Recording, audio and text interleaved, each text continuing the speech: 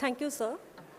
I, Dr. Nilotpala Bej from School of Mechanical Engineering, welcome you all to this plenary session on designing disruptive technologies at KIIT. In this context, we have amongst us a brilliant panel of eminent scientists, researchers, and academians from throughout the country to deliberate on this. Now, we would like to invite our esteemed dignitaries to come on the dais.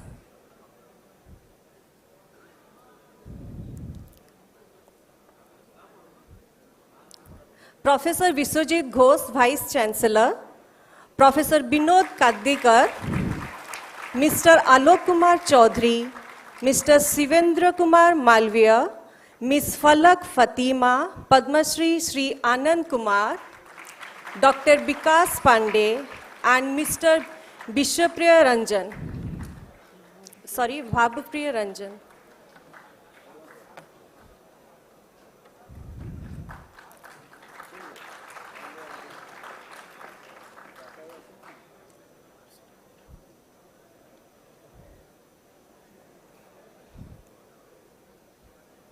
May I request our student volunteer to felicitate our guest with flower bouquet.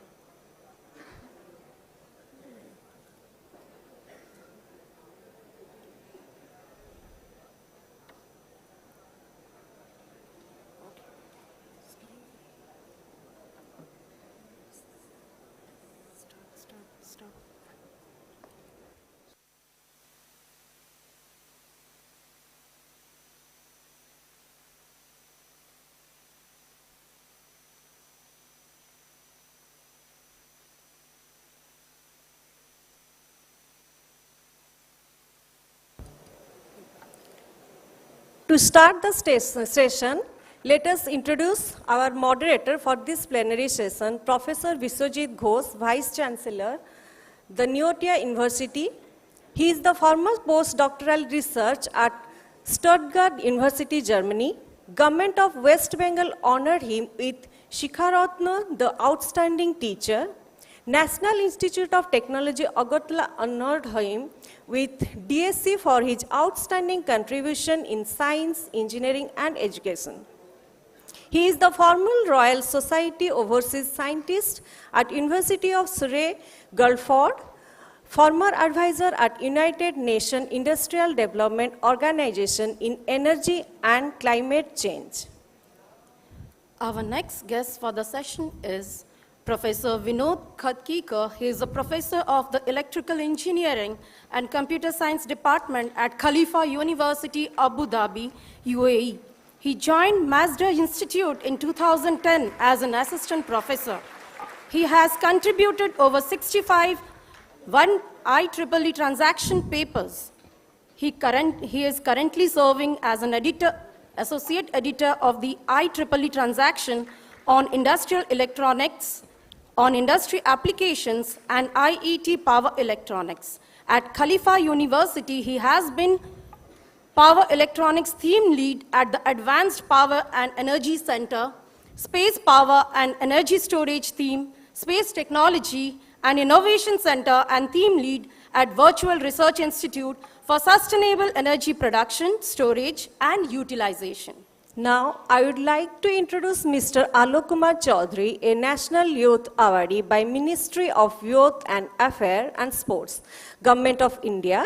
Currently, he is working on the thermal sustainability development of EVs batteries by physics-based modeling, simulation, and fabrication of lithium-ion batteries and all solid-state lithium batteries. Our next guest for this session, Mr. Shivendra Kumar Malviya.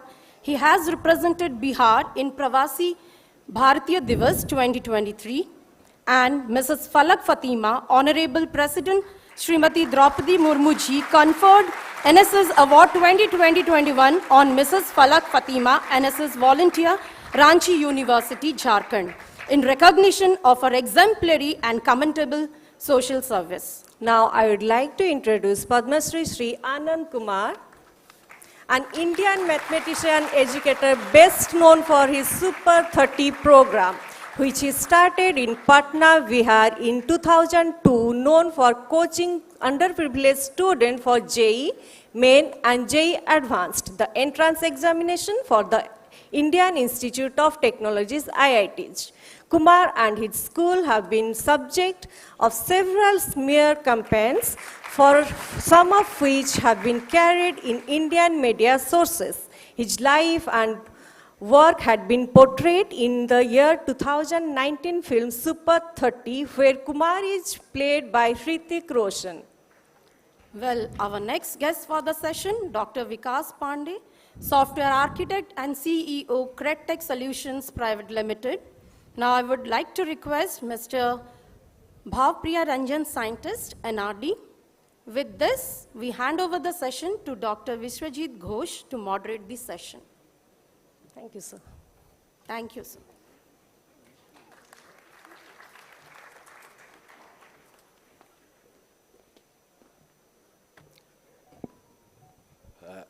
Dignitaries in the dash of the dash, Pro-Chancellor, and you know that our registrar, our faculty member of the KIIT University, and my dear students. Actually, from where I will start and where I will finish, I don't know, because the time is limited, 1 hour, and there are 8 speakers. So I have to allocate 7 minutes each, and I have to take also not more than 7 minutes. And you know, I have to act like not a school teacher, but a station master. Just like keep up the red flag and the green flag, that you start and you finish, here, right? It's a very good session in my perception, because all here, you know, all are interdisciplinary in nature. Everyone has an experiences and expertise and other things, from senior to junior. I'm the senior most because I have started my career in 1978 at IIT Kharagpur.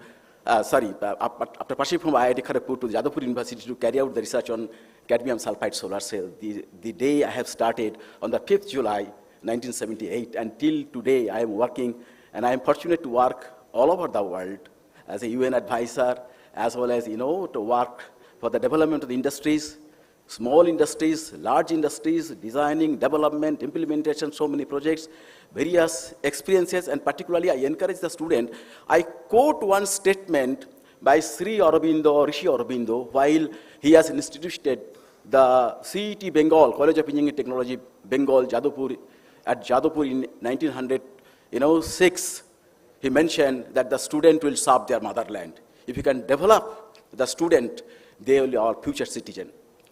Now, I started one of the definition. You know, I have seen that the water, and just for your one information, do you know why we have started firing up the lamp before any program? Any idea? Particular student, why are you lighting the lamp before any program?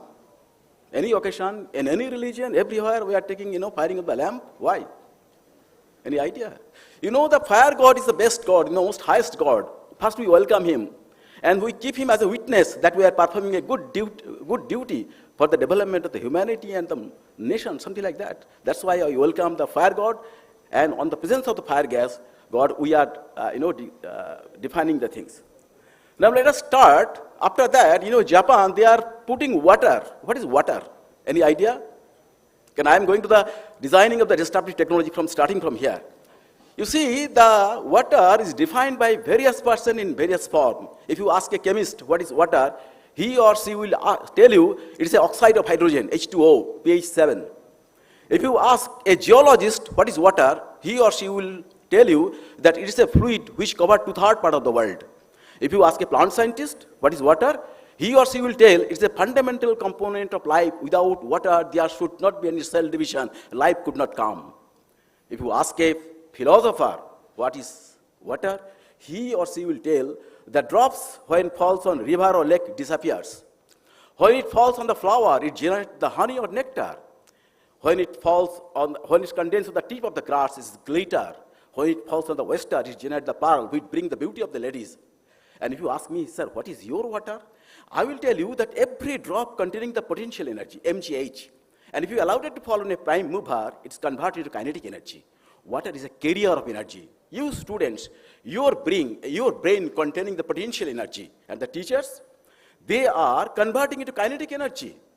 They are showing the path. So you are looking at what is your future, you can develop your mind map, which direction you'll go, such that it can bring beauty in your life. That's the thing. Starting from there, from water, what is a disruptive technology? If you look at here, I am giving a simple mathematical model to you.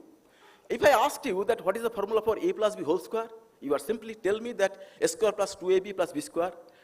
I told you it is not a square plus b square. What will be answer? Your answer, that's sir, you are wrong, your mistakes. I told him, okay, understand. Your case, there is a 2ab term, a square plus 2ab plus b square, and my case, a square plus b square means, in my case, 2ab term is 0. You can question me, that's why 2ab term 0? I am telling you that you look at the mirror, you will find your left hand become a right hand become a left hand, you approach to the mirror, set up yourself, can you see anything? No, right? Suppose A is a number and B is image number, if you can superpose A and B, then we can get a null, right? What is A? A can be defined as a matrix 0 and 1 matrix, and its image matrix 1 and 0. If you can multiply these two things, you will get a null matrix 0 and 0, right? That can be possible. What is 0? That's the question arises. The 0, disruptive technologies come from the 0. What is 0? If you A plus 0 become A minus 0 is equal to A into 0 is equal to 0, A divided by 0 is equal to infinity, A to the power 0 is equal to 1. And what is 1? A plus 1 is increasing, A minus 1 is decreasing, A into 1 is equal to A divided by 1 is equal to A to the power 1 is equal to A. What's the difference? 0 is an operator. Just like mother in our home, mother are the operators. And in Bengali there is a term, Sangsar Sundar Hoy Ramonir Gune. Fathers are giving the income and mothers are controlling the thing. Now from the 0, Indian give a big conception, will. Will was, you know, there is a, in 3000 century, the wheel conception has come from India. And wheel can bring the revolution.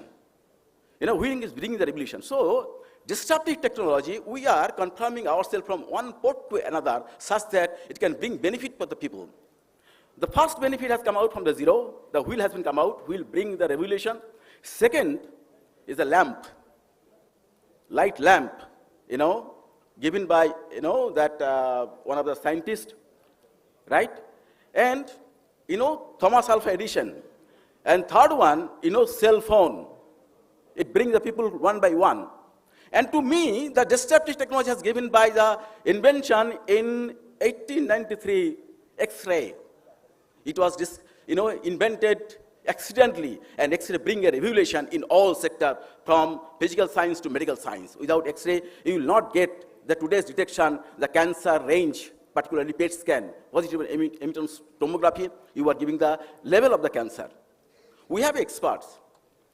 You know, 4 problems is coming in your front, I'm telling you. The first is mobility. Here's the expert. E-mobility is coming. You know, you see in Bhubaneswar, there are the road, but there is a lot of overbridge. Car companies are making the car, making a financial juggleries, finance business. But what about the fuel? What about the road? That's the question. Tomorrow you cannot keep the car where you can keep it. Second is water. You know, the mega cities, smart cities are coming. And we are emitting so many things. They are pushing down the cloud far away from the city, and they will give the rain from far away out the city. City will suffer the water problem. Waste management. I have seen in Calcutta what is the problem for the waste. You know, and third was energy. Energy is a crucial parameter. It is integrated for all the things. So 4 things that is coming in your phone. I will not take much of time because I have covered my time. I will, you know, request our, you know, other things. They will also maintain the time, and they will give the disruptive technology. And after that, you ask whatever you like. The panelists and others will be delighted to give you the answer. Thanking you.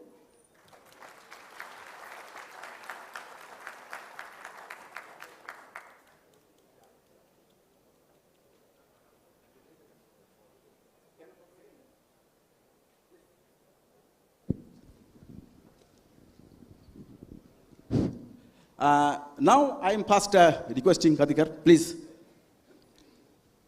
And please restrict it with 7 to 8 minutes.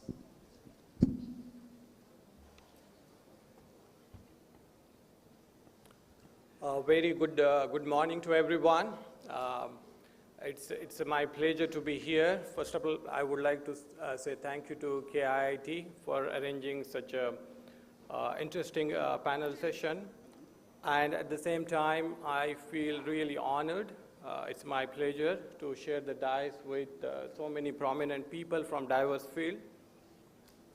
So let me start my talk with a very difficult question to everyone. Is there anyone in this auditorium who doesn't know WhatsApp? Anyone? So the reason I ask you this question, I want to go back a little bit. Back in 2002, Apple launched their first product in terms of music and so forth as the iPod. And it became very popular because it's a small device, you can put a lot of music on it, you can carry, you can recharge and so forth.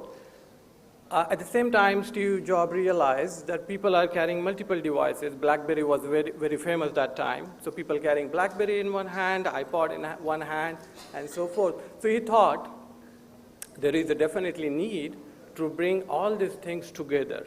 And in 2007, Apple launched their first iPhone. And you know, since then, things have changed. iPhone has given us something new domain called a smartphone. And I believe almost everyone has a smartphone, right? And that has actually given rise to a completely different ecosystem. Now we have probably a couple of million applications. There is something called now social media. So the ecosystem has grown to a level, to an extent that we see, right? It's being used for almost everyone. So that is really one of the typical examples what a disruptive technology can do. It can change the lives of people. Now coming back to me, I'm academician. I do both fundamental as well as applied research. My area of expertise is in power electronics. I apply power electronics for varieties of applications, including photovoltaic, PV, wind power system, electrical vehicle, and so forth. Now, to respect the time, I would just try to give two examples, what I have done so far or what I have been doing along with my research team. So there is something called CubeSat. CubeSats are actually very small satellites called nano or microsatellites. They are being extensively used for short duration problems or short duration missions. Along with MIT, I had a project with my colleagues where we actually spent almost 4 to 5 years, and we designed, so my background is, as I said, power, so we designed something called the power system for CubeSats. The CubeSats are already too small, and we went through a couple of series of developments and developed what we call it, EPS. Over the period of 5 years, we were able to reduce that EPS size to just a small coin. We reduce it almost like a 50%, right? Second thing, electrical vehicles. So everyone knows about electrical vehicles, and it's being now trying to become a buzzword. Now, again, the challenge in electrical vehicle is the charging. It takes a lot of time, many hours. So what I am doing basically is designing the chargers. Recently we developed, again, over a period of 5 years, topology which can actually reduce the charging time by almost 4 times. It can charge the battery 4 times faster. So just to respect the time, I would say we often talk, when we talk about research, right, the most difficult problem in the research is to find the problem itself. Once you know what is the problem, finding solution is not an issue. There are so many bright minds, so there might be 10, 20, or 50 different ways to solve the problem, but the critical thing is always to find that problem. Once you know the problem, you have to make sure you are innovative to address those problems, and at the end of the day, whatever you develop, it has to be impactful. It should change the lives of people, right? With that note, I will stop my talk and allow my other colleagues to talk. Thank you so much. Now may I request Anand Kumar, please.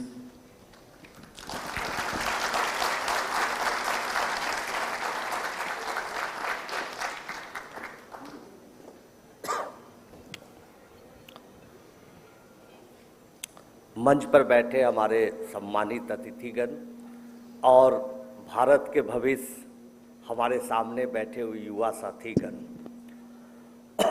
आज के कार्यक्रम में हमारी इच्छा भी थी काफ़ी आपसे बातचीत करने की, बोलने की, लेकिन यहाँ स्पीकर्स बहुत थे और टाइम भी बहुत कम है और अभी तुरंत एक जगह दूसरे कार्यक्रम में, आप ही के कार्यक्रम में जाना है। मैं कोई लंबी चौड़ी बातें नहीं करूँगा, छोटी छोटी एक दो बातें बताना चाहता हूँ। दोस्तों, बहुत अच्छी बात है कि यहाँ पर बैठे सभी हमारे दोस्त साथी काफ़ी यंग हैं।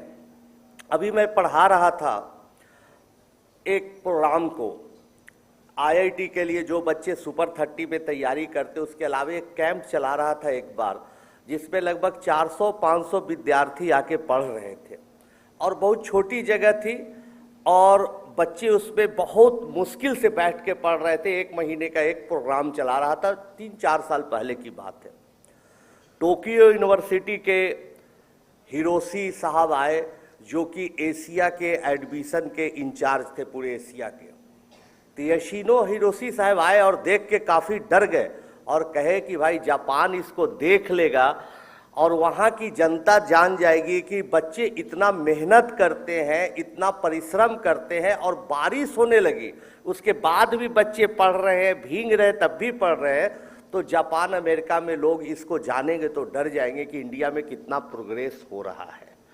तो दोस्तों, ये चीज़ों को देखकर जो हम लोग आर्थिक संपन्नता की बात करते, आर्थिक प्रोग्रेस की बात करते, वो तभी संभव है जब हम लोग अपने आवाम को ज़्यादा से ज़्यादा एडुकेट करें, उनको शिक्षित करें। अभी हमारे सोनू बाबू ले गए आप ही के लोग की, चलिए थोड़ा किस देखिए, देख के मैं दंग रह गया। जिस तरह से सामंता जी काम कर रहे हैं, बच्चों को पढ़ा रहे हैं, अगर हर जगह हर स्टेट में 4-5 आदमी ऐसा करने लगे तो भारत ऐसे ही आर्थिक संपन्न हो जाएगा। हम आप लोगों को एक मैसेज देना चाहते हैं दोस्तों कि हर यहाँ बैठा हुआ विद्यार्थी, हर बैठा हुआ स्टूडेंट, कभी अपने आप को कम मत आंकिए, कभी अपने आप को छोटा मत समझिए। हमेशा जो ड्रीम है आपका बड़ा होना चाहिए। हम लोग सोचते हैं कि यहाँ इंजीनियरिंग कर रहे हैं या मेडिकल कर रहे हैं या कोई और कोर्स कर रहे हैं यहाँ के किट में, तो एक डॉक्टर बन जाएंगे, इंजीनियर बन जाएंगे यहाँ, या मुझे कहीं नौकरी लग जाएगी। इस छोटे सी सोच में मत रहिए, आप भी बहुत बड़ा कर सकते हैं। आप में असीम क्षमताएं हैं, आप में असीम ताकत है। समय लग सकता है, जितना आप सोचते हैं उससे 2 गुना 4 गुना भी समय लग सकता है, लेकिन सफलता मिलेगी। हमारे सामंता जी ने कभी न कभी सोचा होगा, अभी उनसे बात हो रही थी तो 5,000 रुपये से उन्होंने शुरुआत की। वो पढ़ने में एकदम ब्रिलियंट है, पूरे वर्ल्ड में नाम है, ऐसा भी नहीं था। उनके पास बहुत पैसा है, बहुत संसाधन है, ऐसा भी नहीं था, लेकिन उनके पास एक चीज़ थी, वो थी इच्छा शक्ति।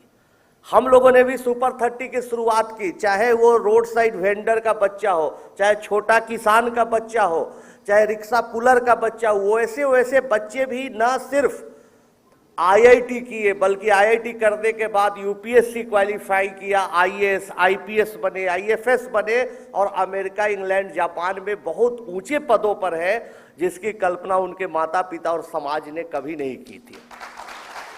बच्चों, वो सिर्फ इसलिए, दोस्तों, सिर्फ इसलिए कि उन बच्चों में हमने विश्वास दिलाया।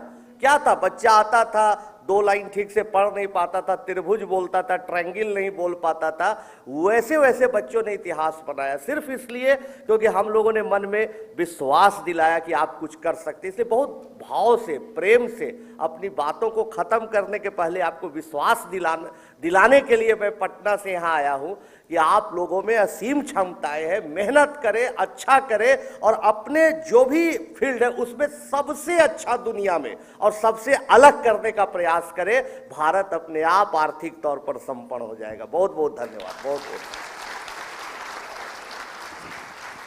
Thank you very much.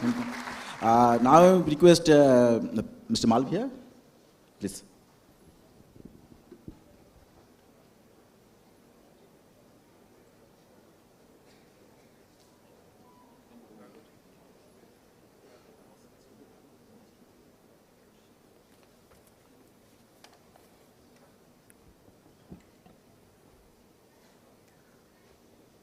जिसके माटी कण कण विचरण करता रघुनंदन है, ज्ञान की नगरी मोक्ष धाम से स्वागत है, अभिनंदन है। मैं शिवेंद्र कुमार मालवीय ज्ञान एवं मोक्ष की पावन धराधाम बिहार भारत से यहाँ उपस्थित सभी देवागंतुकों को नमन करते हुए यह कामना करना चाहता हूं कि सर्वे भवन्तु सुखिनः, सर्वे सन्तु निरामया, सर्वे भद्राणि पश्यन्तु, मां कश्य दुख भाग भवेत्। ओम शांति शांति शांति। May all be prosperous and happy. May all be free from illness. May all see what is spiritually uplifting. Om peace, peace, peace. मैं विषय वस्तु पर अपने विचार रखने से पूर्व यह कहना चाहूंगा कि G20 के आधिकारिक सहभागी समूह यूथ 20 परामर्श कार्यक्रम में हम सभी यहाँ उपस्थित हुए हैं। मैं आप सभी को बताना चाहूंगा कि G20 का ध्येय वाक्य वसुधैव कुटुंबकम, जो कि महाउपनिषद ग्रंथ से लिया गया है। महाउपनिषद एवं वेद भारतीय वैदिक वाङ्मय की आधारभूत सदग्रंथ है। यह आध्यात्मिक ज्ञान संपदा का शिखर होने के साथ साथ समस्त ज्ञान विज्ञान का आधार स्तंभ है। भारतीय चेतना, भारतीय संस्कृति व अनेकता में एकता के सृजन स्रोत भी हमारे यही सदग्रंथ हैं और इन्हीं सदग्रंथों के सर्वोच्च आदर्श हमारे अंतःकरण के भावभूमि में वसुधैव कुटुंबकम के बीज अंकुरित कर मंदिर, मस्जिद, गिरिजा, गुरुद्वारे से विश्व वसुधा के लिए जगत कल्याण की कामना करते हैं कि साहित्य संस्कृति का यह ज्ञान मिले, बाइबिल, गीता, कुरान मिले, वसुधैव कुटुंबकम लक्ष्य लिए, फिर विश्व गुरु सम्मान मिले।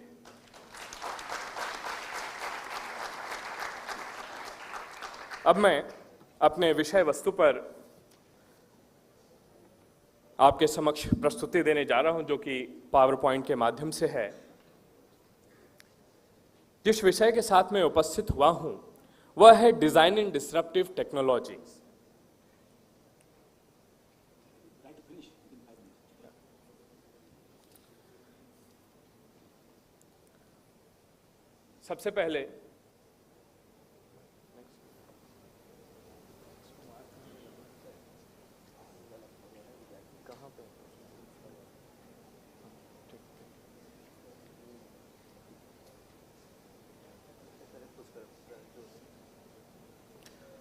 सबसे पहले मैं अपने विषय में बताना चाहूँगा कि मैं ज्ञान एवं मोक्ष की भूमि गया बिहार का निवासी हूँ और मैंने अपनी स्नातकोत्तर हिंदी में की है और मैं स्नातक ग्रेजुएशन इलेक्ट्रॉनिक्स विषय से किया हूँ और मैं नमामि गंगे परियोजना में जिला परियोजना अधिकारी के रूप में कार्यरत रह चुका हूँ और वर्तमान में मैं शिक्षक के रूप में कार्यरत हूँ तथा NIC में प्रतिनियुक्त हूँ।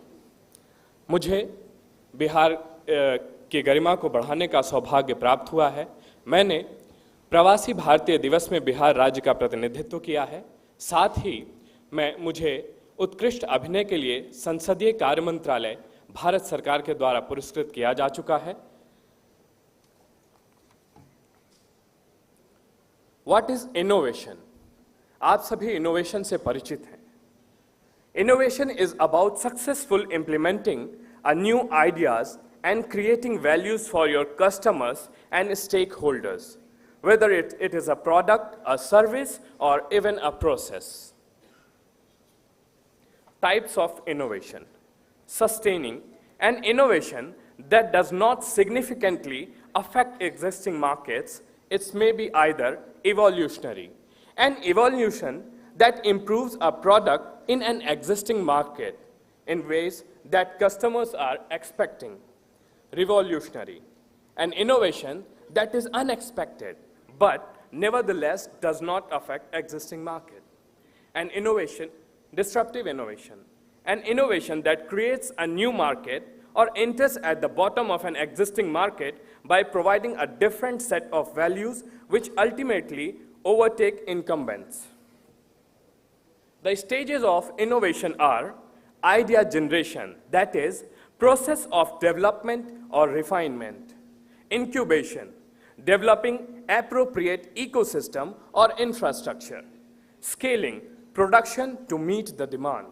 When we already cross stage 3, that is scaling, and there is a public acceptance, then we can say that innovation is disruptive innovation.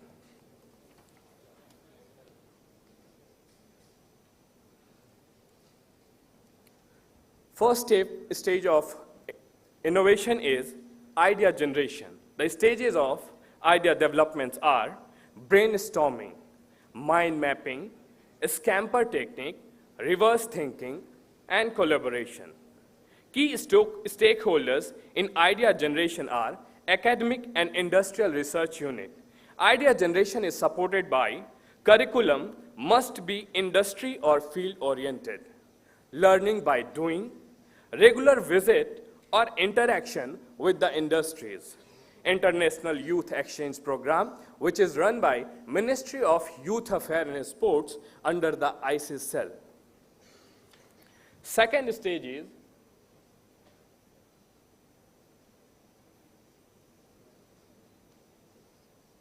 it's not working properly, kindly. Incubation, validating the new idea, developing appropriate ecosystem or infrastructure. Incubation is a process that tends to be activated whenever there is a need to support entrepreneurs in developing their own businesses. The success of incubation depends on the development of appropriate laboratories, development of appropriate research institutes, funding and financing from government and industries, and expert supervisions. Third stage of innovation is scaling, growing the new venture, production to meet the demand, converting a successful experiment into a commercial viable business. Once a product, a service, or even a process passes through the incubation phase, the stakeholder industry comes forward to see the market demand for the product and decide the criteria to scale up the production. Disruptive technology. Disruption is a disturbance that interrupts a process or event. A market disruption is a situation in which supply or demand changes suddenly and unexpectedly, usually resulting in the volatility of prices of consumptions. Introduction to disruptive technology. Disruptive technology. Please try to finish within 2 to 3 minutes because speakers are there.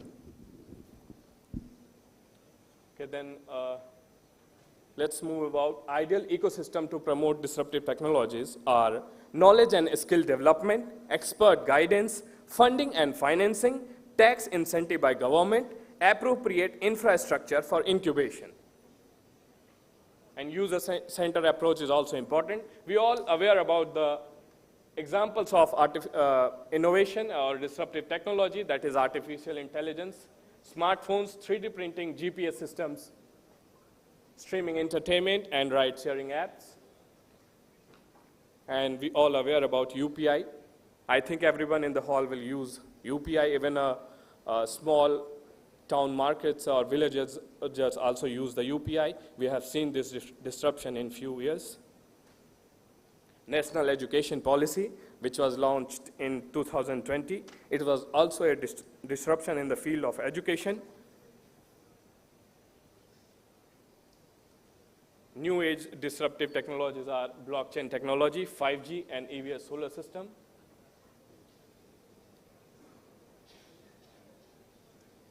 Let's move about challenges of disruptive technologies. Yeah. The challenges of disruptive technologies are lack of infrastructure, skill development, intellectually property right IPR protection, funding and financing, market demand and business models, regulatory and policy framework, education and awareness, interdisciplinary collaboration. Way forward. We need strengthening infrastructure, skill development and capacity building, IPR, funding and financing support, market development and business models, policy and regulatory reforms, education and awareness, interdisciplinary collaboration, industry, academia and public partnership, international collaboration. And now in the conclusion part, disruptive technology holds immense potential for economic growth and social development. However, there are several changes. To overcome these challenges, a multi-pronged approach is needed, which includes strengthening infrastructure, skill development, IPR protection, funding and financing financial support, market development, policy and regulatory reforms, education and awareness, interdisciplinary collaboration, public-private partnership, and international collaboration. In this regard, G20 could be a useful tool. Countries can share their experience, expertise, and infrastructure among the member of countries for better coordination, so that innovation becomes easier. The initiative taken by present Indian government under the leadership of Honorable Prime Minister Shri Narendra Modi ji, promoting innovation through startups as a prerequisite to innovation, and a special emphasis has been put up on skill development and transformation of youth potential to make India an industrial hub through NEP. Thank you so much. Mr. Alok Kumar Chaudhary, please. Mr. Alok Kumar Chaudhary. You. Yeah. Now it is your turn.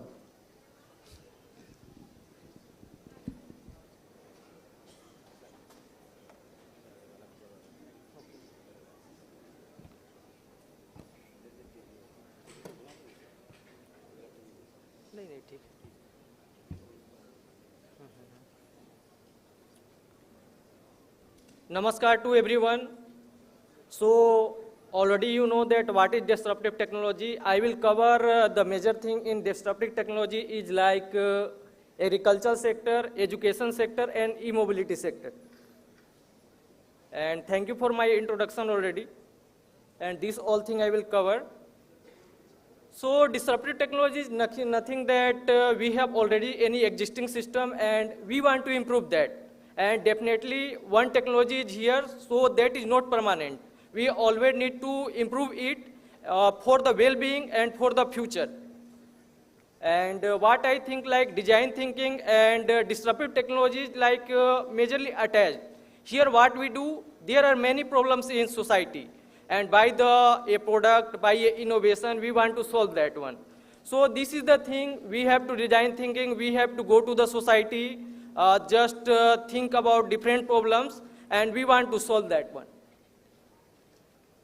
So I will share some my experience on which I have worked as a disruptive technology.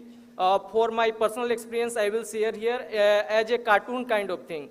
All likes cartoons, so I have just included thing like a cartoon. As I am a science communicator, so that will be a good idea. So thing is here, why disruptive technology is important in agriculture sector. So definitely we need more crop production so that our country can improve. But why I chose this to work in this one, that our beloved Prime Minister Shri Narendra Modi wanted to double the income of our farmer. So how we can double the income of our farmer? This was the problem I wanted to solve. So solution of that I found like, so how I will double that farmer income? So we need to improve our production, that is the important thing. And again,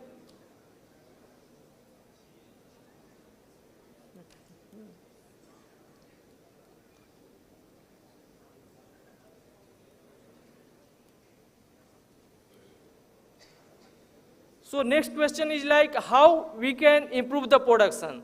So for that we need to just think like we have to secure our food by theft, we need to detect the disease, we need to solve that all thing and improve the production so that our farmer can produce more crop and double income their products. So for that there are definitely many technologies like which can help for that one. So first of all, robotics technology, which can detect when we need to irrigate our crop, when different kind of irrigation is required, disease detection is required. These all technologies is important. Drone technology can help on spray of different problem. Internet of Things can also help for the production of the crop. And many times you have seen like there are many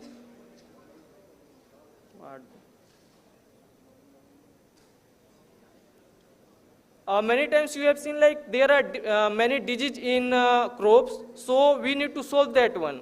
So there are many softwares by that we can detect which disease is that, how we can solve that one. So this technology can also disrupt the existing system of the problem of the disease of the crop.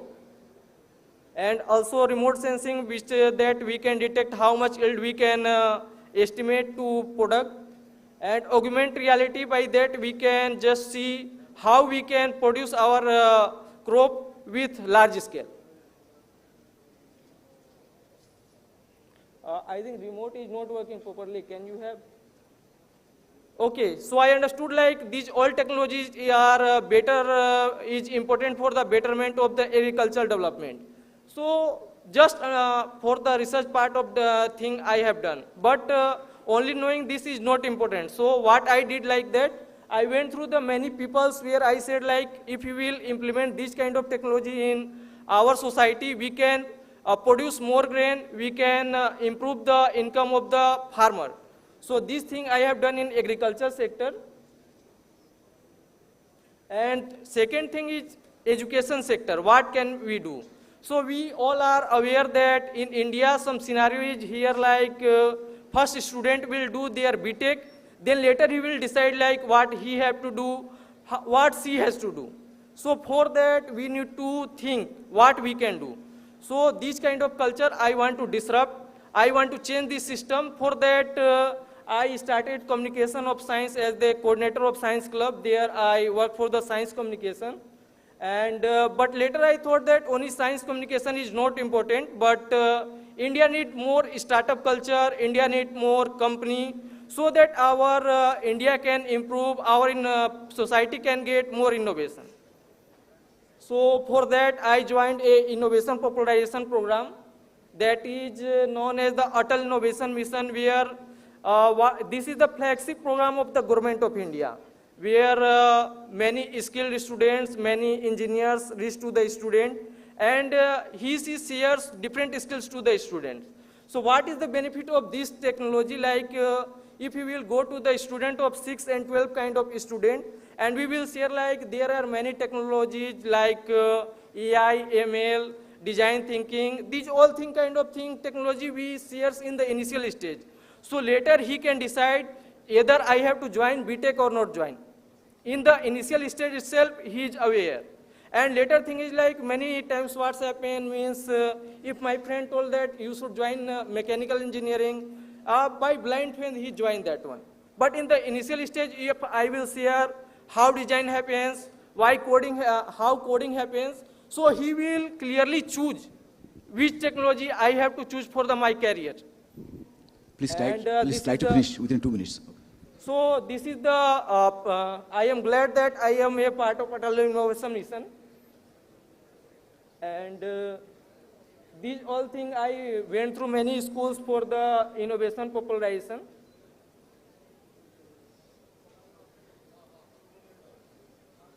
By online mode, offline mode also. And in between COVID also came here, so what we done means done with many projects with the students so that they can tinker their own self, what kind of product they can develop. So some of product I have already tabled in here, means some student made a education portal, some student made games that promote for the education, and many products are here, time is less, that's why I'm skipping. And one another project for the disruption of technology, you all are aware about the ITER project, that is International Thermonuclear Experimental Reactor. So this is a very amazing project. If it will complete, this will change all the scenario of the energy crisis. We all are dependent on other country for the fuel supply, many times what's happened in international relation, we need to agree with that country so that our relation will be improved and we can get that fuel. And also fuel crisis is just hiking.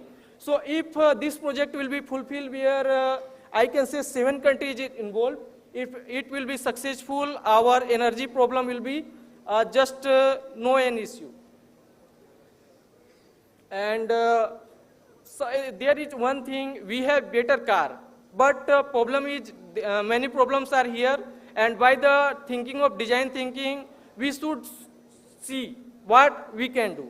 So with the existing car, we have many problems are here, just like price and carbon problem and pollution, climate change. These all are the problem of the existing vehicle, whatever we have. So what we can do for that one? So one of the solution of it is like electric vehicle. You all are aware that electric vehicle is capable to solution of that all problems. So, but as existing electric vehicle, what is here? Main part is battery, converter, motor. So these are the basic component of an electric vehicle. So if I will say like, if I will give you a battery, a converter, a motor, can you develop a electric vehicle? Nothing. It can't be possible. Means this is the basic structure of that one, but this is not possible.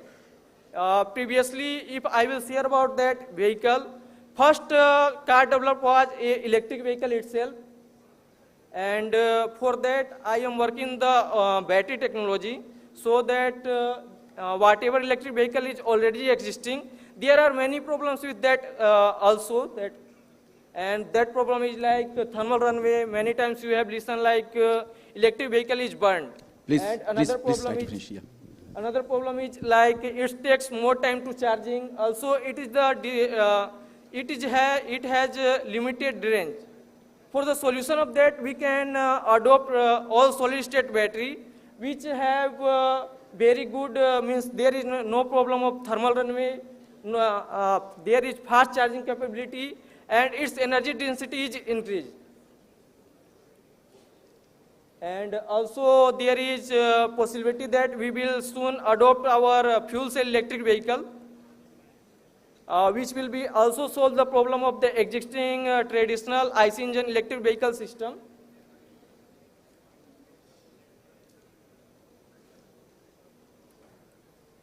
And if I will say like, if you will take a battery and developing a electric vehicle, that will be not a good idea. So what we need to do, like we have to just design and simulate whole the thing in computer, so that we can check our electric vehicle is properly working or not. Means if you will do all thing by a original mode, that will be a difficult. So design and simulation is also a good idea to first simulate the thing in our computer. Later just if it will giving a good result, then only just make that one. And finally I will reach to the conclusion part. So I came here with the 4 belief. I came here with you. So first of all, you should believe we can. And second thing, you all should believe on the electric vehicle technocrat. Please adopt electric vehicle. That is very important for the nation, for the world, so that we can solve the problem of the climate change and pollution kind of thing. And another belief I am sharing with you, that please believe that we can reduce the carbon emission, and also we should believe that we will reduce our dependence on other countries for the fuels. And also one thing I am believing on all the youth, that whenever we will purchase our first vehicle, we will purchase an electric vehicle. So that's all from my side, that we need to adopt that technology for the agricultural development. We need to adopt this kind of technology for the educational development, and we need to adopt this kind of technology for the mobility sector. Thank you all. Thank you. Fatima? Fatima, please. Please, Fatima.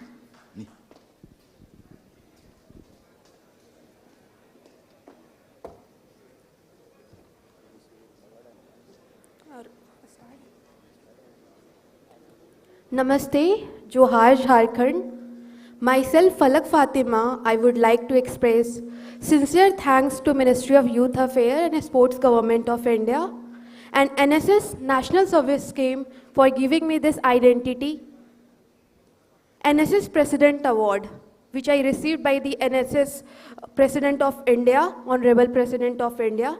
It's my pleasure to represent my thought in KIIT Bhubaneswar. Y20 Youth Consultant in the presidency of G20. This is one of the multilateral events to be organized by the Government of India. And I believe KIIT Bhubaneswar is the correct place in Odisha to celebrate Y20 Youth Consultant.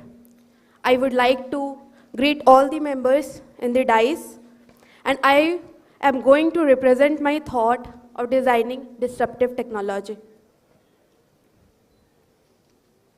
Basically, you have to understand what is the meaning of designing disruptive technology.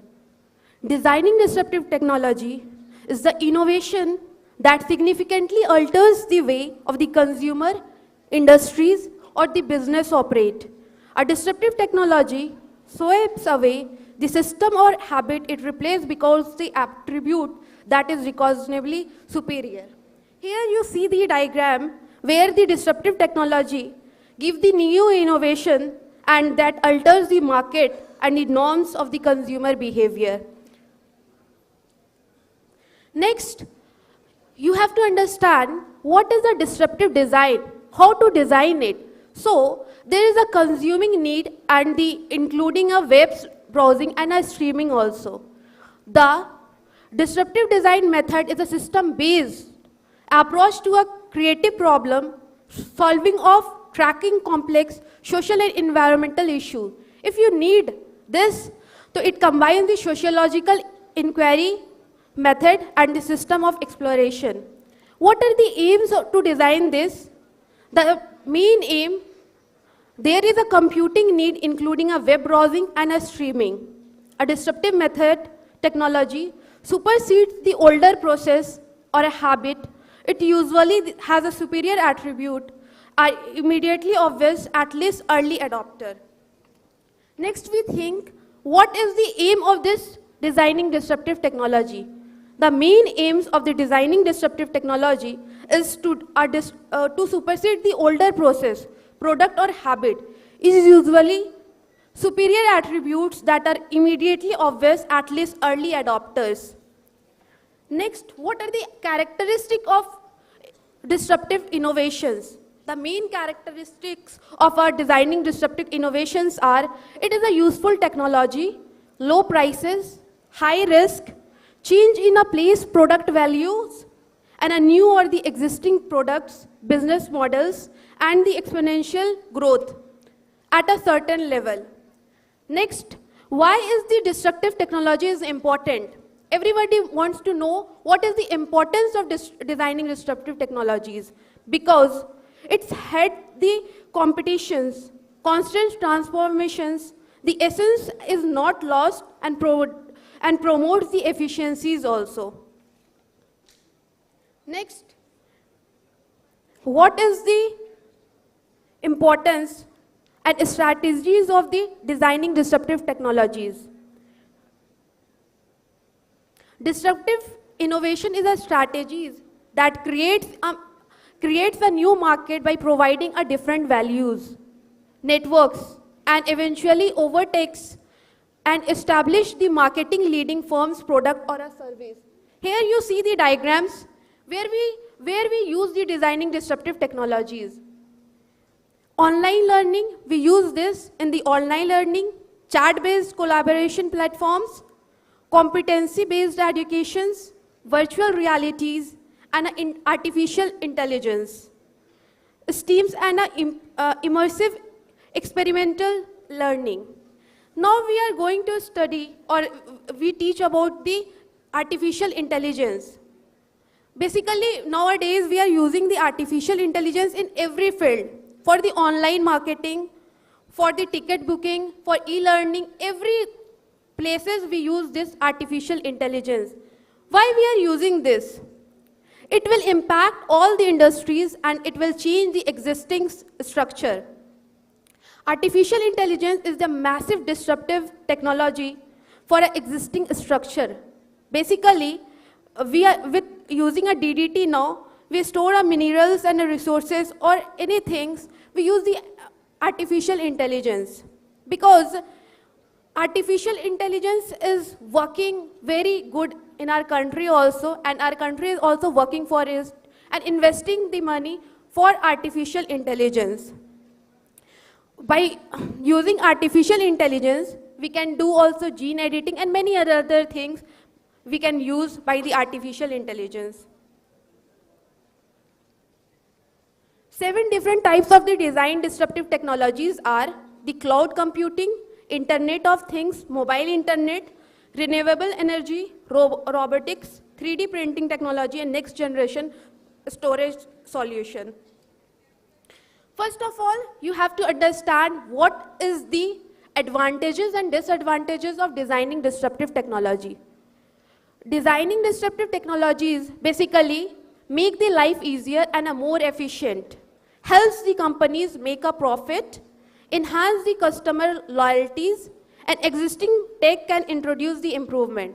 But what you think, what is the disadvantage of this? Is the disadvantage of designing disruptive technologies are security or safety concern, fear of job losses, can be risky, and can negativity affect the existing business. Now we are going to conclude this topic. Designing disruptive technology is more an innovation in today's economy. It is a chance to overperform the existing competition for a better life. Accepting the disruption empower the business and establishment to overcome the potential risks and stay afloat in the competition environment. So artificial intelligence is the more important, and we have to understand the designing disruptive technology because we are using it. We are using in our daily lives for ticket booking, and every places we are using this type of designs, and we are using for our better future, and we youth have the power to create something new for our nation.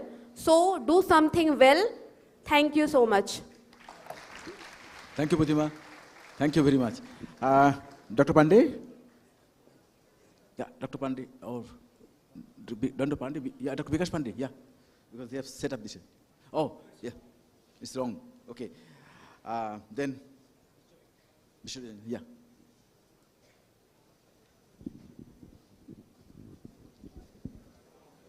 I'm sorry, because I've seen the stuff.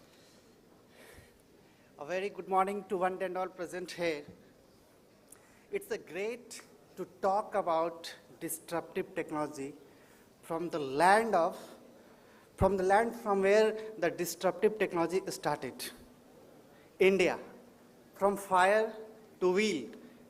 Fire, it's a debatable issue कि fire India में discovery of fire, discovery of wheel, then discovery of zero, then to black hole, Ramanujan के सारे formulas पे black hole के proper discovery दुनिया को जानने के पहले रामानुजम ने सारा फार्मूला बना दिया था. बट आज हिंदुस्तान को रामानुजम से ज़्यादा किसी स्टीव जॉब्स की ज़रूरत है. गाइज फ्रॉम यू यूथ, या सॉरी टू से, ह्यूमैनिटी को आज भी रामानुजम की ज़रूरत है और होगी हमेशा. बट हिंदुस्तान को आज किसी स्टीव जॉब्स जैसे लोगों की जरूरत है जो अपने 300 पेटेंट के दम पे एप्पल जैसा $1 ट्रिलियन कंपनी खड़ा कर दे. $1 ट्रिलियन मीन्स एक ऐसी कंपनी जो पूरे हिंदुस्तान को बैठे बिठाए 5 साल तक खिला सकता है. Now I will come with examples. Don't go in the theories. Guys, hello from the corner. I am here for not for one-way communication. Note down the points. We will discuss the thing. Destructive technology का मैं example दूंगा. पहला, world war 2, 4 साल तक सारे countries एक दूसरे को नेगोशिएट करते रहे कि चलो भैया लड़ाई खत्म करते हैं. बट वर्ल्ड वॉर 2 कंक्लूड नहीं हो रहा था. अचानक किसी एक दिन यूएस कुछ करता है और 2 घंटे के अंदर वर्ल्ड वॉर 2 कंक्लूड हो जाता है। Power of technology, nuclear bomb, that was a disruptive technology. Yeah, sorry, in the wrong sense. You should not be destructive, you should be disruptive in constructive way. But it's an example, it's a fact, इतिहास के पन्नों में है। जो सारी दुनिया 4 साल से नहीं कर पाई, वो 2 घंटे में कर दिया। सेकेंड, आपको क्या लगता है ब्रिटिश ऐसे ही हमें उतने सालों तक गुलाम बना के रखे? जब फर्स्ट इंडस्ट्रियल रिवोल्यूशन आया, steam engine, mechanical rotary thing, जब हमारे जहाज 2 महीना में यूरोप पहुंचते, 3-3, 4-4 महीना में यूरोप पहुंचते थे, वो 1 महीना में आ जाते थे। जितना देर में हम एक बंदूक बनाते थे ना, उनके पास रोटरी सिस्टम था स्टीम इंजन की वजह से, वो 10 बनाते थे। उनके सैनिकों के पास 2-2, 3-3 होता था, हमारे पास 1 मुश्किल हो जाती थी। That's also disruptive technology. Now I will come to a short definition of disruptive technology. जब मोबाइल आया था, from first industrial revolution, that mechanical thing, to electrical, फिर आया आपका electronics, that computer, then industry revolution 4.0, future of work, AI and ML. ठीक है, जब mobile आया उस समय लगा कि पोस्ट ऑफिस के सारे लोगों की जॉब चली जाएगी। आज चैट जीपीटी की वजह से एक डिबेट शुरू हो गया है कि जॉब का क्या होगा भैया, एआई नेक्स्ट लेवल पे जा रहा है, जॉब का क्या होगा? क्या मोबाइल के आने से जॉब खत्म हो गया? लेटर टेलीग्राम भले थोड़ा सा कम हो गया हो, but that mobile electronics revolution generated crores of jobs. PCB manufacturing, VLSI, that mobile manufacturing, sales, backward forward link is crores of job. So dear youth, MTech and BTech guys, डरो नहीं, GPT next level पे लेके जाएगा, GPT और any AIML. That वो point में clear करना चाहता था। Second, जब भी इकोनॉमी, अच्छा यूएस का 90% जो वेल्थ है ना आईपीआर से है। ताइवान, जापान वर्ल्ड वॉर 2 में बर्बाद हो गया था, लेकिन आज उनकी कुछ ही सालों में उनकी इकोनॉमी दुनिया के टॉप 5, टॉप 3 में थी। Taiwan, nothing they have natural resource, raw material कहीं से लिया, प्रोसेस किया, आज डेवलप नेशन है। हमारे यहाँ बहुत सारी मशीनें ताइवान से आती हैं। अभी कुछ दिन पहले एयर इंडिया ने एयरबस और यूएस एयरबस एंड बोइंग को एक बहुत बड़ा कॉन्ट्रैक्ट दिया, और मिस्टर प्रेसिडेंट ऑफ यूएस उन्होंने प्रेस कॉन्फ्रेंस करके इंडिया का आभार व्यक्त किया और बोला कि इससे हमारे यहाँ 10 लाख लोगों को जॉब जनरेट होगा। What is this? अगर आपके पास टेक्नोलॉजी और कैपेसिटी होती इंडिया में तो वो 10 लाख जॉब वहां नहीं जाता। 2016 की बात है, 2016 से पहले मैं 2015 में जाऊंगा। प्रधानमंत्री मोदी जी यूएस गए हुए थे, visited the office of Facebook, Google, Microsoft, और उनका एक स्टेटमेंट था कि हिंदुस्तान में माइक्रोसॉफ्ट और गूगल क्यों नहीं हो सकता? क्योंकि हम लोग डिस्ट्रप्शन में नहीं सोचते हैं, हमें जॉब करना है गूगल में जाकर के। गूगल यहाँ स्टार्ट, आपका prime minister, the honourable prime minister उस एज में 18 घंटा मेहनत करके ये सपना देख सकते हैं कि हिंदुस्तान में गूगल और माइक्रोसॉफ्ट क्यों नहीं हो सकता, तो आप क्यों नहीं देख सकते?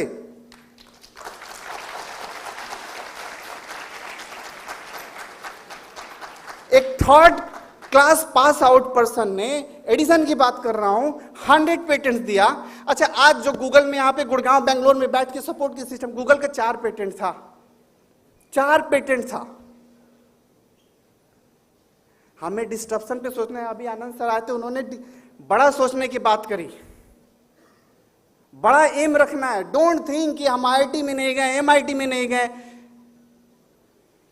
कमिंग टू पॉइंट, 2016 की बात है, मैं याद दिलाना चाहता हूं, शायद आपको बुरा लगे। 2016 की बात है, एप्पल के सीईओ इंडिया में आए थे और इंडिया के प्रधानमंत्री उनसे 1.5 घंटा मीटिंग किए थे। बात हुई थी कि चाइना, चेन्नई में वो 1 लाख करोड़ इन्वेस्ट करेंगे, पहला ट्रेंच 30,000 करोड़ इन्वेस्ट करेंगे और उससे 1 लाख जॉब जनरेट होगा आईफोन मैन्युफैक्चरिंग की। 2 महीने बाद वो चाइना में इन्वेस्ट कर देते हैं, और उनका जो रीजन था ना, स्टेटमेंट आया था एप्पल वालों का, वो मैं बताना नहीं चाहता। पता है प्राइम मिनिस्टर का जब सीएम के साथ जो प्रोटोकॉल मीटिंग होता है ना, वो 10 मिनट का होता है। और उन्होंने दुनिया की एक कंपनी, एप्पल क्या है कंपनी है, 20 साल पहले क्या था, 2 पेटेंट से स्टार्ट हुए थे, उसको 9 सीएम से मीटिंग के बराबर जो टाइम होता है ना उन्होंने दिया, और वो हिंदुस्तान को नकार के चला गया। आज 4 साल बाद फिर आया बाद में दोबारा और मैन्युफैक्चरिंग लगाया है। अब आज अच्छे से चल रहा है, आईफोन मैन्युफैक्चरिंग हो रही है चेन्नई में। बट ये चीज़ों को बदलना है। जब इंफोसिस से स्टार्ट हुआ था ना, उन्होंने सोचा था, Infosys is a big example, is a very good example. तो बहुत से अच्छे मेरे सीनियर मेरे लोग बताते हैं कि बहुत से डिफरेंट कंट्रीज में जो वीज़ा का वैल्यू था इंडिया का, अच्छा इंफोसिस फ्रॉम इंडिया, वहाँ पे बहुत से European countries, Croatia, Bolivia, they have started giving visa on arrival. ध्यान रखे, आपको दुनिया की नीड बननी पड़ेगी। डिमांड एंड सप्लाई से सब चलता है। सारा लेक्चर अपने जगह पर है, अगर आप वैल्यू जनरेट करेंगे। देखिए डिस्ट्रप्शन कहाँ चाहिए इकोनॉमी में। Coming short of time, I think I have 4 minutes more, I am just giving a short example. You guys are from technical field. मैं आपको इकोनॉमी का एक छोटा बात बताऊंगा। MIT से मेरा माइक्रो इकोनॉमिक्स चल रहा है। अगर लेट से राम के पास 100 रुपया है, उसने एक टीचर को 1000 रुपये दे दिया ट्यूशन फी, सॉरी राम के पास 1000 रुपया है, तो उस समय राम के पास 1000 रुपये की वैल्यू है, उसमें किसी श्याम को टीचर को 1000 रुपये दे दिया, तो टीचर के पास भी 1000 रुपये हो गया। वो टीचर अपने किसी डॉक्टर के पास 1000 दे दिए, तो उनके पास भी 1000 value. This is a ripple effect. मैं उस पर जाना थोड़ा सा पॉइंट आउट करना चाहता हूँ कि अगर इस 1000 रुपया इकोनॉमी में 10 लोगों के पास जाता है, तो वो 10 लोगों को, हर एक 10 लोगों को 1000 रुपये का वैल्यू एनेबल करता है। अगर हिंदुस्तान के हर आदमी के पास 1-1 लाख रुपए ट्रांसफर होने की वो प्रोसेस हो जाए, तो हिंदुस्तान से गरीबी खत्म हो जाएगी। कहने का मतलब ये है कि गरीब वो है जो इकोनॉमिक साइकिल में नहीं है। और ये बहुत आसान मैंने ये बोल दिया, बट इकोनॉमिक साइकिल में लाने के लिए इनोवेशन चाहिए, IPR चाहिए। आज हिंदुस्तान का पेटेंट का नंबर 3 टाइम्स हो गया। अगर ये 10 टाइम्स हो जाए ना, तो वर्ल्ड बैंक और IMF जो 2005 बोल रहा है कि 2050 तक इंडिया दुनिया का दूसरा सबसे बड़ा इकोनॉमी बनेगा, हम 2035 में बन जाएंगे।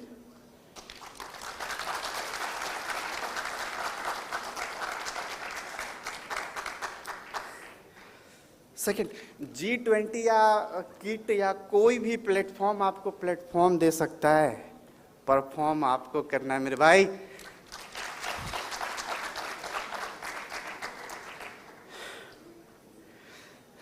और अच्छा, बहुत दिन से था, ये कल का न्यूज है, मैं इसको पॉइंट आउट करना चाहूँगा। US और यूरोप हमेशा साथ रहते थे। कल फ्रांस ने बोला है कि हम US के गुलाम नहीं हैं, कि हम US की सारी बात मानेंगे। चाइना को सपोर्ट कर दिया है 1 चाइना पॉलिसी पे। देख रहे हो। कल आपके पास कुछ ऐसी टेक्नोलॉजी होगी। देखो US कहाँ गया, चुपचाप गया, आइंस्टाइन को खोजा जर्मनी से, बॉम्ब बनाया, वर्ल्ड वॉर 2 में जीता, उसके बाद से ग्लोबल पावर इक्वेशन चेंज्ड, उसके बाद से US ही पावर है। Power of technology. कल आप अगर स्पेस टूरिज्म के कुछ बनाते हो, स्पेस टूरिज्म में आप मून पे हनीमून बनाने के लिए कोई if you want to have that honeymoon सहज chand, if you want to have your chand on the chand for सहज चांद,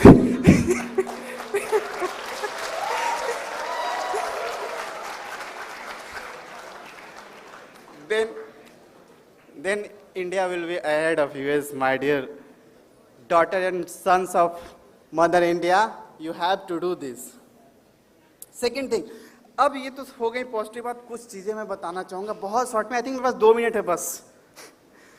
क्वांटम कंप्यूटिंग में चाइना वर्ल्ड में आगे चल रहा है।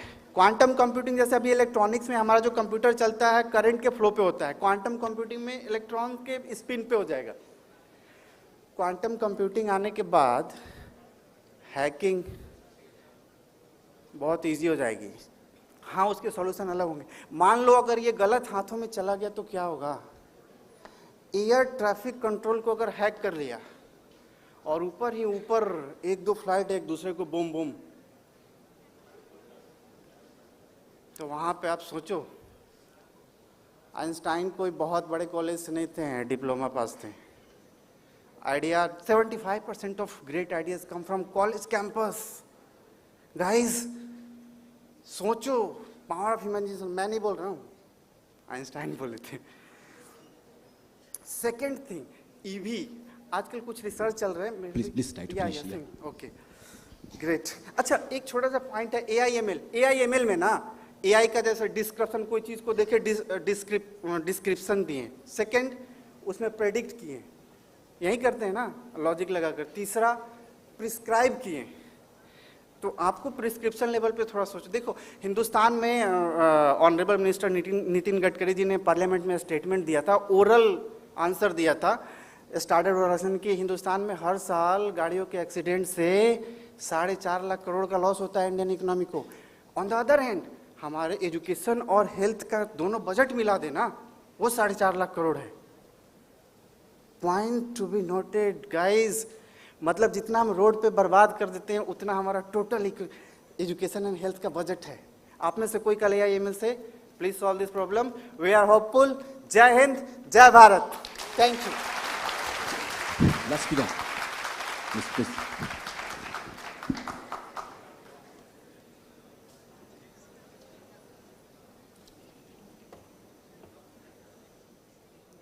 Thanks for inviting me, guys. This is Vikas. So, एक टॉपिक सोच रहा था जो अभी ऑन एंड ऑफ टच किया गया है अभी यहाँ पे, artificial intelligence, because that is the topic which is going to affect us all and that is the upcoming और ongoing disruptive technology which is going to disrupt our own lives in future. So I compare this artificial intelligence to something which, how the education has proceeded, how the education or literacy actually proceeded in earlier civilization is how पहले सिर्फ कुछ लोगों को allow होता था, they should be allowed to read and write, और जो आम जनता होती थी, they were supposed to cultivate the fields or work in the army, because that is how the system used to work. And they used to go to temples or churches to understand what is written in books.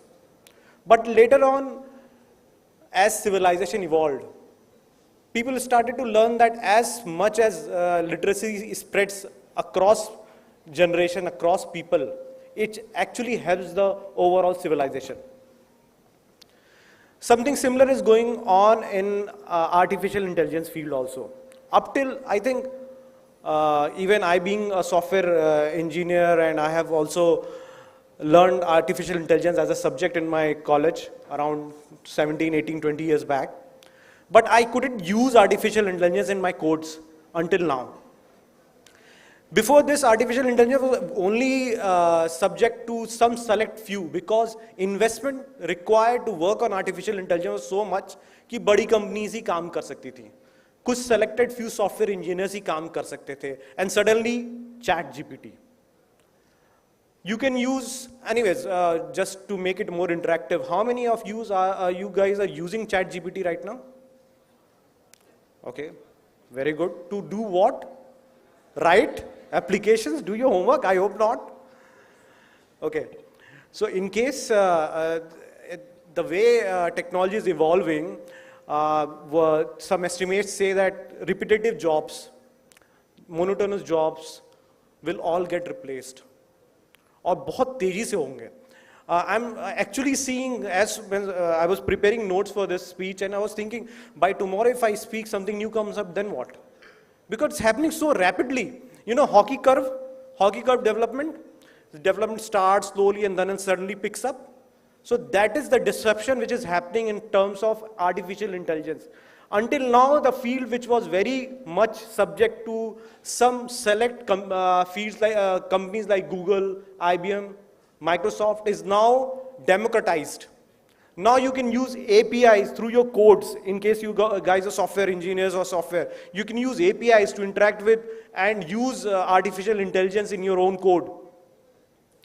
Artificial intelligence, everybody has used artificial or has been used by artificial intelligence before. How? In case you are seeing YouTube videos, and then you will see some suggestions below that. वो suggestions क्या होता है ना कि आप अगला video क्या देखोगे? That is because YouTube knows that using artificial intelligence, it knows that most probably because your history has been this, and you just watched this, you might be interested in watching this next video. And using these technologies, it will make sure that you're not going to get out of YouTube. In case you're shopping on Amazon, the next, it also gives a suggestion of this may be the new thing you might be interested in. So that is how it is using artificial intelligence to increase its revenue. But until now, the artificial intelligence concept was only in hands of few. Now it is coming in hands of us. And the development is such, as I said, it's not just accelerating, it's doing acceleration square. Every second day a new paper is coming up. Just yesterday I was seeing, you must have heard about it since many people are now Googling more of our artificial intelligence. There is something called singularity or general artificial, AGI, artificial general intelligence. Like person who will be able to think, artificial intelligence program who can think like a human. I'm pretty sure in the next 5 years that might also come up. And that will be only thinking, it will not sleep. It will not eat, it will not fall in love, it will not marry, it will only work. And that is where it is very dangerous for our society, that if we do not adapt and start using that and in our own lives, not using that as a user, but using that as a creator, only then we will survive and flourish. And as already said, when technology comes, people are always afraid. Computer aaya sab dar gaye. But it actually ended up producing high-end jobs, right? Almost $250 billion of India's revenue comes from software. Many people aspire to be software engineers from here. I have been a software engineer. But thing is rapid increase. Even it is writing codes, man. I was surprised that I could write Rubik's solving code in Python using GPT-4. It's so easy now. I could have taken around maybe a project of a week or so to do that, but it was able to do it in 2 hours or so because of iterations.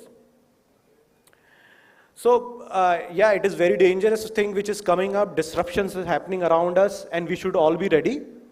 And again, artificial intelligence is not a new thing. It's going on. I remember the Alan Turing, you have heard about, who invented Turing machine, who solved Enigma. Enigma was something which Germans, Nazi power, used to communicate, and then Alan Turing solved that using its own concept. He came up with Alan Turing machine in which used to solve, and he came up with the idea of imitation game. A movie also came on that. So it says that Turing test, suppose there is he said that there might be a time in future in which you might have a machine, then computers were not something which they knew. Humanity will come up with a machine which will talk to you and fool you thinking that it's a human. I think we have way past that particular time. Now machines or say software have to make themselves dumber to talk to us to make sure that we are like humans. They are way ahead of us. And after that, artificial intelligence have actually, small bits and pieces have come up. I remember in 1997, IBM came up with something called Deep Blue, in which Gary Kasparov, the Deep Blue machine actually learned all the games of Gary Kasparov. उसने सब कुछ देख लिया. Gary Kasparov कौन सा move चलता है, अभी पिछले 30 साल से कौन से गेम खेले हैं. And then it played with Gary Kasparov, and Gary Kasparov was defeated, and उसका आप वीडियो देखोगे, गैरी कास्परोव मेज पटक के चला जाता है उस वीडियो में कि how could I lose to a computer. It's in 1997. Now you have that power in your mobile, much smarter than that. And because of that democratization, it was something which was very limited to select few. But now things are changing and changing very, very fast. It is now in your hands to use artificial intelligence. You can make your own apps. You can make your own software. You can make your own. Artificial intelligence is very good in understanding patterns, you know.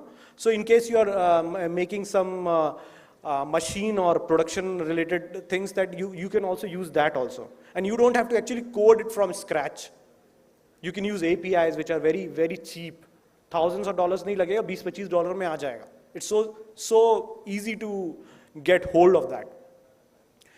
So thank you so much for inviting me. I'm available for questions here. I hope you guys are ready for the future.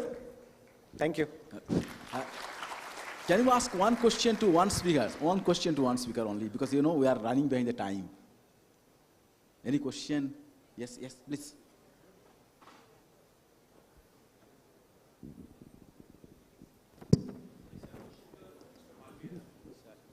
Yeah. You mentioned the speaker.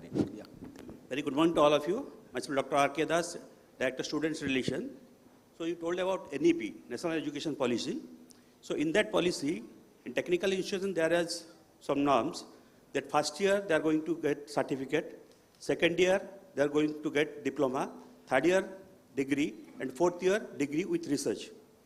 And at the same time, a student can go out from the institution after first year or second year. Suppose an institution has capacity of 500 and 200 students left from the institution after first year or second year. So in which proportionate a college has to recruit the faculty? And how it can be managed for giving the salary or like this? Second question is that, and as you know, that regional languages can be taught in these institutions. And in India, we'll have 22 registered languages. If you'll consider Odisha, you will find more than 24 languages. So in which languages we are going to teach? If you'll consider Japan and other countries, that are having only single language.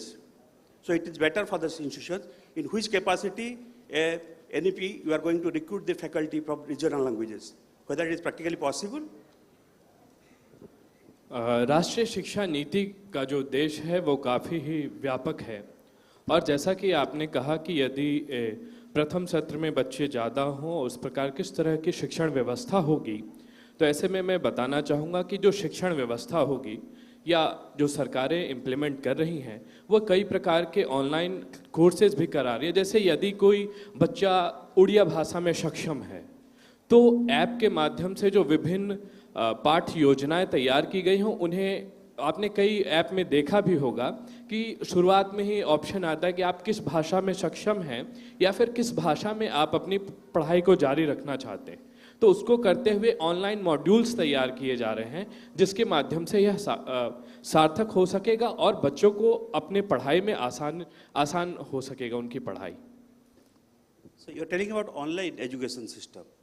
Ji, online भी और offline भी दोनों क्षेत्र में. जैसे यदि ये तो हो गया ऑनलाइन क्षेत्र का, यदि ऑफलाइन की बात करें तो उस स्तर पर जो रिक्रूटमेंट हो गया, जैसे अभी हमने देखा हाल ही में केंद्रीय विद्यालय संगठन ने कोई शिक्षकों की परीक्षा ली, तो उसमें हिंदी विषय और अंग्रेजी विषय तो सामान्य है ही. तो ये दो विषय मुख्यतः यदि इन दो भाषाओं में नहीं है, तो आने वाले समय में जो होगा, मेरे अनुसार सरकार इन विषयों पर भी विचार करेगी कि जो भाषाएं, क्षेत्रीय भाषाएं हैं, उनको पाठ्यक्रम में शामिल करते हुए परीक्षाएं ली जाए, ताकि जो यूथ हैं, स्टूडेंट्स हैं, वो उन भाषाओं में अपनी परीक्षा या फिर अपनी पढ़ाई जो है वो पूरी कर सकें अच्छी तरह. धन्यवाद. So that means a student from other state, they cannot teach here, study here. Is it possible? How you can recruit as faculty from West Bengal or Mumbai? If the students will come from that place, so how you can recruit that faculty from their region? अगर waste Bengal या फिर वहाँ से आते हैं, तो ऐसे माध्यम में मेरे अनुसार जितने भी यूनिवर्सिटीज़ हैं उसमें विभिन्न भाषाओं के प्राध्यापकों की नियुक्ति की जानी चाहिए, ताकि जो आगे बढ़ने का क्षेत्र है, जो विकास करने का क्षेत्र है, उसका एकमात्र माध्यम है शिक्षा. शिक्षा से ही सर्वांगीण विकास संभव है. और भारतीय संस्कृति ऐसी है कि जैसे हम कहते हैं, खुद कमाना और खाना ये मानव की प्रवृत्ति है, दूसरे से छीन कर खाना मानव की विकृति है, और खुद कमाना और दूसरों को भी खिलाना यही भारतीय शिक्षा और संस्कृति है. यदि हमारे पास कोई दूसरे क्षेत्र से स्टूडेंट आते हैं, मान लिया जाए दूसरे क्षेत्र से महाराष्ट्र या फिर बंगाल से आते हैं स्टूडेंट्स या फिर शिक्षक आते हैं, तो उन्हें हम आपसी सहयोग से भाषा सिखाना. जैसे मैं उड़ीसा आया, मैं भी बहुत चीज़ें आप लोगों के माध्यम से सीख गया. उड़िया भाषा मुझे नहीं आता था, तो ये सहयोग से ही संभव हो सका, और आपसी सहयोग, भाईचारा, सबका साथ, सबका विकास, सबका विश्वास से यदि कार्य करेंगे तो जरूर संपन्न हो पाएगा। बहुत बहुत धन्यवाद। That's true. In what proportionate we are going to recruit the faculty? No, that is a real problem. I understand, sir. Okay, you can discuss later on with Mr. Malviya. Any other question from the student side? Student side. Because I like to have your opinion, students. Good morning, everyone. I wanted to ask this generally because it might be a digression from the main topic. So it's true that we're moving towards development and designing disruptive technologies, but luxury and leisure takes upon our life. People are getting obese and risking health. So isn't it important to address and carry out manual labor in an effective way? Because after all, what we're doing in gyms is burning money and also energy, because we are the carriers of energy. We have water in ourselves, as Bhush sir has mentioned. And as Vikas sir mentioned that all this will, in the end, kind of end repetitive tasks, but repetition, I believe, is a part of human nature. So how are we going to make that possible? Question to me or some other else? Anyone. Okay, Baba. Let's, you know that we have a 3 axis, X, Y, Z. You know, they call the measurable axis. You can measure it. But there is an axis called the time axis. And time axis is represented by the ICT. I is root of -1, C is the velocity of light, and T is the time. If you multiply the velocity of time, you get a dimension of a length. And time is an imaginary length. Past is hazy, future is dark. We don't know. I'm giving an example. When the television was discovered by John Bernard, the newsman asked that, when it's come to the common people, well, it's never.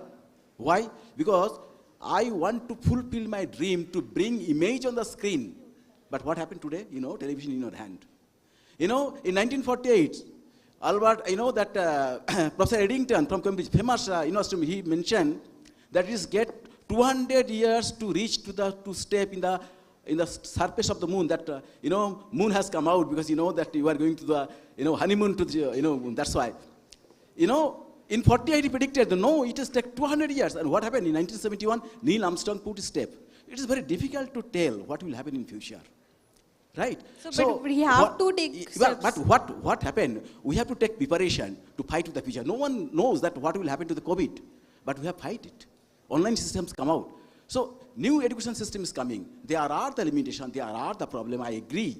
Because, language problem, teaching problem, syllabus, so many issues are there. But still we have to do it because teachers are showing the path to you. That's the thing. And I'm telling one aspect to you. Particularly for the students. What is the message for the Y20? What is the message? I have not seen anywhere any message that you've given. I am telling you that keep your head up, look at the front, don't look at the back. That's the message. Okay? Ma'am, you asked about the repetitive task about AI. When the Ford came into the car business, the great Ford, he invented a moving assembly line in which people used to stand there and started to do some task about someone is just putting the bonnet, always putting the bonnet, and then assembly line is moving, next car is coming, he's putting the bonnet, the next one is putting the tires, and then he's putting the tires, repetitive task. That is how he dominated the car market by making it more efficient. Next came Toyota. He automated all that using arms. The car arms which work on nowadays, no one is actually manually putting the cars, right? So that repetitive task of human nature was replaced by AI-enabled robotic arms. Now similar thing, a revolution is happening right now. Human nature was then also, people who were actually doing manually doing that actually started doing something else or retired. Something similar is going to happen now. Repetitive tasks are going to be replaced. People will be either intentionally or will be forced to move to a more productive work. So human nature is always there. Cars are still there. Artificial intelligence has come. Now we have to adapt accordingly. Sir, but the rate of development has also increased with the coming years. And with that, I believe... Repeat that. So the rate of development in AI or any disruptive technology has also increased over years. So like with that... I would want to know what would happen to the people who are homeless or are below poverty line. It would also increase in some aspect, right? Below poverty line तो जो रहेंगे वो काम नहीं करेंगे तो वहीं रहेंगे ना? Yes, sir. ऐसा तो नहीं कि they will automatically, if the technology remains the same, they will automatically start earning more. I'm not saying anything bad about them, but that is not directly related. Indirectly, अगर technology बढ़ती है, the overall prosperity will rise and the poverty will decrease. But how actually that will happen, that particular person, I don't know, but automatically it will happen. Actually, there are some students also, they are also asking some question. The students, please raise, yeah, session for your, please ask the question, whatever you like. Good morning, sir. So, I heard a thing or two about disruptive technology creating social inequality and also at the same time creating more jobs. So I have a question for Mr. Ranjan. So how do you think it will create inequality in the aspect of labor markets specifically? Okay, great question. See, there are two sciences. First, natural science, second, human science, humanities. Yes, it's a very good question. See, there are two sciences. One is natural science, physics, chemistry, technology and all. Second is human science. तो human science के लिए जो law हैं हमारे संविधान के जो 395 articles हैं, कितना भी नेचुरल साइंस बढ़ जाए उसको उस ह्यूमन साइंस के एल्गोरिदम में ही चलना है, ठीक है? तो जो चीज़ प्लस माइनस होगा, जैसे जेनेटिक इंजीनियरिंग आया था तो हर कंट्री क्लोन बनाना शुरू नहीं कर दिया, उस पर एक रिस्ट्रिक्शन है, एथिकल इशू. अभी थोड़ी देर पहले that young lady has asked a question और आपका भी मिलता जुलता है कि जॉब कैसे जनरेट होगा. जैसे इन्होंने बोला कि हेल्थ पे इफेक्ट हो जाएगा, रिपीटेटिव जॉब. देखो वो एआई इंसान के अंदर काम करेगा ना. फॉर एग्जांपल एआई का प्रोडक्टिव यूज कैसे, अब बहुत तेज तलवार है, लड़ाई तलवार से नहीं जीती जाती, तलवार चलाने वाले के काबिलियत पर डिपेंड करता है, राइट? तो जैसे आपके पास एआई है तो वो हो सकता है कि उसको फॉर एग्जांपल 24/7 एक डॉक्टर की तरह आपके लिए काम करे. फॉर एग्जांपल आप यहाँ से दिल्ली गए, वो आपको यहाँ भी स्कैन किया, दिल्ली गए, दिल्ली जाते ही आपको बता दिया कि स्टडी वो एनालाइज किया, बोला कि हाँ भुवनेश्वर का ह्यूमिडिटी, टेम्परेचर, मॉइस्चर ये था, दिल्ली का ये है, let's you take glass of water with lemon और समथिंग.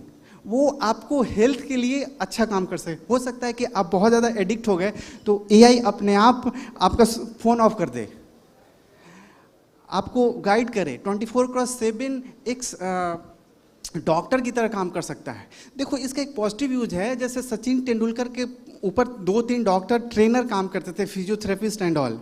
हो सकता है इस एआई के मदद से हिंदुस्तान के हर उस यंग प्लेयर के लिए 24/7 फिजियोथेरेपिस्ट मिल जाए. Is it possible? डायरेक्शन में लग, हाँ जो आपने बोला जॉब जाएगा, तो जो जे कर्व के बाद जो विकास सर बोल रहे थे और आपके बातों से लगा कि आपको डर है कि वो जे कर्व कहीं सर्कल में ना हो जाए, हमें फिर से स्टोन एज में ना ला, मतलब निगेटिव सेंस में ना चला जाए. तो यहाँ जाने के पहले आपको प्रोडक्टिव कंस्ट्रक्टिव डिस्ट्रप्शन के डायरेक्शन में उसको डालना पड़ेगा. My dear daughter and sons of mother India, direction is important. इस पे मैं एक बात बोलना चाहूँगा. आप लोगों ने सुना होगा कि ऑटोमोबाइल सेक्टर जो पेट्रोलियम व्हीकल से चल रहा है उसमें बहुत इन्फ्लेमेशन आ रहा है, बहुत मंदी चल रही है, उस सेक्टर का बहुत ज़्यादा इशू हो रहा है. फिर बाद में आपने ये सुना कि इलेक्ट्रिक व्हीकल आ रहा है और अभी बहुत सारे लोग उसमें, बहुत सारी जॉब भी क्रिएट हो रही है, बहुत सारे टेक्नोलॉजी भी डेवलप हो रहे हैं. तो जब आप एक जॉब जनरेशन की बात करते हो तो it's all about the technocrat और थिंकर्स के बारे में है कि किस तरह से वो जॉब जनरेट कर पाएंगे. एग्जाम्पल मैं अगर इस ऑटोमोटिव सेक्टर का दूं तो जहां पे बहुत सारी मंदी थी, कोई भी व्हीकल खरीदना नहीं चाहता था, अभी इस इलेक्ट्रिक व्हीकल टेक्नोलॉजी की वजह से ये जो सेक्टर है काफ़ी बूम कर रहा है. तो नए टेक्नोलॉजीज के आने की वजह से डेफिनेटली बहुत सारे जॉब जनरेट होंगे, ऐसा मेरा मानना है. और please don't think about the poverty, क्योंकि आपकी एम्प्लॉयमेंट भी इंक्रीज होगी. पॉवर्टी ख़त्म होगी और एम्प्लॉयमेंट इंक्रीज होगी, तो डिस्ट्रप्टिव डिज़ाइनिंग जो टेक्नोलॉजी है आपकी, तो ये आपके लिए, ये हमारे फ्यूचर इंडिया के लिए बहुत बेनिफिशियल है। जितना भी आर्टिफिशियल इंटेलिजेंस के बारे में विकास सर ने कहा, और जितने भी इनोवेशंस हो रहे हैं हमारे कंट्री के लिए, ये बहुत बेनिफिशियल्स है, जिससे आपको एम्प्लॉयमेंट होगी, पॉवर्टी की फिक्र ना करें आप लोग। बस इतना कहना, थैंक यू। कंस्ट्रक्टिव डिस्ट्रप्शन करना है, डिस्ट्रक्टिव नहीं। And I'll just add a line on that. Yeah. Please. So what happened? Hello. Yeah, it's working. So what happens, right? I'm from electrical engineering background, and probably if I say sinusoidal, a sine wave, right? My experience over the last couple of almost 20 years in research, what really happens is it's a cycle. It will peak, it will come down, and something new will come. We're not going to stop here. Same thing with AI, definitely it's going to help. It's going to help our productivity. It's going to help on a lot of sectors. But guess what? In another 7-8 years, we'll be talking about something else, because it's always continuous progress, development, and so forth. So cycle will be continued. So I don't see there is much to worry about the job and other aspect. There will be creation of new jobs and new opportunities. Is there no other question? Because, we are running behind the time. So, please. Thank you all the honorable dignitaries, and thank you, special thanks to Dr. Biswajit Ghosh sir for making this session so interesting.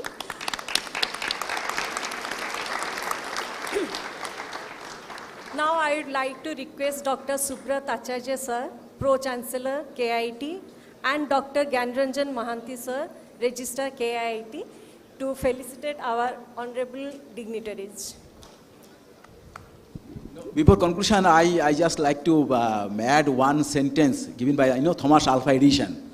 He made particularly for the student. He mentioned in one of the, because he was a inventor, he was 1091 patent. He first invented the bulb, and one of the meeting he mentioned, genius is 1% of the inspiration, 99% of the perspiration. The teacher, they can give 1%, but 99% you have put your sweat in the fire. Please follow that thing. That should help you in developing yourself. Thank you.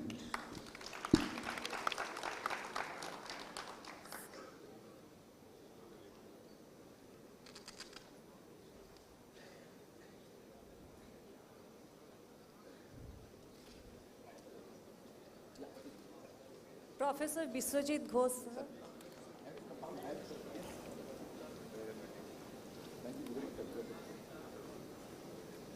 Please have a big round of applause.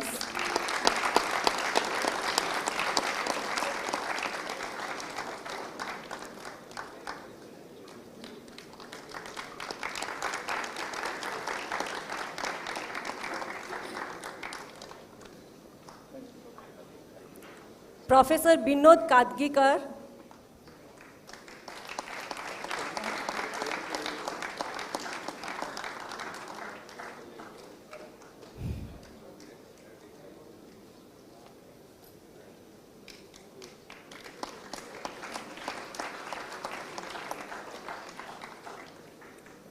Mr. Alok Kumar Chaudhary.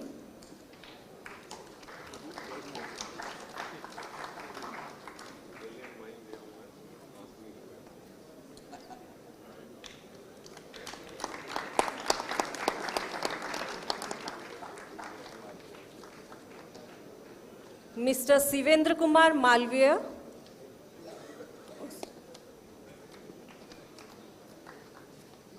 Audience, energy must not go down.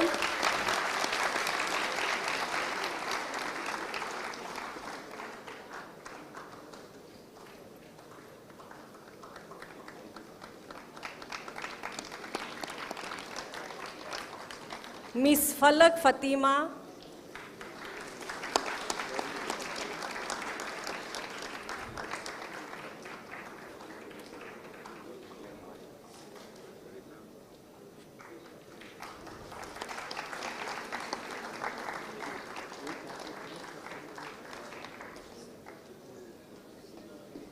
Mr. Vikas Pandey.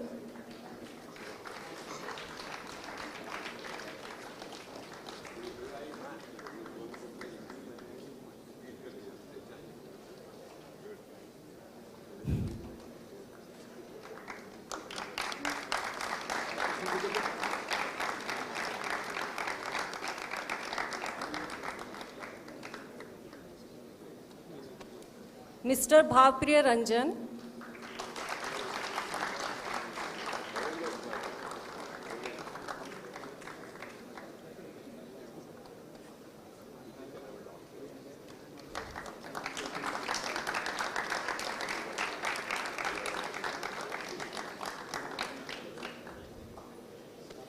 Thank you, Dr. Subrat Acharya sir and Gyan Ranjan sir. The session was closed, so we can, yeah. No, sir. Sir, our KIIT has organized few competitions among the students. So I would like to request our Professor Biswajit Ghosh sir to distribute the certificates to the winners. Yes, sir.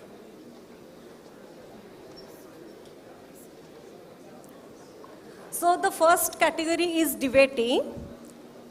The name is Swati Kapoor from the branch CSSE.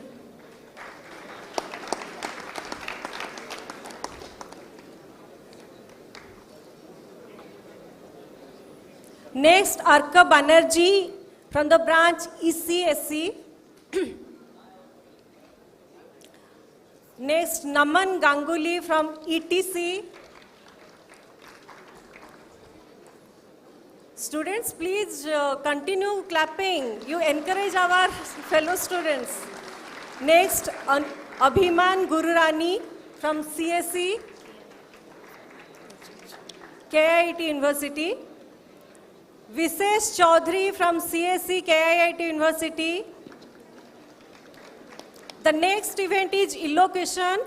Muhammad Tanveer Ahmed from Mechanical, KIIT. Baranya Dwivedi from CSE, KIIT. The next event is Mono Act Abhiman Gurumani from CSE, KIIT.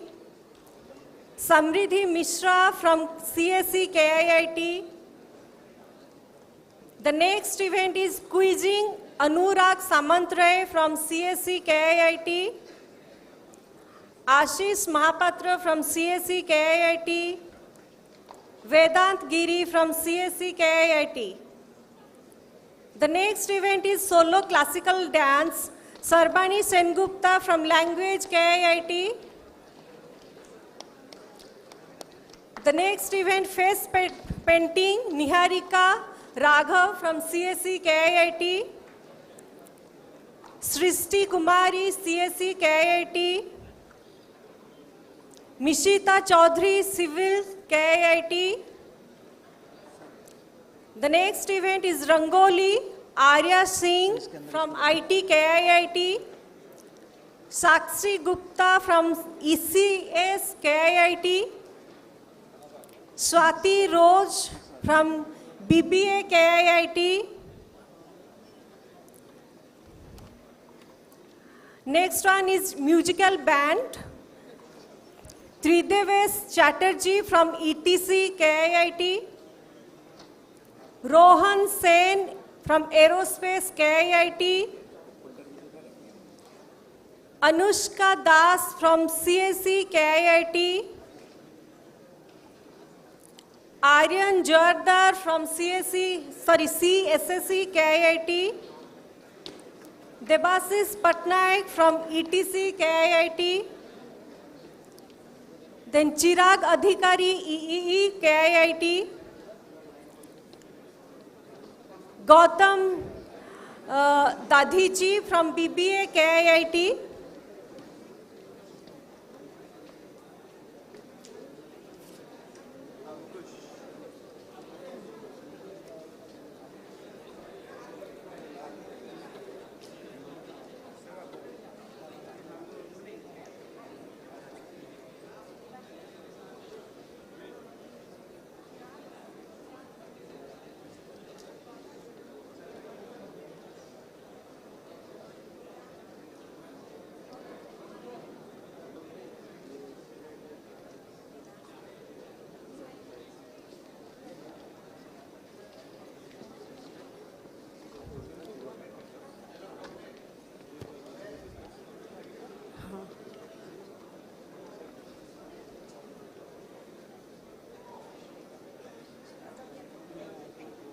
Thank you.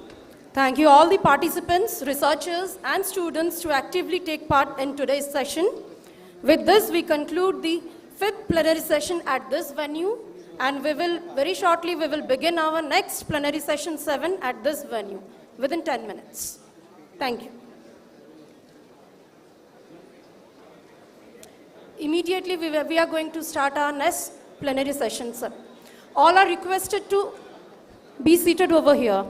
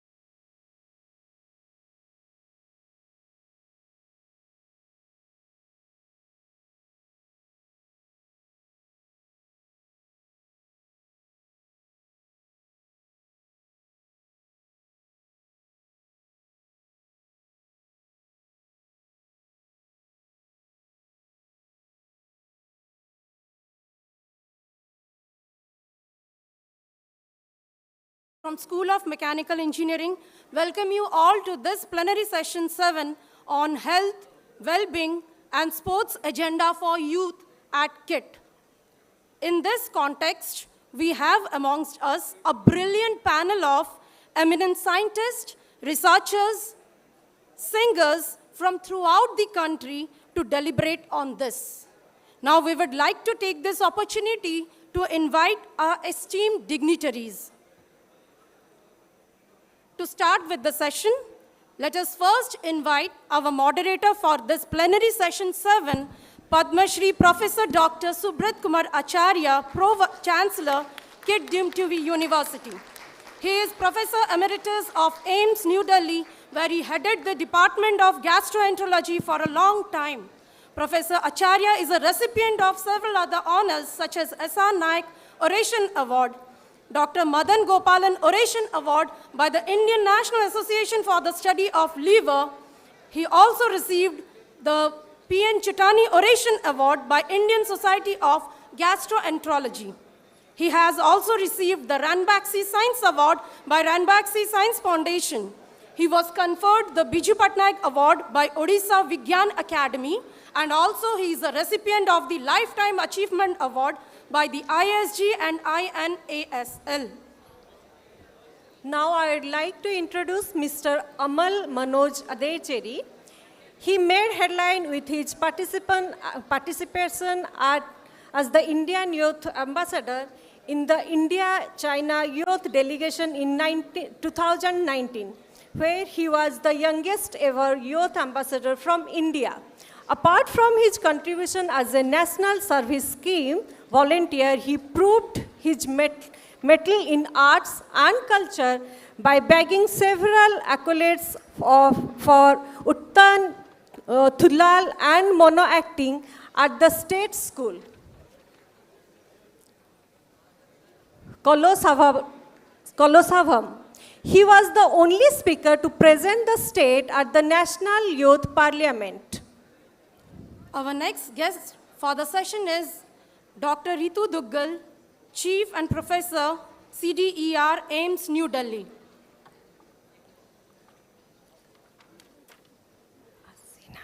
Now I would like to introduce Mrs. Nazia Alam. She is best known for her soulful recital of the 12th century saint poet Jayadev's Gita Govinda. Sampurna Gita Govinda, an album that was released at the special ceremony in New Delhi by Sarod Maestro Ustad Amjad Ali Khan. It was the first ever presentation of the complete and unabridged version of the Ashtapadis of Jayadev that has been in huge demand by the artists and connoisseurs so far.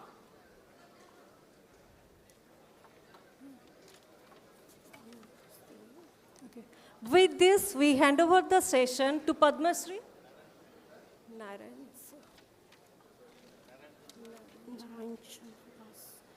Yes, our next guest for the session is Professor Dr. Narayan Chandra Das, ex-principal, KIIT Ayurvedic College and Hospital, Ankushpur, Ganjam, Odisha. With this, we hand over the session to Padma Shri Professor Dr. Subrat Kumar Acharya sir to moderate the session. Over to sir. Thank you.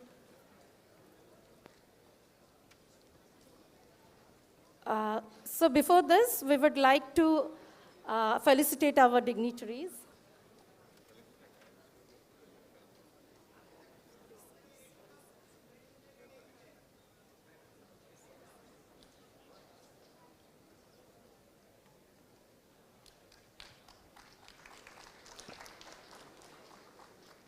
Thank you, sirs.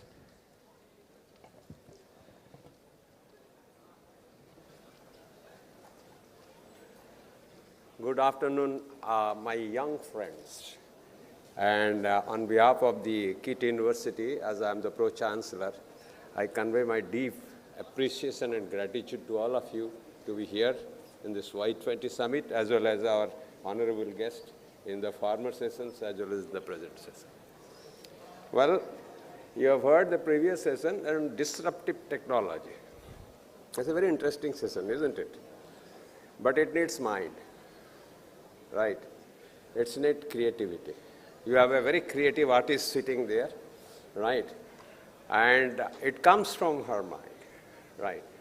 And if you see, there are a lot of young people bubbling with ideas. You heard about disruptive technology. And am I audible?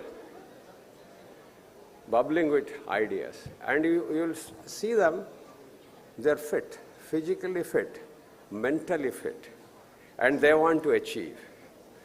And to start the ball rolling, therefore, you have heard the subject, health, well-being, and sports, 3 different things.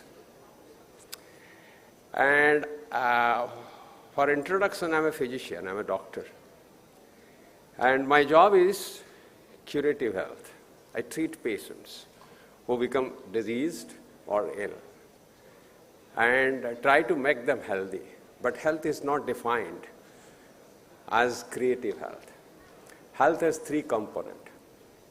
Is the physical health, that is absence of disease and infirmity.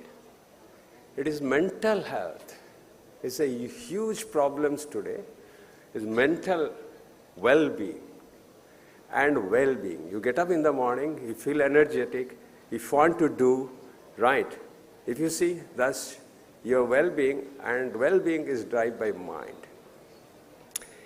And therefore, health is not only issue as you think that you are a disease and you are going to cure it. So a concept in health is a big area of health is health promotion and remain well. How you will promote your health, right? As a biologically evolved specimen, as mammals, all remember one thing, very important, that we are, all mammals as an evolutionary process is meant to do only one thing, that is reproduction, formation of progeny. That starts from any species, starting from virus, your COVID infections, they infect others to survive, to bacteria, to fungi, to mammals, everybody. So evolutionary, your whole body system is designed, right, to degenerate once your reproductive period is stopped. Those signs we have understood. And therefore, health promotion is a very important thing. Health promotion not only prevents disease, but also prevents degenerative activity, increase your productivity, and increase your longevity. These are very important concepts. So you can do more. You can do more disruptive technology. I will give you an example. I was, as a young school kid, and as a young man like you, was not a good student. Neither I had a brilliant mind, right? I used to pluck in my class in mathematics, physics, but I had one thing in positive. I was a sportsman. I played for the state in soccer, right? I was a Santosh Trophy player. I was university captain, badminton, table tennis, and athletics. I was athletic guru of the university. But later on, I thought, did this sports help me? I'm 72, I'm standing in front of you without disease and infirmity. I still maintain that. The first thing I learned, when you are having a physical activity or sports, is not only maintaining your health, there are many qualities which you discussed just in the previous session, which develops. First thing is sharing, team.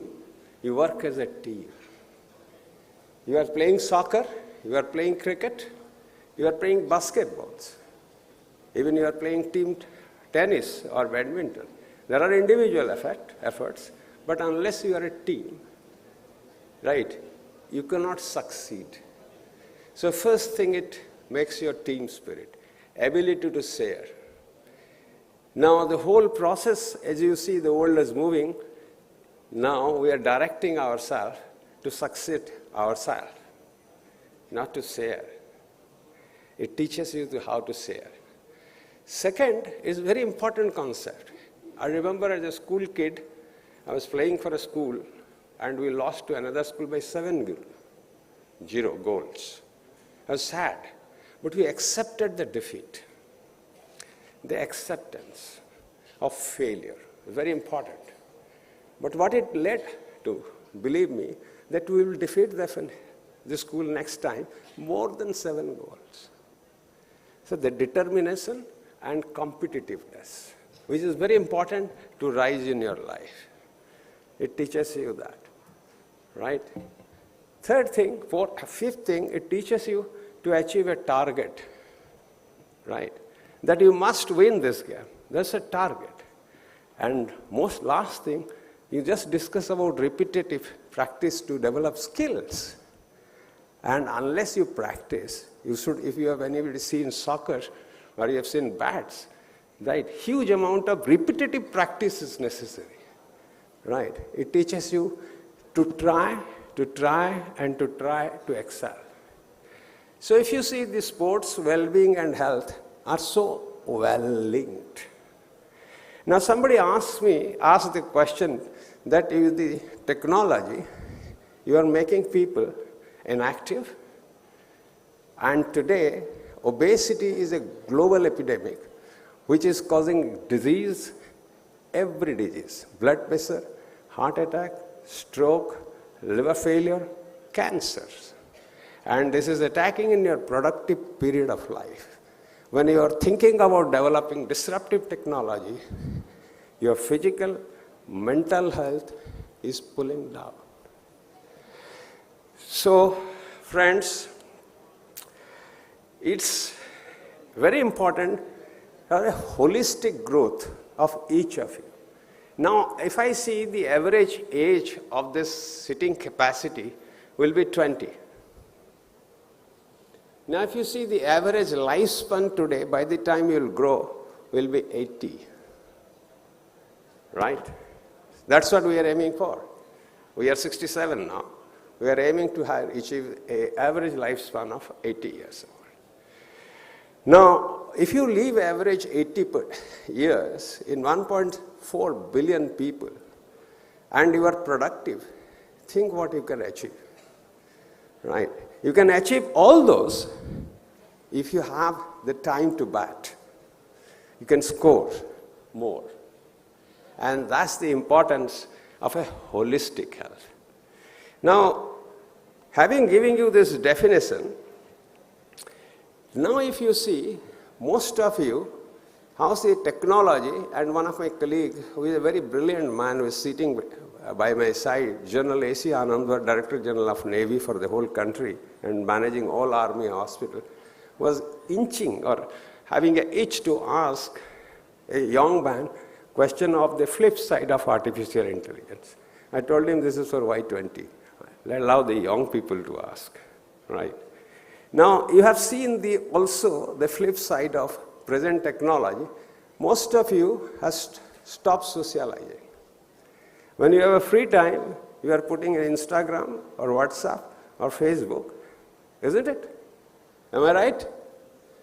Now you don't want to find out a word, you go to the Google, right? Now you don't write letter, you go to ChatGPT. You don't write article, you go to ChatGPT. But the flip side is your mind and also your body, right? Now, this is a very important concept in the school curriculum and the college curriculum, right? If you see, we are going in a direction in education where we are job seekers, competitive exams. We are not training our children to be job creators and a healthy and happy life. I think that's very important, and you are the future.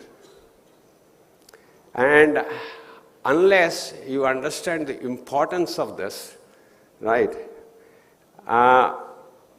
well, you yourself will realize another 15 or 20 years down the line, right, the problems. About 30 years back, in this country, the major cause of death in productive year were infectious disease, like tuberculosis, malaria, cholera, and various infective diseases. The whole disease demography has shifted to non-infectious disease. 70% of deaths are occurring because of cancer, heart attack, strokes, and followed by various liver disease. Most of these diseases are lifestyle disease. Lack of health promotion, improvement of mental health, and improvement of social health. If you are doing WhatsApp, you must be seeing importance of social health in a later stage. Mental health is a big problem today, right?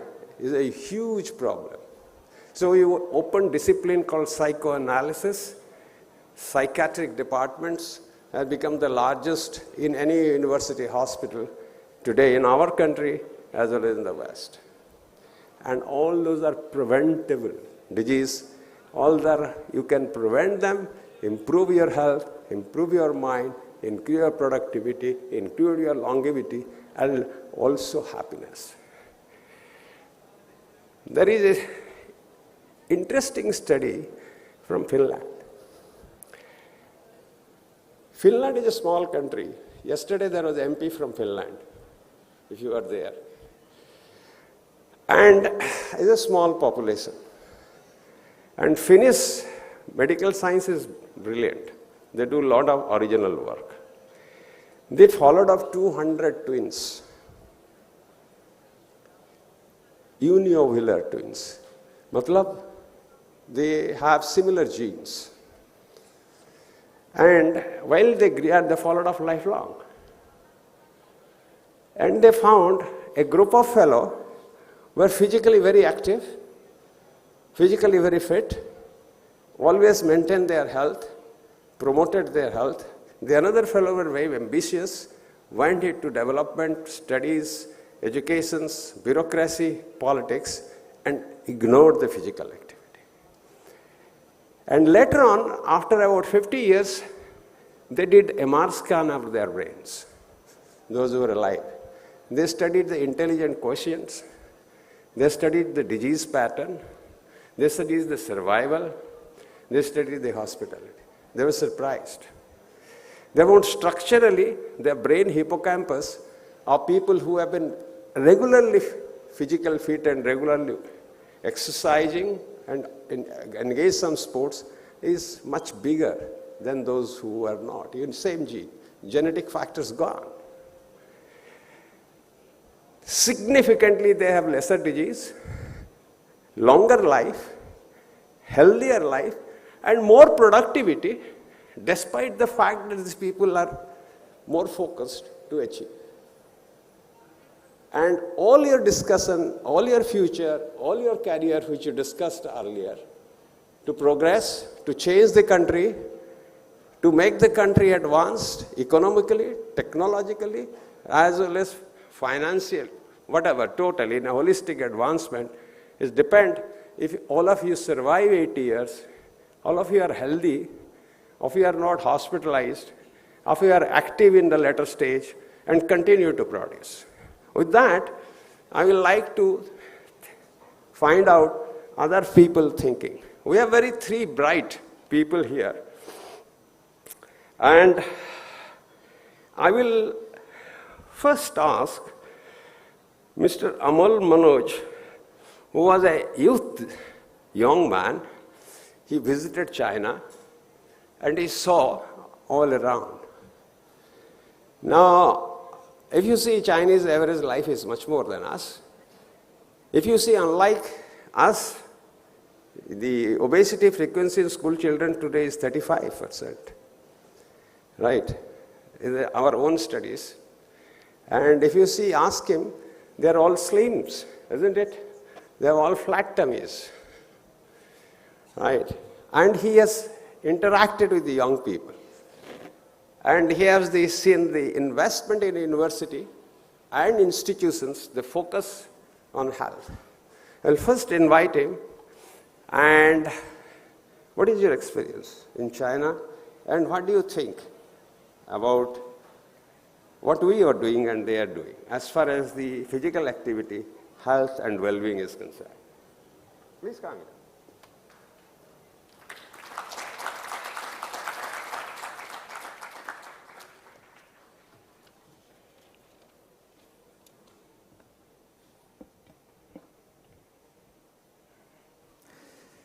Good morning.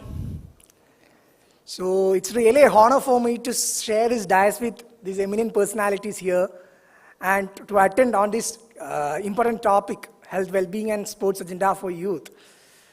Telling about myself, I am Amal Manoj. I was a youth ambassador in China delegation 2019 and was also National Service Scheme awardee. I'm also the autumn rural artist. I used to do autumn rural. It's a traditional dance form of Kerala. Okay. So, firstly, answering to the sir's question.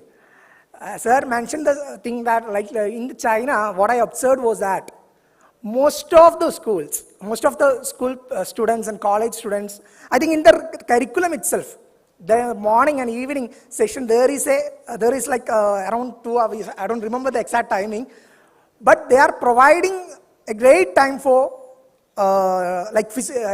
developing the physical activities, to be interacting with the sports, and that's why we can see from their participation in the global sports activities also.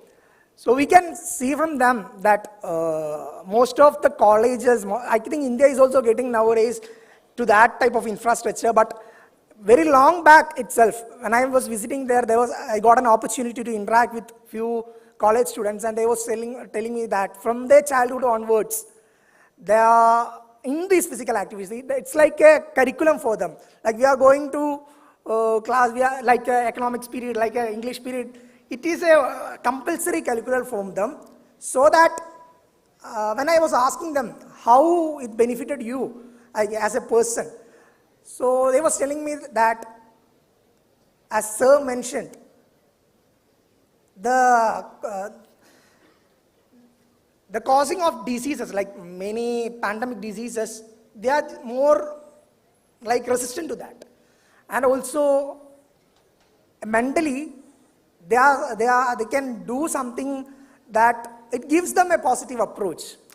So coming to my statements, first, let us acknowledge that the COVID-19 pandemic has had a significant impact on our health and well-being.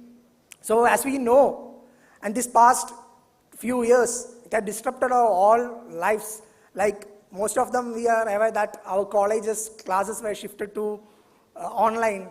We was not having that person-to-person interaction, right? I think the humans, one of the best ability is to socialize. So it made a barrier on that. So I think the pandemic had highlighted the importance of prioritizing the health in the sense of physical and mental health, because I'm sure that in most of the colleges nowadays, this the psychological cell, it started very vastly in the school also even, because this had made such a traumatic situation to the young minds that sometimes we are sitting inside the room and sitting inside that 4 walls. Maybe even though I would like to recall that even though my friend, he was really down at that time.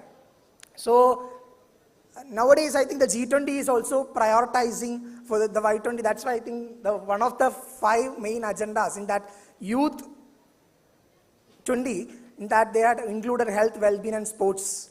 The COVID pandemic has actually had highlighted the importance of physical and mental health. So sports provides, as we all know, it provides a unique opportunity to improve health and well-being by reducing the cause of diseases, like to make us more sharp, make us more focused. So as few case studies happened, in that we came to know that the sports persons are not inclined towards drugs. Like inclined towards drugs are less compared to others. If you are comparing a case study with the sportsly active person and a who is not active in the sports or in physical activities. So apart from this, I would like to say, apart from this physical or this type of strength, a personality development, as I mentioned, as if you are participating in a sports event, it will be like we will be able to improve the team skill, like we are working together, that leadership quality is building. It's like given like combo pack. If you're doing if you're involving in a sports activities or yoga or in meditations, like we can improve that skill ourselves, like our personality skills also. Apart from that, it can provide an opportunity for, like, as a social benefits are also there, because as I mentioned, sportsly active persons, the crime cases are comparatively less if you are taking that category of people. So I recently came to know about a study of Harvard Health Publishing. So it says that although not much as those who obtained a full 150 minutes, those who were active for more than 10 minutes a week, I would like to highlight that those who was active for 10 minutes a week in sports activities or in yoga or other such physical activities showed some protection against serious disease or death from COVID-19. So it was really it was really great knowledge for me at that time also, because it's quite easy for us, right? Spending a average 10 minute a week is not such a big deal. Am I right? Is it a big deal? Is it a big deal?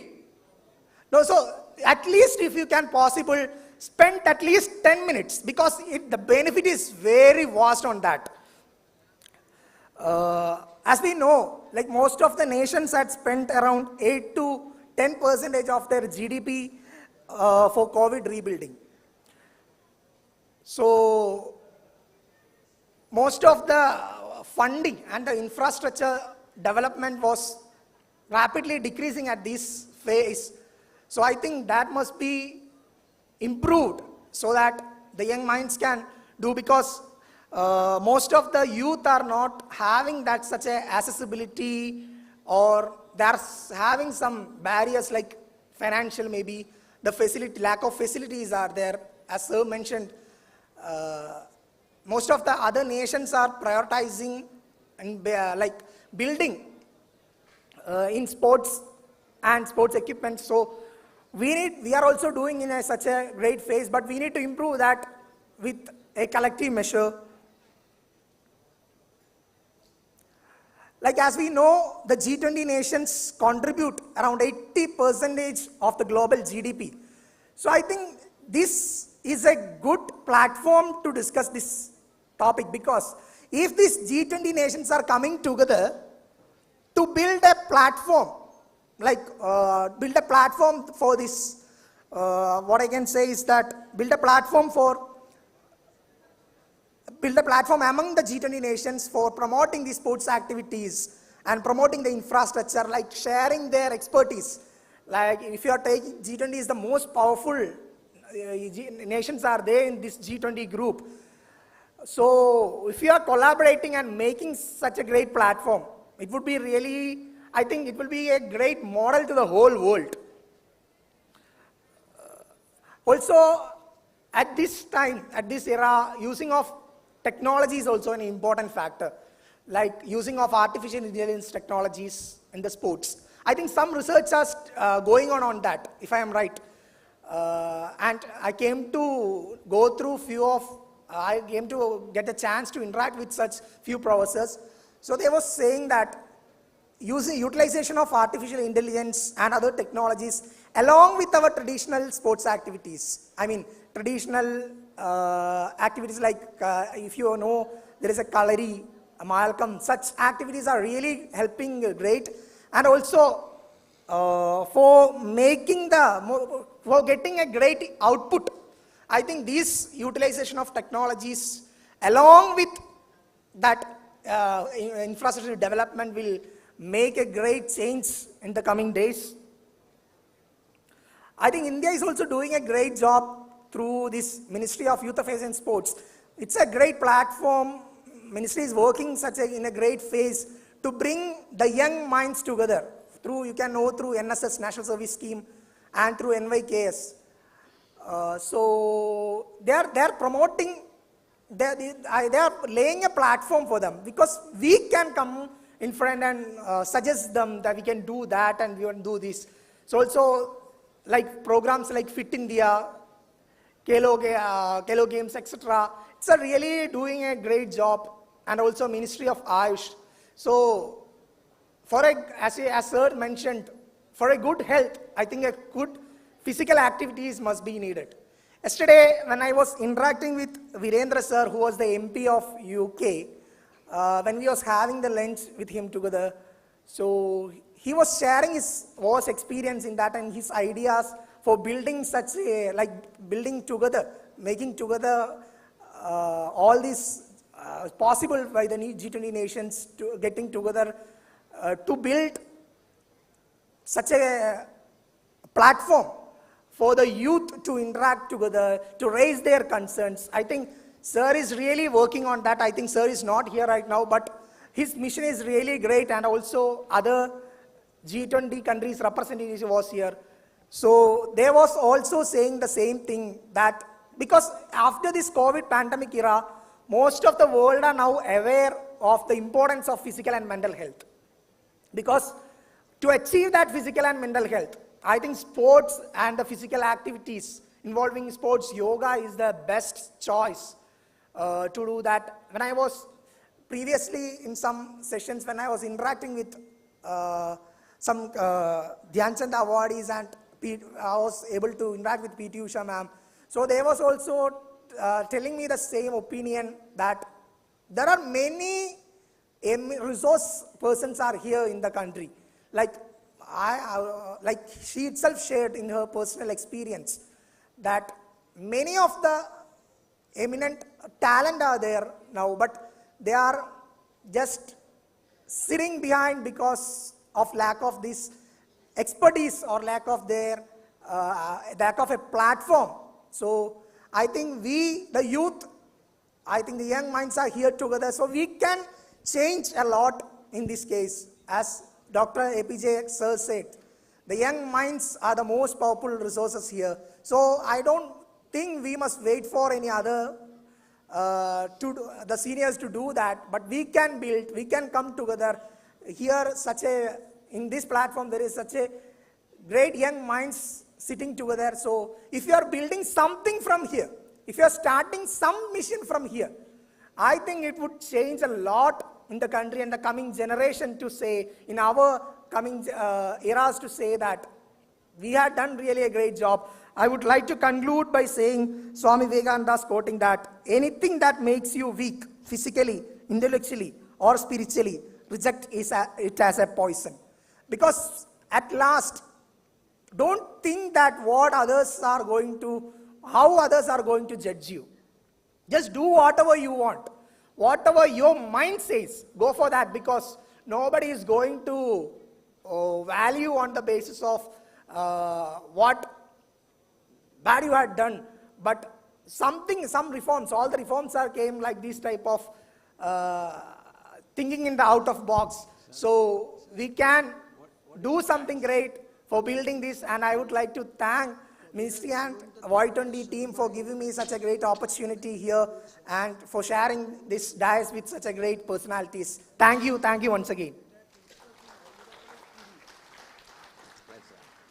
Thank you, Manoj. And now I will invite Professor Dr. Narayan Chandra Das. He was a principal of an Ayurvedic medical college who has trained Ayurveda medical sciences. And you know, Ayurveda is probably many, many centuries old and is our ancient health science described by Charak and Susruta. Now you heard from me about the physical fitness and mental well-being and social well-being, how important the holistic personality development. Let us listen from Professor Das. What will be your concept and how we have evolved this science over a long period of time as far as a holistic health is concerned, sir. Dr. Professor Das, please. Thank you, sir. Namaskar. So, respected dignitaries in the dais and distinguished participants in the galaxy. So, I shall represent from Ayush. Ayush, particularly, Ayush have many branches, so I will represent Ayush. So, now what happens? So, in the present era, science has gone very high. But I like to take you all 5,000 years back. 5,000 years back, when there was no any remedial science in this universe, only Ayurveda was existed. That time, 5,000 years back. So that time, during that time, they also thought what we are thinking now, the health, the word health and diseases. These two things we are now talking about and we are discussing. So now the prime theme of discussion is how to lead a healthful long life. A healthy long life is the question, and it is also a question, part of question in this convention. The Government of India is now also, and Department of Youth, Department of Culture, Department of Ayush, all departments are now concerned how to protect, how to preserve, how to maintain a good health among our youth, not only youth, for everybody. So WHO, what WHO has estimated, the statistics now tells diseases are growing in number and intensity. See, we have a lot of knowledge. Science is sky high, but we cannot give a challenge to diseases. So everyone is now suffering from diseases. There is now a failure how to maintain a good health. Then what the rishis? The rishis in ancient time, beginning from 5,000 years back, they had cultivated, they have also experimented, they have examined and discovered certain things, certain ideas, how we can maintain a good health with good longevity. So what is that? So, jena vidhina swasta tishtanti manava tomevo karayat vaidya joda swastha soda ipsitam. What is the meaning? So, they have put some guideline on the medicos. They, first of all, they researched and find out some ideas, and they have given some responsibility upon the Vaidyas.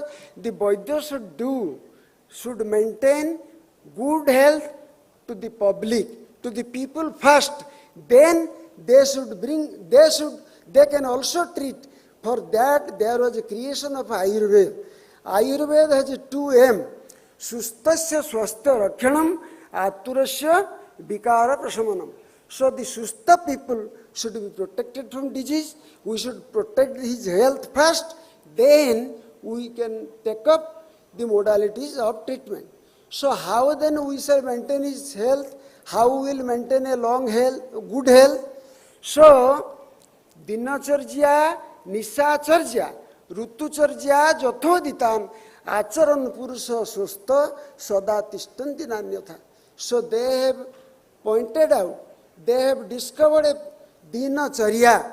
Dinacharya means what we have to do during the day, and what we have to do during night, and what we have to do during seasons, during different seasons.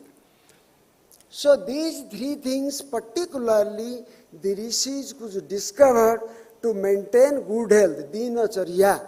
Dinacharya means beginning from the day we get up from the bed until we retire, So during the day, what we have to do? What we have to do? So early morning when you get up, see, Nisantache pibet toyaha. When night goes, morning comes, we get up, we should take water. Which water? Either it's freeze water or it is warm water. What type of water? What science is telling is different thing. So the rishis, they say we should take lukewarm water. And how much?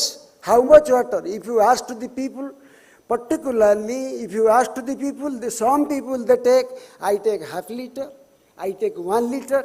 Even the people say, I take, when I wake up, after washing my face, mouth, I take 2 liters early in the morning. No, they have said, this 4 anjali, see, in your close feet, 4 anjali, how much it will come? 4 anjali means not everybody, suppose you have a small hand, so with that small hand is the recommended dose for you.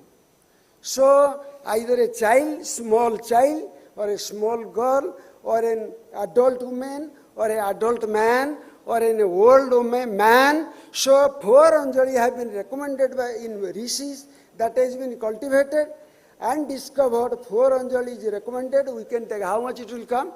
If you take 4 anjali, it will be 1.5 glass. So 1.5 glass means 1 glass 250 ml, and rest 125 ml if you add. So almost it comes 350 ml.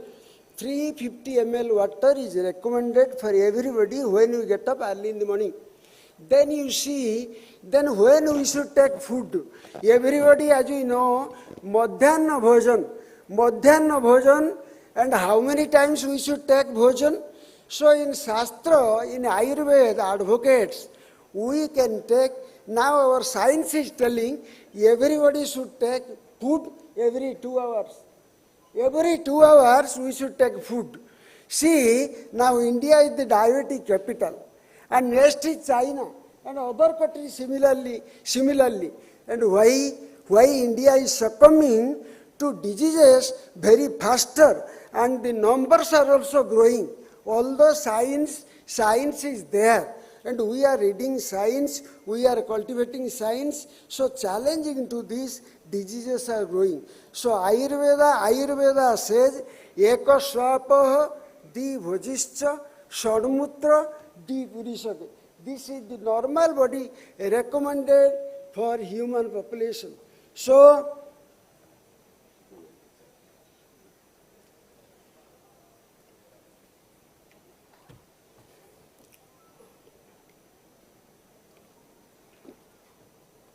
Ekaswapaha means sleep at a stretch for 6 hours. Ekaswapaha di bhajischa, 1 lunch and 1 dinner.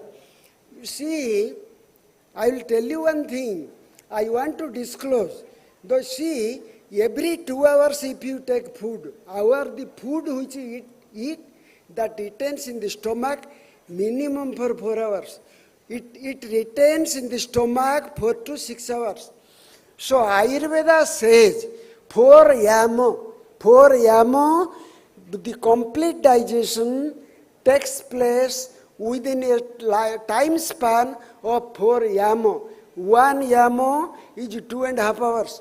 So a food takes minimum 8 hours for complete digestion, and at least it remains in our stomach for 4 to 6 hours. What food you take? But suppose the food we have eaten, so that is not digested within 2 hours, and again we are asked to take food after 2 hours. So what happens? The food which is eaten and retaining in the stomach, that is not properly digested. So that undigested food behave as a toxin, and that toxin either lodged in the heart, lodged in the liver, we call it fatty liver, what Ayurveda says, and that goes lodged in the cardiac vessels, and that goes damages to our kidney. And so this is the Ayurvedic theme.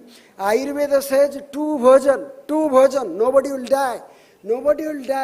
particularly the labor class of people who needs more calorie, we can recommend them heavy breakfast and heavy snacks, but one lunch and one dinner is sufficient. Eko swapaha tu bhojisya shanmutra dvi puri sake.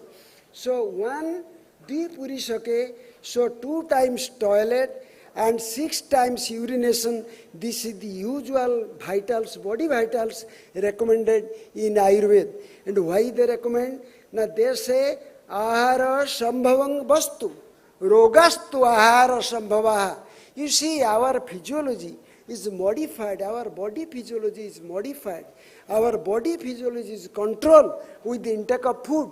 If you take, see, our body physiology is completely modified, monitored by food. So Ayurveda says, rogastu ahara sambhavaha. Rogastu ahara sambhavaha means diseases are proportionate with the intake of food.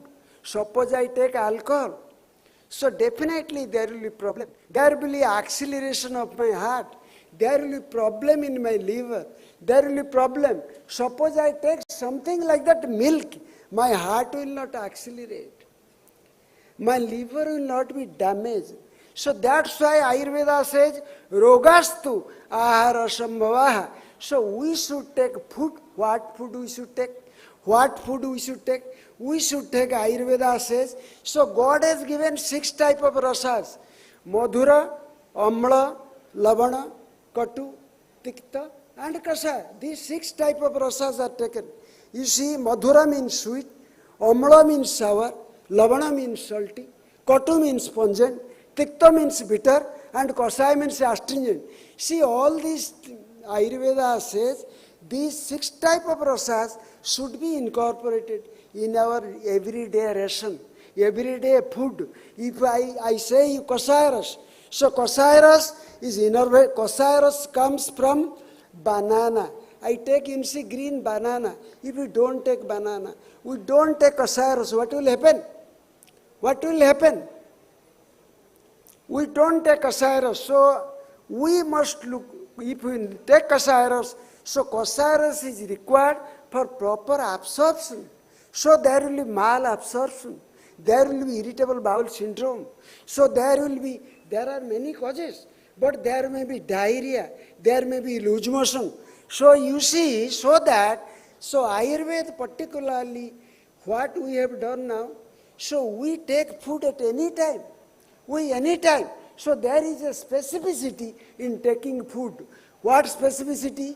So I will tell you, when night goes, day comes, who will take food?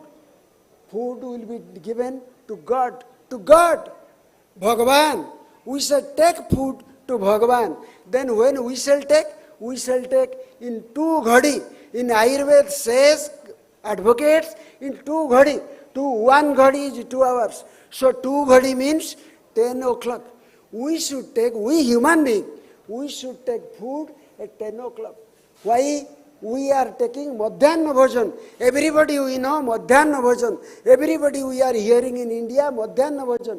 But we are taking Bhojan, food in Aparanna, afternoon. Is it good? Afternoon. We are taking our lunch break is 1:20 here, 1:30, 2 o'clock, 3 o'clock at home we go. And 4 o'clock sometimes we take food. But Ayurveda specifies at 10 o'clock. Then 4 ghadi, 3 ghadi. So after 10, 12 o'clock who will take? 12 o'clock Shraddha. We give Shraddha. We give our Pitru Purush Shraddha at 12 o'clock they will take. And Aparanna who will take? Aparanna Sarisrupa. If you suppose a bird, if you give food evening you will never take. A bird you give, a bird, a crow, like a parrot, if you give food in the evening, he will never take. But we human being, we can take at any time. We have no time. We are timeless people. You see, for that we are suffering from diseases. See, so in the evening, who will take in the evening? Sarisrupa. It is mentioned. And Ratri, so night comes. So night comes in first prahara between 7 and 8, we should take human being. Then you should take 10 o'clock. 10 o'clock, animal. In our houses, we have cows, buffaloes, and you see beast. The beast goes in search of food at 10 o'clock. Tiger, when it takes food, tiger daytime it sleeps. Lion, it sleeps. So only it goes at 10 o'clock for this to the forest. So you see, then 10 o'clock, we are taking 12 o'clock in the night our food. Our IT people mostly suffering. Our IT people, they are taking food, you see, dead hour of the night. Our boys, our young youth, I request them, see, they should take food at 8 o'clock. Within 8 o'clock it should be over. Then after that 10, beast. Then 12 o'clock night, who will take? 12 o'clock night will take. Suppose when somebody dies, we do some sacred karmas, and during the dead hour of the night, we go and we offer food. So that, okay, sorry sir, 1 minute more. See, in the dead hour of the night, so that, see, we offer food. Preta. So preta for preta, dead hour. So for human being, it is never given. Ayurveda will never allow, because you see, food has a powerful role. It is monitoring our physiology, and it leads to altering our physiology, and we succumb to diseases. So for that, to get rid from diseases, to remain away from diseases, sustasya swastha rakshanam aturasya vikara prasamanam. So sustha people, the sustha person should be protected from diseases. But how? It is only possible by proper food. Dinacharya, I could not see, it will take a lot of time. Dinacharya, what you have to what you have to do, daytime, either in the issue, daytime, we are sleeping. Daytime, some of the people, our Indian also, they are sleeping during daytime. No, only 4 people are allowed to see, Ayurveda recommends 4 people to sleep during daytime. So one is Shishu. Shishu means pediatric. Shishu. Then you see Bruddha. Bruddha means old man who is beyond 75. Bruddha.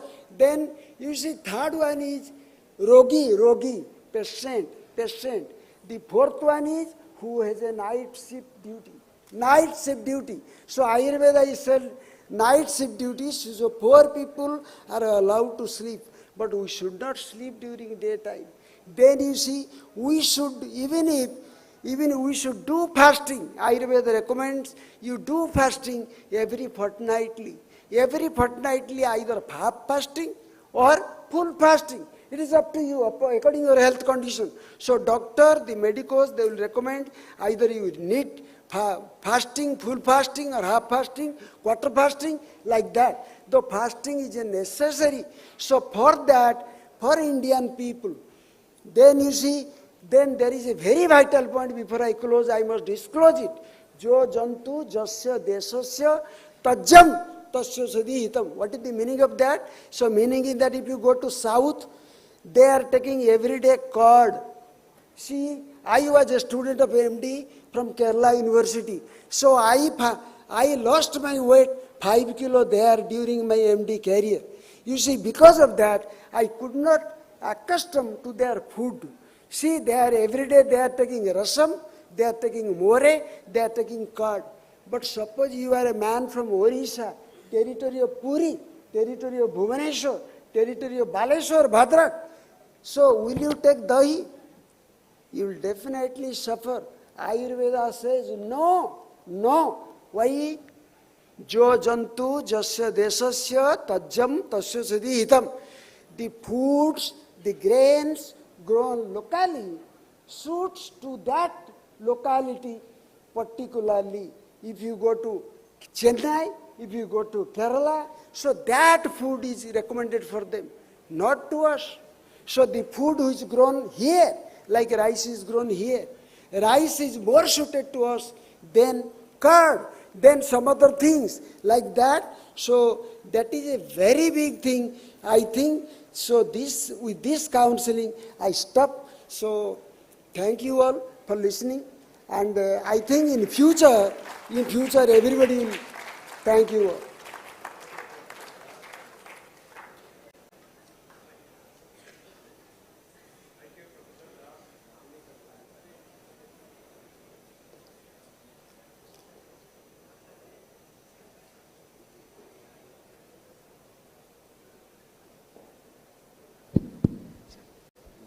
Thank you, Professor Das.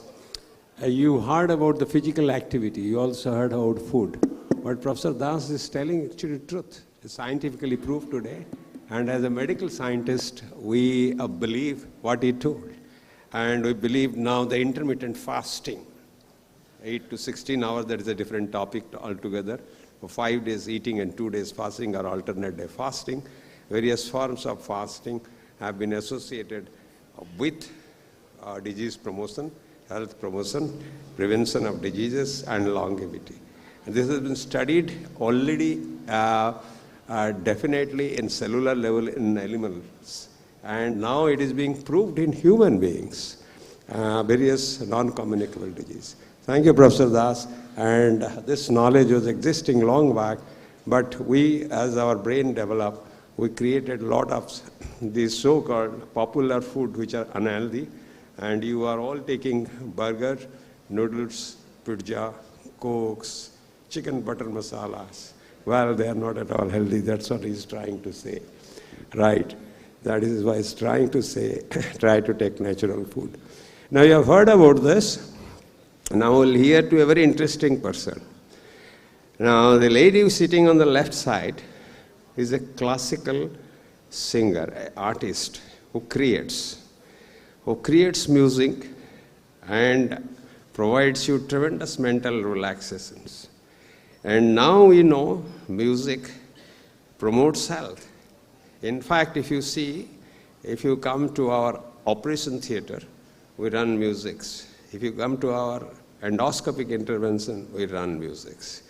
If you see, even in our hospitals, because it calms your mind, it improves your productivity, it helps to achieve, in fact, mental health relaxation, which is a very important determinant of mental health.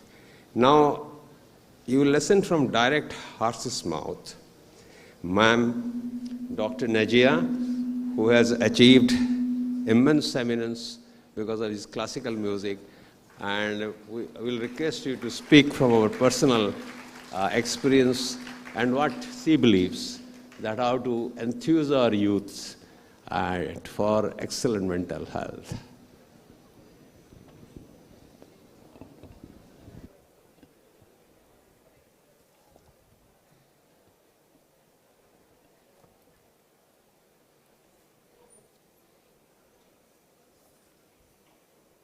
Hello.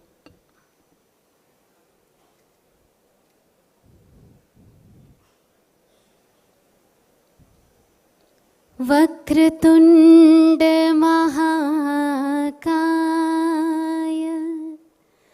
सूर्यकोटि समप्रभ निर्विघ्नं कुरु मे देव सर्वकार्येषु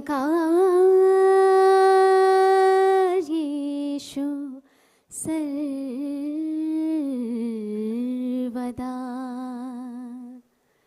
नमस्कार, जय Jagannath.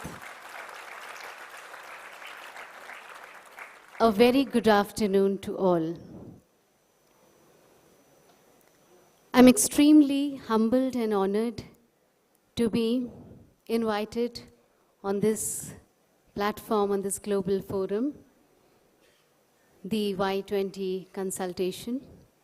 My sincere gratitude to Shri Achyuta Samantaji, Honorable MP and founder of KIIT, and to the entire management for their dedicated efforts in making KIIT one of the most sought after destinations in education in India today.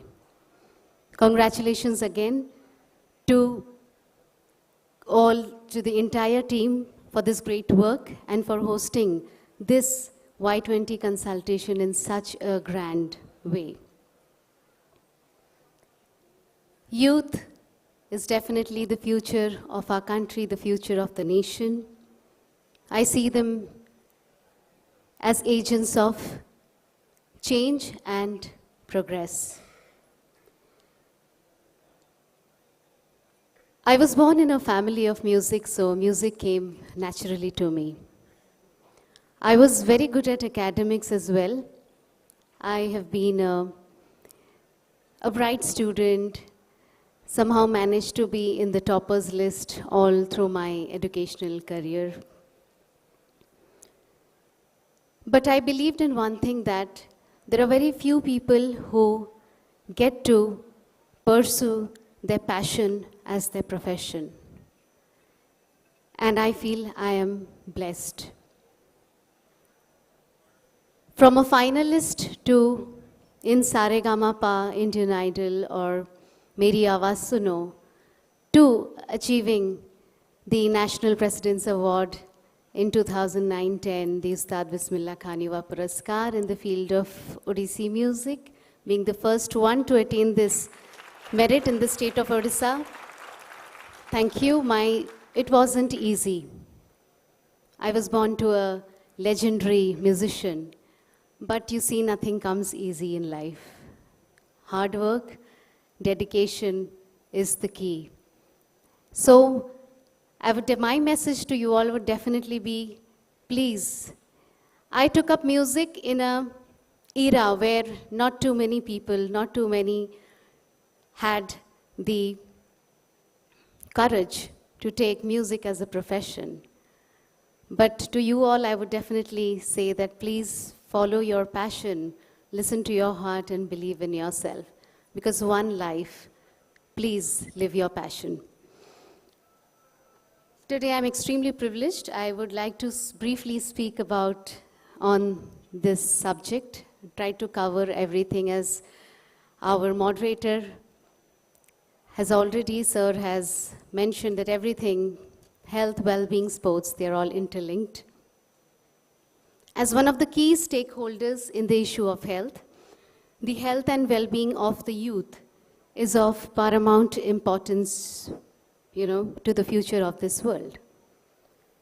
The cultural generation of young people, the age group 10 to 24 years, is 1.8 billion. That is almost 1/4 of the world's population, and they represent the largest cohort ever with the demographic boom, which is a dominant force now and in the decades to come. A matter of concern, I feel today, is, especially for the youth, has been narcotics, which has been gravely affecting their mental and physical well-being. According to the Narcotics Control Board Report 2013, the cost of treatment for all dependent drug users in 2010 would have been somewhere around $200 to $250 billion, which is around 0.3 to 0.4% of the global GDP. According to the statistics, 66% of young people cannot afford health insurance, and hence they stay outside the safety net. Every life is precious. This has always been the guiding principle of our Honorable Chief Minister of Odisha, Shri Naveen Patnaik ji, with an objective to provide universal health coverage, especially to the vulnerable families and women. The Biju Swasthya Kalyan Yojana has been launched as a path-breaking program. Now coming to well-being, I believe mental health is fundamental to good health and well-being, and it influences social and economic outcomes throughout life. Since I hail from the music world, I totally understand the importance of it, how to keep the life energy high and to stay well.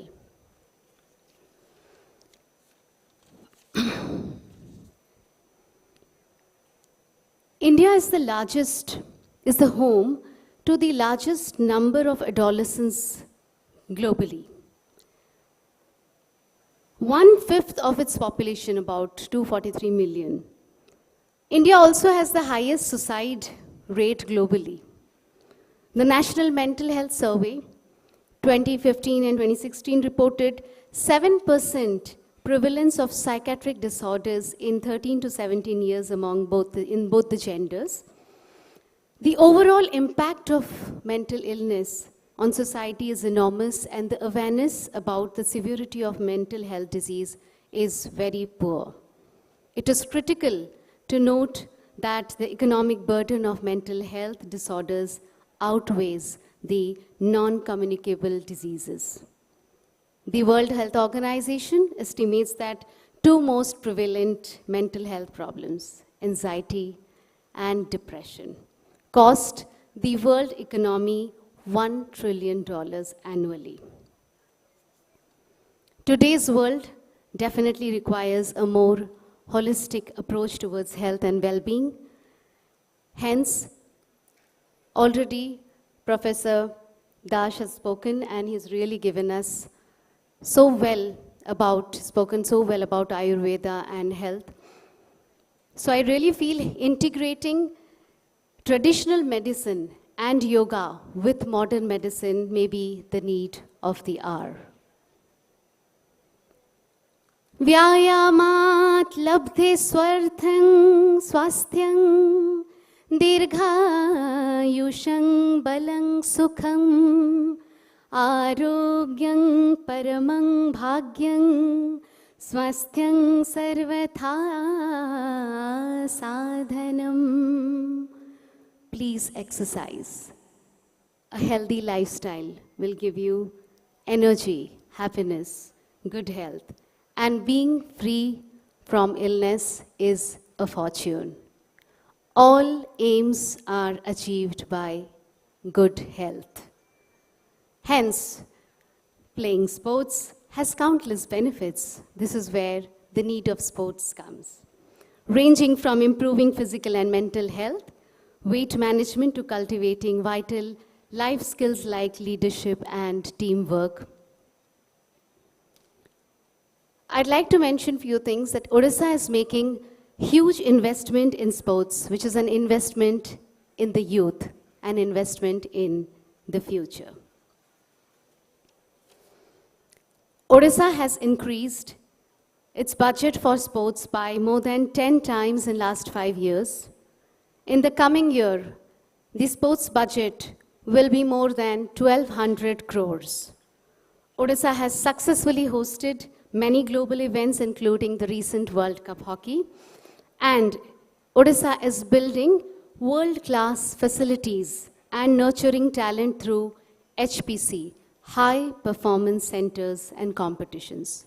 Notably, Odisha is the only state to set up a garland of these high performance centers for different sports.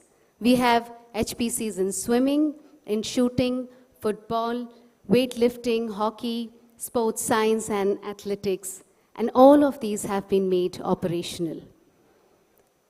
If you all know, I would like to say that the Birsa Munda Hockey Stadium, with a seating capacity of 20,011 spectators, is one of the largest hockey stadiums in India.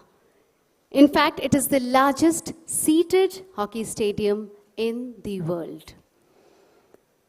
So Odisha is offering a unique sports model involving coaching, infrastructure, welfare schemes for meritorious athletes.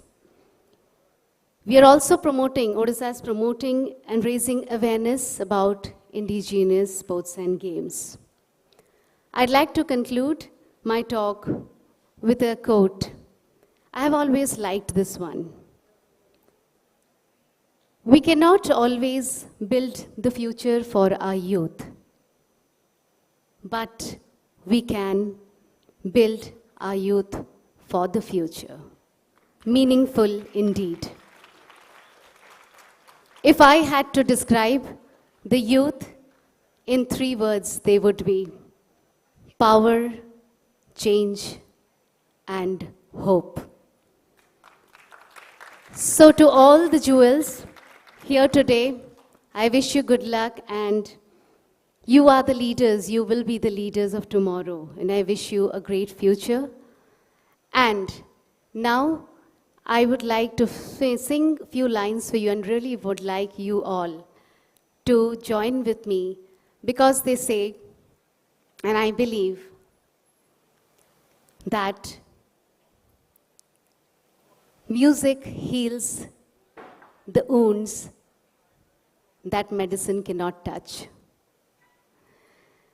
हमको मिली है आज ये घड़ियां नसीब से, जी भर के देख लीजिए हमको करीब से, फिर आपके नसीब में ये बात हो न हो, शायद फिर इस जन्म में मुलाकात हो न हो, लग जा गले से।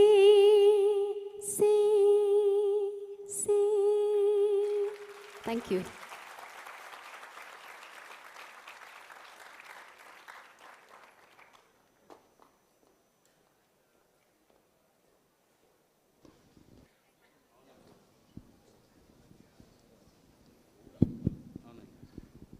Thank you, ma'am, for creating an atmosphere which corrected the mental agony of everybody.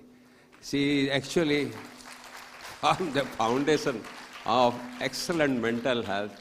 And you see music, you heard about the food, you heard from me about the physical activity from the young man, and combination of that makes you a perfect holistic person with disease-free, long life with productivity, where you can disrupt the technology to bring in progress. And now this session is for the questions. We have about 10 minutes for the question session. We have 10 minutes. If you have any pressing questions to this panelist, you are always welcome. Yes, young lady with the brown shirt. Yes, you, yeah. Don't look back. Good afternoon, sir. So I have this question, like a general question for everyone. We talked about a lot of things like sir talked about Dincharya, Ratricharya and Rutucharya, and then we talked about inculcating proper diet, proper sleeping habits, sports and everything in our lives. But being a medical student, I see my seniors who are interns, they barely get any time to do anything, and when they get night shifts and all, then not just them, like in general in all fields, this thing happens. Sometimes we don't have the liberty or the choice to take these decisions that we will sleep at night from this time to this time, we will have proper food from this time to this time, and specifically in hostels, when we have food in the mess and all. This holistic thing, I just want to ask, how can it be practically inculcated in our lives in general? That's my question. Thank you. A very important question, young lady. I'm a doctor myself. I went, yeah, you can answer, but I'll just tell him. I was also intern like you, and so do many people, and do overnight duties. And remember, you were just entering the course. In medical science, you will have almost alternate duties when you are resident. And as a young consultant, probably you will have to take night calls. And if you come and ask the medical heads sitting here, we don't spare even the faculty not to come in the night, disturbing the sleep. And in general, average, if you know the statistics, doctors live from general population by less 5 to 9 years, right? Besides that, you inculcate many habits during your courses and during your meeting, right? So, yeah, but you are aware about the science. You are about the evolution. You are about the age-related apoptosis. I understand you realize that, how you will degenerate. And you understand how to prevent it. You have heard about telomeres. I'm telling you specific. And you know how to prevent it. And therefore, you have to create a work-life balance. Right? You have to find out time, right, to work, to sleep. And our Ayurvedacharya's principle told there are 4 people who are allowed to sleep in the daytime. Shishus, oldies, rogis, and 4th one, old man. And night shift duties. So you have to find out time, because in the daytime, each of us has done that. Each of us has undergone the same training. And now people are more. In our days, Jananand Singh, very, very few people were there. We have to do every alternate day night duties. But you have to find time for your physical activity, a right food, as he said, and a right mind, as ma'am says. This is your own benefit. So, what question actually, so it is a very good question, a very vital question. See, how can we adapt? So, different type of food in this our busy scheduled life. So, I will cite some examples. So, you see during summer, what we see, now the waters have been evaporated, and see our rivers are dried off, these wells are dried off, and water reservoirs are dried off. So it is, nobody is making it dry. So it is dried by the nature. So similarly, there must be some influence in our body. So for that, the food which is recommended in winter, that is not recommended in summer. I shall cite some examples. So you see, in summer, what the Acharya, the rishis have recommended, so everybody should take chatua. Everybody, I think everybody knows chatua. So chatua means chuda chatua is available in the market. Also this millet chatua is available in the market. Then you see that chatua. So what is the difference if I ask people that don't know? Our young mass, even they are not knowing. Chatua, chuda bhaja, suppose. I will give you 2 types of dishes. Chatua and chuda bhaja. Its pharmacological effect is quite different. If you take dry food, there will be dryness in our body. If you take moist food, there will be moisture in our body. So during summer, when these water reservoirs are dried up, in our body also, some dried up system have been grown, have been developed. So in order to cope that, in order to maintain a good health, so we should take chatua every day. We must tell our patients, because I am a clinician for last 40 years. So during summer season, I particularly change the diet schedule. It is recommended in Ayurveda, in 6 seasons, Shishir, Basant, Grishma, Varsha, Sharat and Hemanta. These 6 seasons are there in India. And we also appreciate, but there is now some change. So that is our lookout, how to guide the health of the people. So you please prescribe chatua during summer. Summer has not come. Summer will come after May 15th. See now Basant Kala, Hemante, Nichite, Seswa, Basanta is prakupite. So in Basant Kala, Kaphaja Roga are exfoliated. Kaphaja Roga means asthma, bronchitis. Like our this COVID has come up now, and COVID is now exfoliated. It is because of Basant Kala. So Basant Kala, all respiratory diseases are accelerated. They are bronchitis, bronchial asthma. So it will run up to May 15th, because Basant Kala last in May 15th. After May 15th, summer will come. So immediately we will prescribe them chatua, take chatua. So patient will be good. Our people will good, our youth will good, everybody will remain good. We have to, please sir, we have to stick to food. There is no way. Thank you. So the universities should stop selling burgers there on the side streets, and all the charts and all the Chinese restaurants, right? But sir, global warming is there, the seasons are shifting, and Ayurveda was developed based on the very old science. And the whole seasons have changed. And you see the environment has a great influence on the body. So it is need now to update the research in Ayurveda also to understand how to change the diet. Any other question? Thank you, sir. Yeah.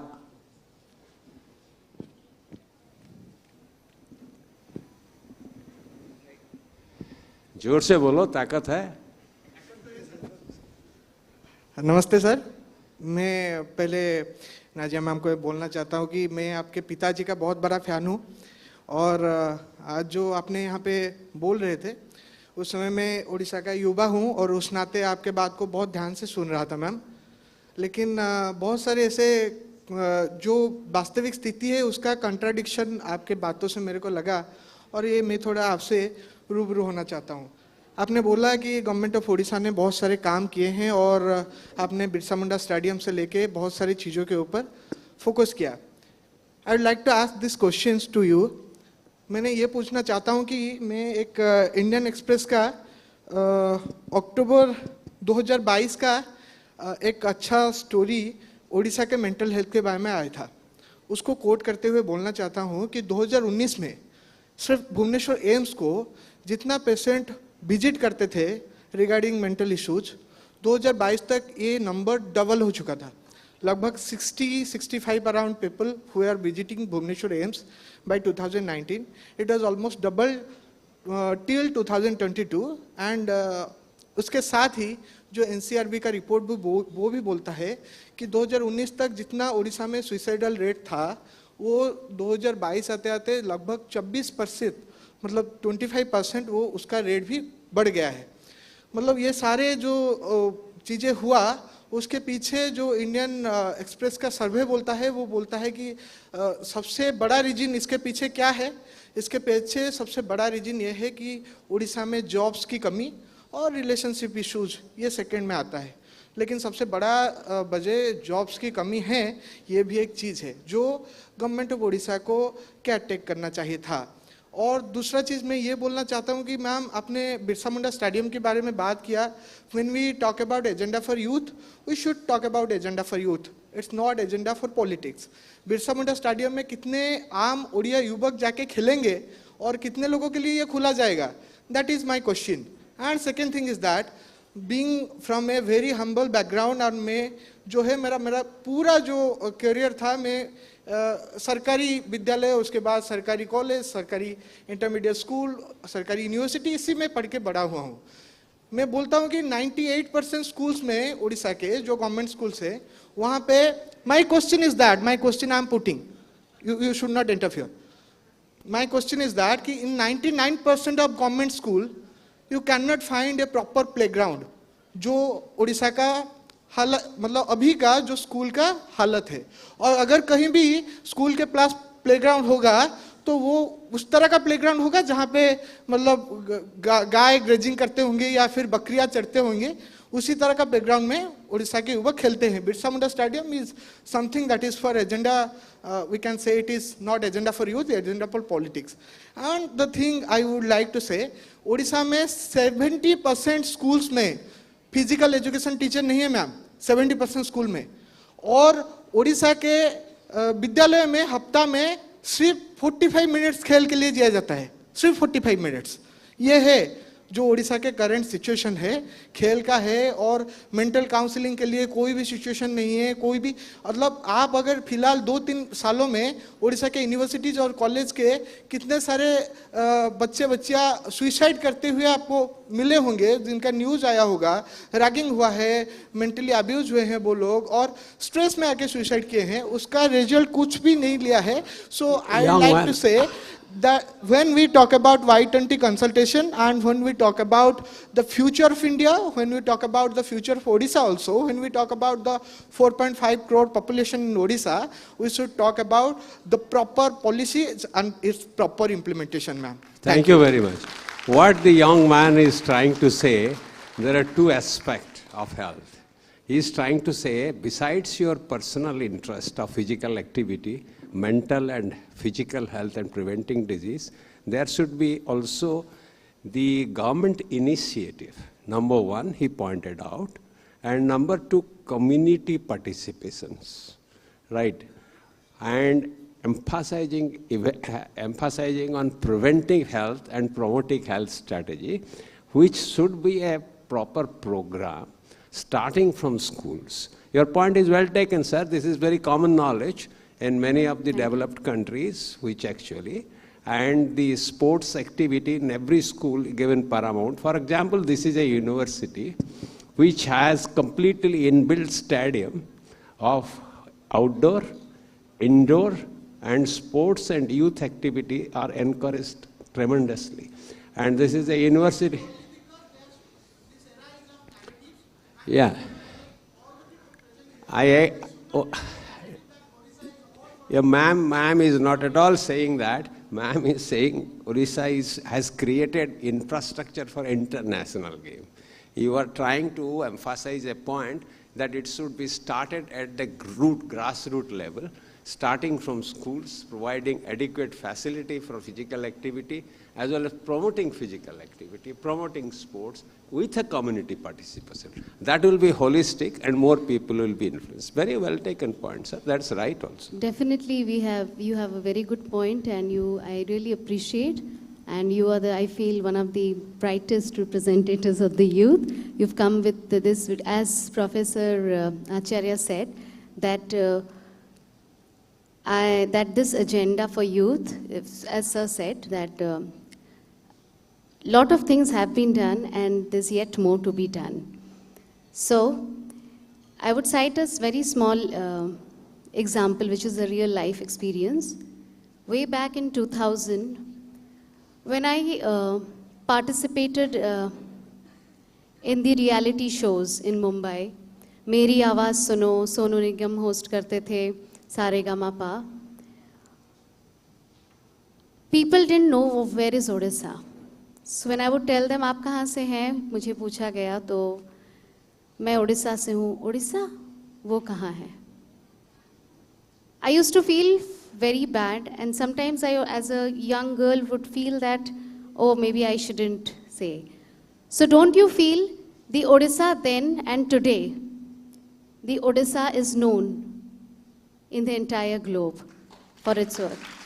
So I am not trying to propagate any political agenda. It's just that Kalinga Stadium 20 साल पहले क्या यही था?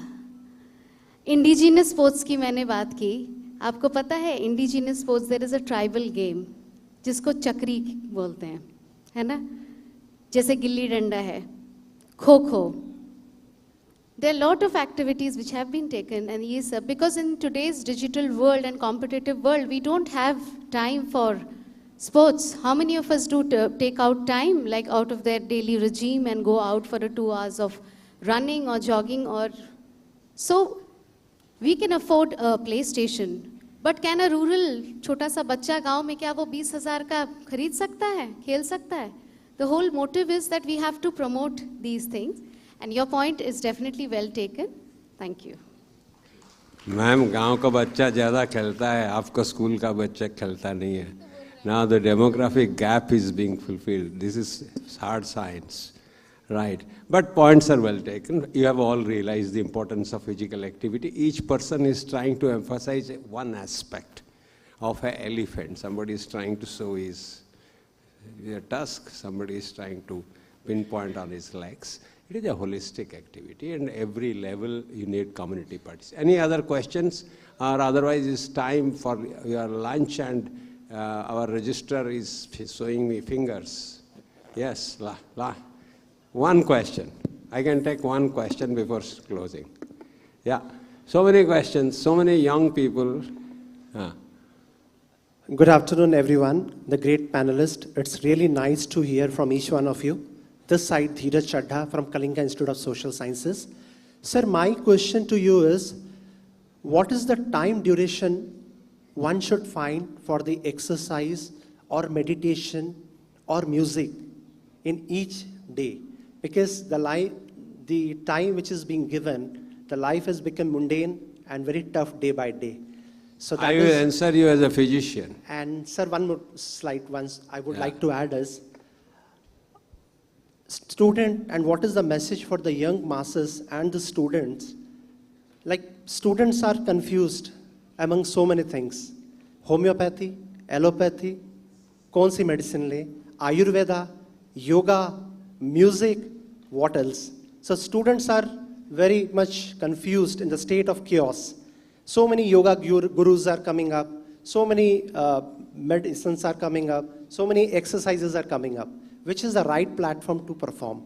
Thank you so much. You see, very important, the medical science is a science based on scientific evidence, evidence-based science. We call it evidence-based practice, where we acquire evidence from various type of studies, which starts from cell culture, animal study, human study, and they collate and provide. Now, medical science says early morning activity, physical activity, right, increase your body's basic metabolic rate. You understand BAR.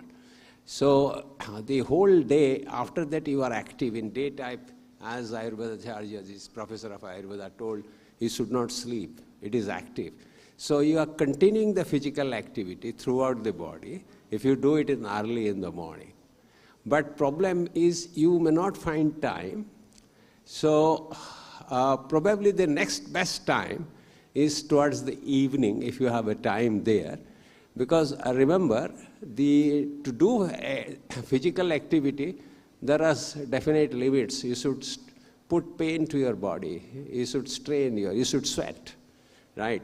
And you should be breathless. That is your time. When you are, I always say to my patients who are obese, that when you are unable to spell your complete name, that is the time to cut it. My name, that is the time. But to do that, your environment must be suitable. You have to be practical.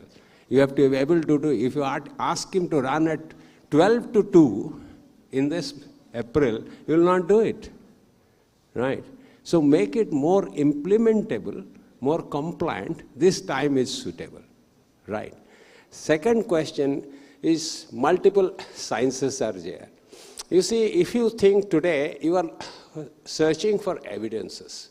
Now, if you see yoga, yoga is various types, physical, mental, right, combination. Has been proved to, right, influence your various, right, body's metabolic, physiological activity and also prevent many diseases. There is no doubt about it. If you ask her, she must be doing yoga, I think. Isn't it? She asks. Sir must be doing yoga, right? So that is a very important concept. But as I suggested, our Ayurveda church, the modern tools for research has changed as time has changed. Now, if you are wearing a watch, if you are running a smartphone, it is brought in by time. The time has changed how to gather evidence for benefit of health. What we have lacked after independence, you are absolutely right, that's why the confusion. I think Professor of Ayurveda will agree. As a country, we never invested in Ayurvedic science for research, right, for development, and for development of tertiary care. We are influenced by Western medicine. So if you see, still now the craze for medicine and engineering, to your top class person, that is persons who have inherent cerebral activity, are choosing, right? Because your aim is to search for job, not for job creation. As a result of it is diverting your internal brain drain, I call. Now, if that would not have happened, you see, China combined their indigenous medicine with Western medicine. We could have done that. We are doing that now through Ayush, which is Ayurveda, Unani, homeopathy, and yoga combined. That is Ayush. Ayush is trying to do that. But many things, as sir will also agree, now if you see Patanjali company advertising various products, there is no quality control. There is no bioavailability of the drugs. You don't know their pharmacogenomics. You don't know their toxicity. It has been not documented. You are not aware. For example, during COVID, and I think Dr. Anand is the editor of our Journal of Clinical and Experimental Hepatology, where we published this. You take Kada, no? Giloy, Ashwagandha. So these are reported now. we documented multiple patients with liver disease, chronic liver disease. Now we are seeing multiple reports of acute liver failure and kidney disease and many heavy metals. So that is what we need now to combine this research methodologies to provide, refine them further, right? In medical science, many drugs are withdrawn later on from markets because they're found to be harmful. That is called phase 4 trials. We withdraw many drugs. And if you see warning on every drug, there is a side effect. And those side effects are clearly mentioned. So that is the type of, because those were documented. Am I clear? So that is the time, what you were asking, we have to combine those new technology for new evidences which will convince people with our old science, which is good, which is excellent. I will give you an example. I personally use, you will agree, that there are many patients who call irritable bowel syndrome. People nowadays, if you see, do a survey, 30% of them don't move their bowel well in the morning, right? That feel heavy. Now, one of our own Ayurvedic treatment is tripla. You see wood apple, bale. You see isabel. They do wonders. Then laxatives or purgatives. You understand? They change your gut bacterial flora. And gut bacterial flora is the primary driver of the immune system, what sir is trying to say. So you can combine them. I understand his language. I understand also that because I grew up in Ayurved's family. But I became a doctor, right? I prepared them. So there is science in both sides, which need to go hand in hand. But we lack those evidences still now. But this is the time to jack it up. I think that's clear. It's very difficult to take more questions. We can discuss till evening on various aspects. And before closing, I will thank my panelist friend, a very learned panelist. I learned from everybody, from ma'am, sir, and the young man. And I hope this has given you some message. Keep your health well. Don't get diseased. Keep your mind well. Mind is the driver of the body. Thank you very much. Thank you, sir. After this scintillating discussion, may I now request Dr. Gyanaranjan Mohanty, sir, Registrar KIIT, and Dr. A.C. Anand, Professor and Head Gastroenterology and Hepatology KIMS, to kindly felicitate our esteemed dignitaries. Sir, please. Don't worry, I have been felicitating as Pro-Chancellor. When it not, we'll felicitate our guest. Please come. Mate felicitate kaun kariyo bhai?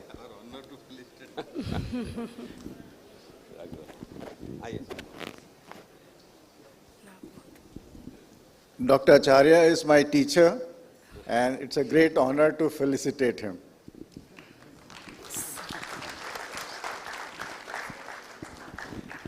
Padma Shri Professor Dr. Subrat Kumar Acharya, sir, Pro-Chancellor, KIIT deemed to be University.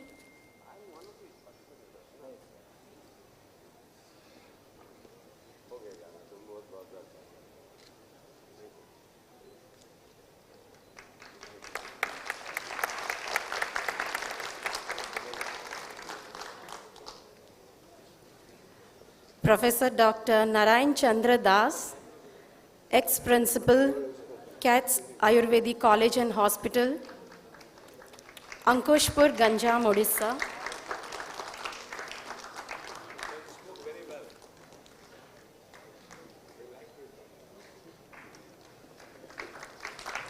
Mr. Amal Manoj Edachari,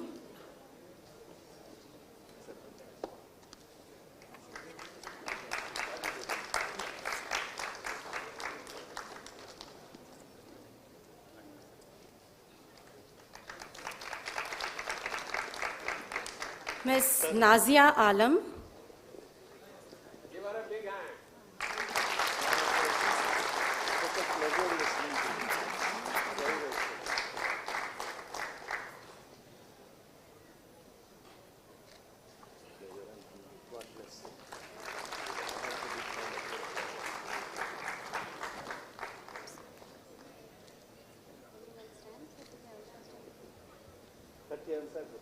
Thank you, dignitaries.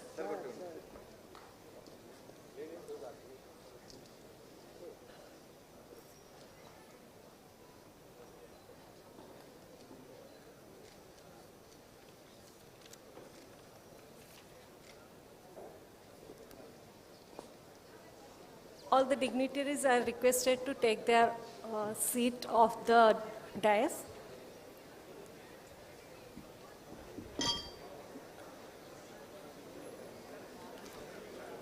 May I now request Ms. Nazia Alam ma'am to hand over certificates to our winners. Few winners are still there, ma'am. Please be on the dais.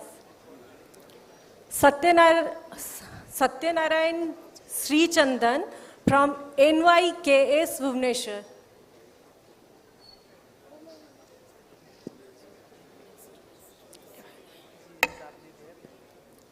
Mr. Janandar Prusti from NYKS, Viswajit Rautre from NYKS, Uttam Kumar Pradhan from NYKS, Debasmita Sahu from NYKS, Itishri Naik from NYKS, Sumitra Sahu from NYKS. If any representative from this college then can come and collect the certificates on behalf of these students. Okay, so I'm moving to the next one, that is Lucky Kausare from NSS Berhampur, Neha Patel from NSS Berhampur, Subham Panigrahi from NSS Bhubaneswar, Suraj Kumar Sahu NSS Burla, Tusharkant Panda NSS Gunpur, Sauradi Bhattacharya NSS Bhubaneswar, Aradhana Manoshini from NSS Bhubaneswar, Anvesa Khemundu from NSS Bhubaneswar, Pratap Chandra Das from NSS Bhavani Patna, Ishita Ayala from NSS Cuttack, Prishil Chotrai from NSS Bhubaneswar.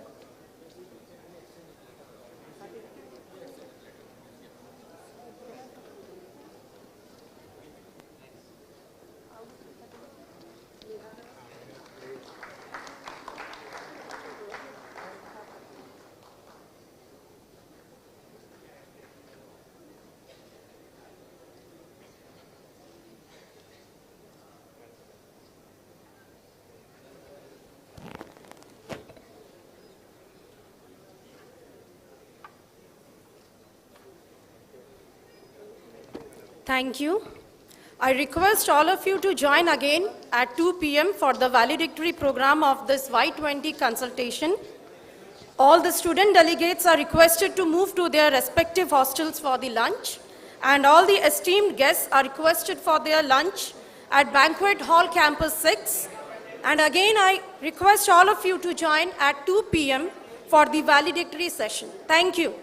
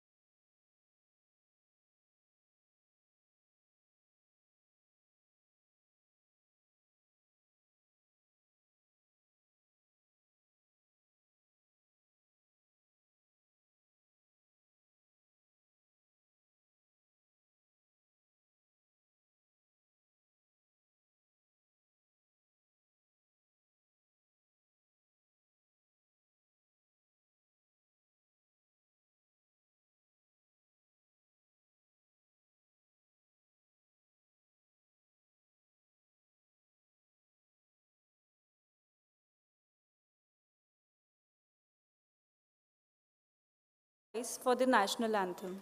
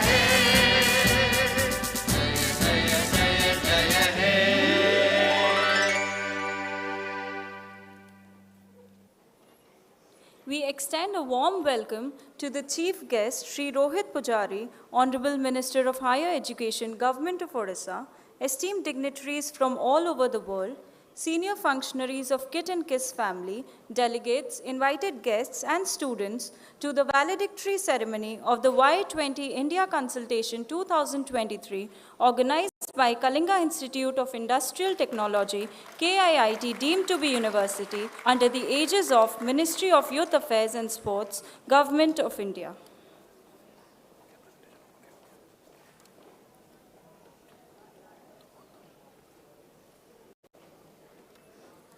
I now request Professor Gyanuranjan Mohanty, Registrar, KIIT deemed to be university, to deliver the welcome address.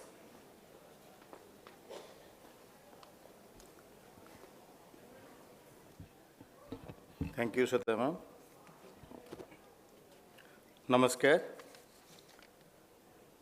Honorable Chief Guest of this afternoon, Sri Rohit Pujari ji, Honorable Minister of Higher Education, Government of Odisha, esteemed His Excellency, Mr. Ruben Goshi, the High Commissioner of Malta, our Honorable Vice Chancellor Madam, Professor Sashmita Samanta, my colleague, the Director Quality Assurance, Professor Chinmay Kumar Panigrahi, of the dais, all esteemed delegates, speakers, academicians, scientists, eminent members from Ministry of Youth Affairs and Sports, all my faculty and staff colleagues, academic and administrative heads, our Pro Vice Chancellor, Professor Sanjit Singh, Professor C.B.K. Mahanti, also present our Madam Najia Alam, the eminent singer of Odisha, and my dear student participants. A very good afternoon to all of you, and welcome to this star-studded, glittered gathering of dignitaries from prominent democracies of this planet.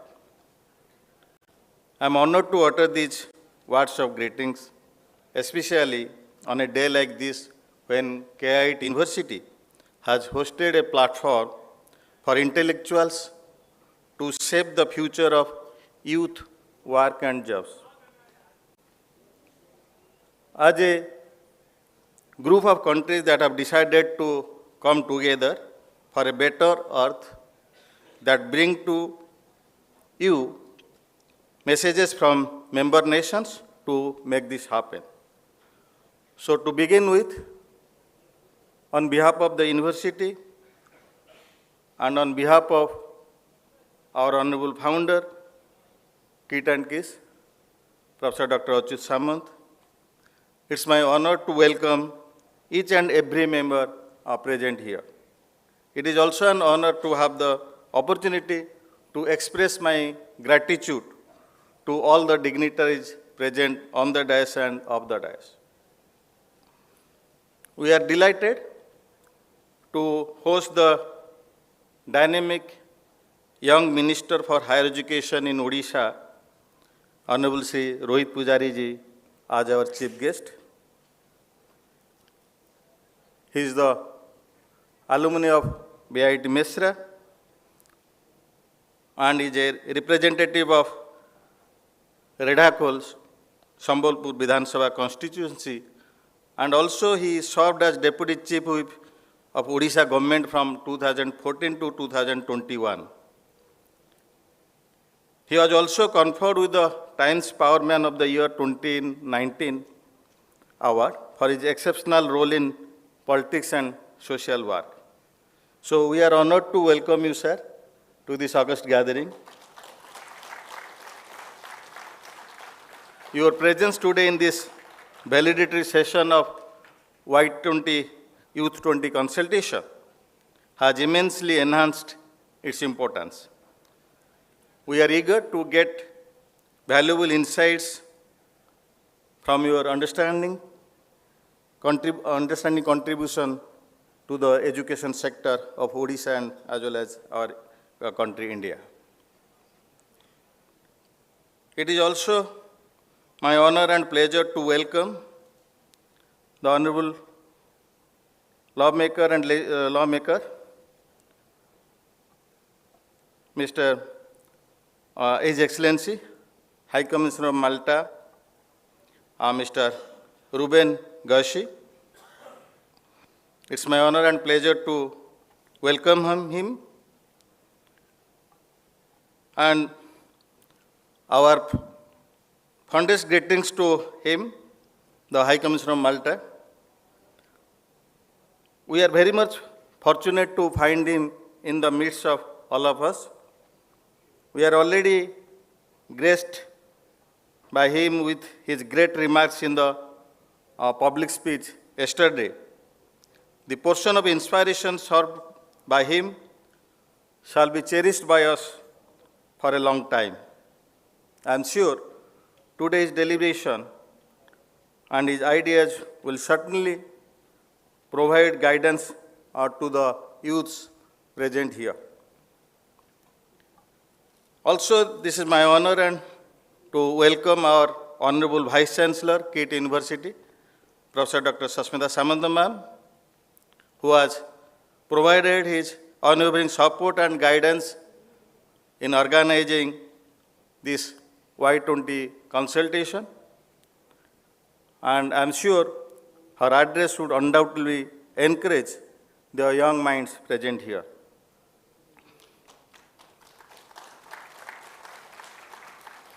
It is also my pleasure to welcome our esteemed Professor C.K. Panigrai, Director, Quality Assurance Cell.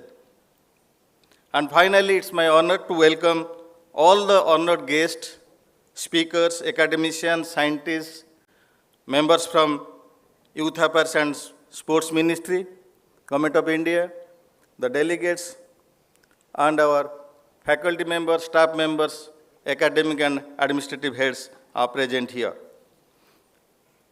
On this occasion also, I'd like to offer my deepest gratitude to our Honorable Founder, KIIT and KISS, and Honorable MP Lok Sabha, Professor Dr. Achyut Samant, for his inspiration and motivation to do excellence in all our activities which we are doing, and his essential mantra to serve the society, which is his philosophy of life, that is art of giving.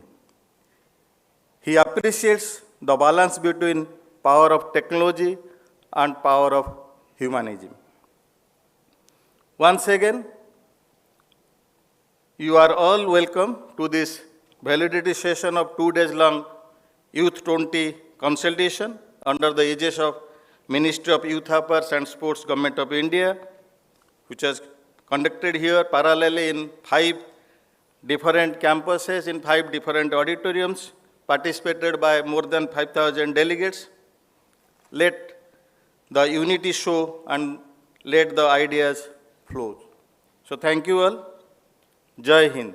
Vande Utkal Janai. Thank you.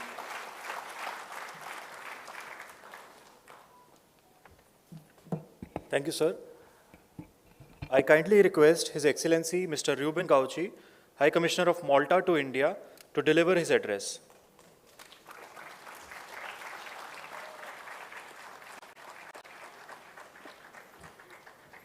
Thank you very much. It's such a great honor to be invited to speak again today after you've listened to me yesterday, twice. From my angle, I am not a lawmaker. You know, ambassadors are high commissioners because Malta is in Commonwealth like India. We are here to follow the law. But there are ways and ways to follow the law. You can follow the law out of fear. You can follow the law out of love for the law. So it's all about how you do things. I have been impressed by, I've met Dr. Samantha first in Delhi, then last September here, and now recently we were having lunch together. And that's what's impressive about him, is that he does things with love. Now, I was impressed by seeing a number of parliamentarians. We were just having lunch together, but even they were here yesterday. And these parliamentarians are from different ideologies.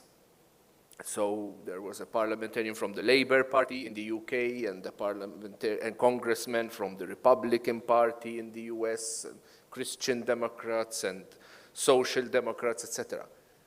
And you know, as I'm sure it happens also in your parliament here in India, it's very difficult to get parliamentarians to agree. It's very difficult to get them to agree on anything. But they definitely agree on Dr. Samantha. And that is the greatest certificate that they can give to him and to KIIT and KISS institutions. That's really, really great. As I said, in my case, I found this idea yesterday when I said it first yesterday, and I kept on repeating it. In my case, I'm not elected to speak, I am appointed to speak. Because as ambassador, as high commissioner, it is my president in Malta, my minister in Malta. My minister is elected, my president. In Malta, it works like in India. The power is in the hands of the prime minister and the ministers, and then they decide, the parliament decides who the president is. And the president then appoints us ambassadors to speak on his behalf in the countries where we're posted. In my case, I have to say that I am very much honored to have been chosen, to have been appointed to come here to India. Although I have to say, I had a choice, and they gave me a number of countries, and I also, from my part, chose India. So I was sent here, but I also chose to be here. And I also chose to be here in Orissa for this wonderful seminar. I mean, it's great to see so many attendees. It humbles me. Usually ambassadors do not necessarily speak to large crowds, but here I get this chance all the time. So I was happy to be here. I'm very much honored to be here, and I wish to thank you all for looking at my country, which, if you compare to India, is one of, Malta is one of the smallest countries in the world. The Swiss parliamentarian was saying the other day that the campus of Bhubaneswar is probably as large as a Swiss city, and I don't want to tell you how, if you were to compare it to Malta, it would probably be, I don't know, maybe a quarter of the place. But finally, it's all about the heart. It's all about love. So even if a small country like my own and an extremely large country like yours, finally we're all human beings. It's all about love. It's all about, as the motto of the G20, one earth, one family, one home. Thank you very much.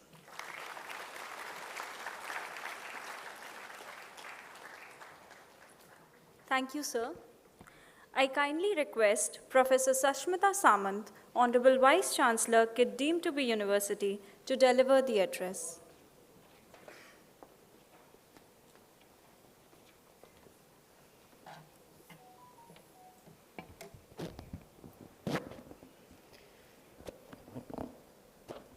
Very good afternoon.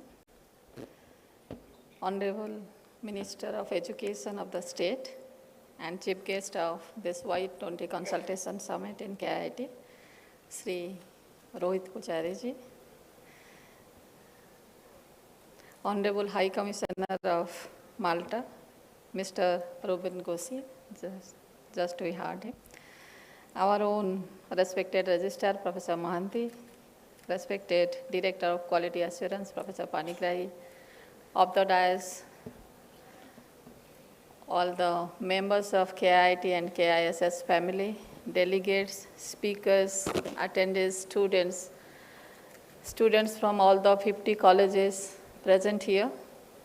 Whether the students of other colleges are here today, faculties from any other institution of the state? Yes, very few. In the back, whether any student is there from any other college, those who attended yesterday? Yes. Yeah. Yesterday, the students and faculties from 50 colleges were here and many students from many schools. I hope that this Y20 Consultation Summit, with the objective it was organized, that how to visualize, how to envision a world where each and every human being, where each and every individual will be able to think about the world irrespective of the nationality, irrespective of the geographical boundaries, the religion, caste and creed. The youth of this world should think together, should think in the world perspective, and should think that how to maintain the resilience in this globe, as such each and every individual can live peacefully. So that was the basic objective of this Y20 Consultation Summit. And yesterday in this hall, the students, the speakers, the delegates were present from around 60 countries, including all. And here in this hall, everybody I found, everybody spoke about the world, everybody spoke about humanity, and students, the faculties, the youth, those who are present here, they were asking questions in a world perspective. While we talk about internationalization, perhaps we talk about that. Internationalization does not mean only bringing people from different parts of the world, bringing students from different parts of the world, youth from different parts of the world. We'll be sitting in a place and we'll discuss something. It's about changing of the mindset. Whatever we are thinking, whatever we are doing, how to make our thought process broad, as such each and every individual can think about the humanity. His Excellency, the High Commissioner of Malta, Mr. Gussi, was telling a very good thing. He spoke about love. He said that perhaps love is having that power to connect to the hearts and to make this world one family. Whatever he said, he spoke about that. And he said, since yesterday, he felt about this in the premises of KIIT and KISS, that anyone is sitting here, anyone is speaking here, anyone is listening here, anyone is responding here, they are thinking about the humanity, they are thinking about the globe, and they are thinking that how they can contribute for the purpose. And today, if we think about how to make this world as one family, I think one word can make the difference, that how to make the resilience.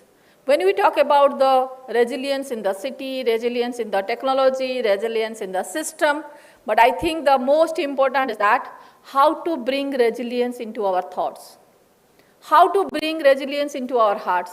If the resilience is there to accept the world, to accept the people, to accept the, I can say that each and every individual in this globe, and we will be little open and broad to accept it, I think only the resilience can come to each and every level. Then we need not have to discuss about resilience in each and everything, each and every sector.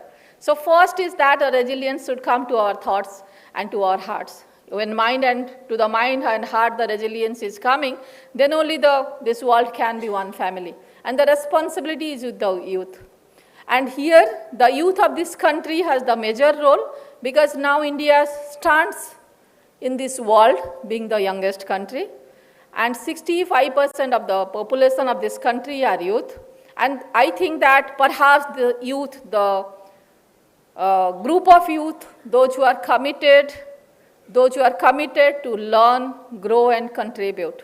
We are seeing, we are discussing with Honorable Minister, that how this country is growing and how this state is growing. Perhaps this country is having the best demographic dividend today to rule over the world with respect to the knowledge power or power of knowledge, with respect to the, I can say that the best intellect manpower in this country. And yesterday we are listening to different speakers, those who are talking about many strength here, many strength existing here. Our biggest strength is our perspective of universal acceptance.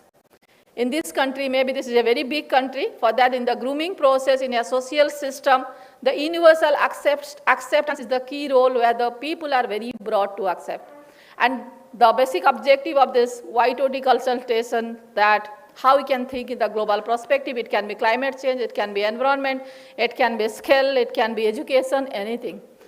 And in the state of Odisha, I am finding perhaps the growth is happening in the grassroots level. KIIT has made the network of educational institution, 150 educational institutional network we have made, where KIIT is handholding many institutions and trying to bring the knowledge from the grassroots level of the state to the campus, as such our students and faculties can be connected with. From this year, we have tried to involve to each and every student of this university to one of the social issues of the state. And in the academic process itself, in our content itself, we have brought it. And the basic objective is that anyone is there in this university, they should get the chance to get connected to the community, and they should develop the ability or capabilities to understand the people since very beginning. You must have seen that we have identified 17 issues. We have notified all those 17 issues to the students, and students are choosing that where they want to connect themselves. It's not only the process that they'll be connected to the gender issues, they'll be connected to the indigenous issues, or they'll be connected to the business issues. The objective is that they should learn how to connect to the community, how to connect to the people, and empathize. Empathize and should be able to think through the people. Perhaps the empathy is the key word which is having the capabilities to transform the lives.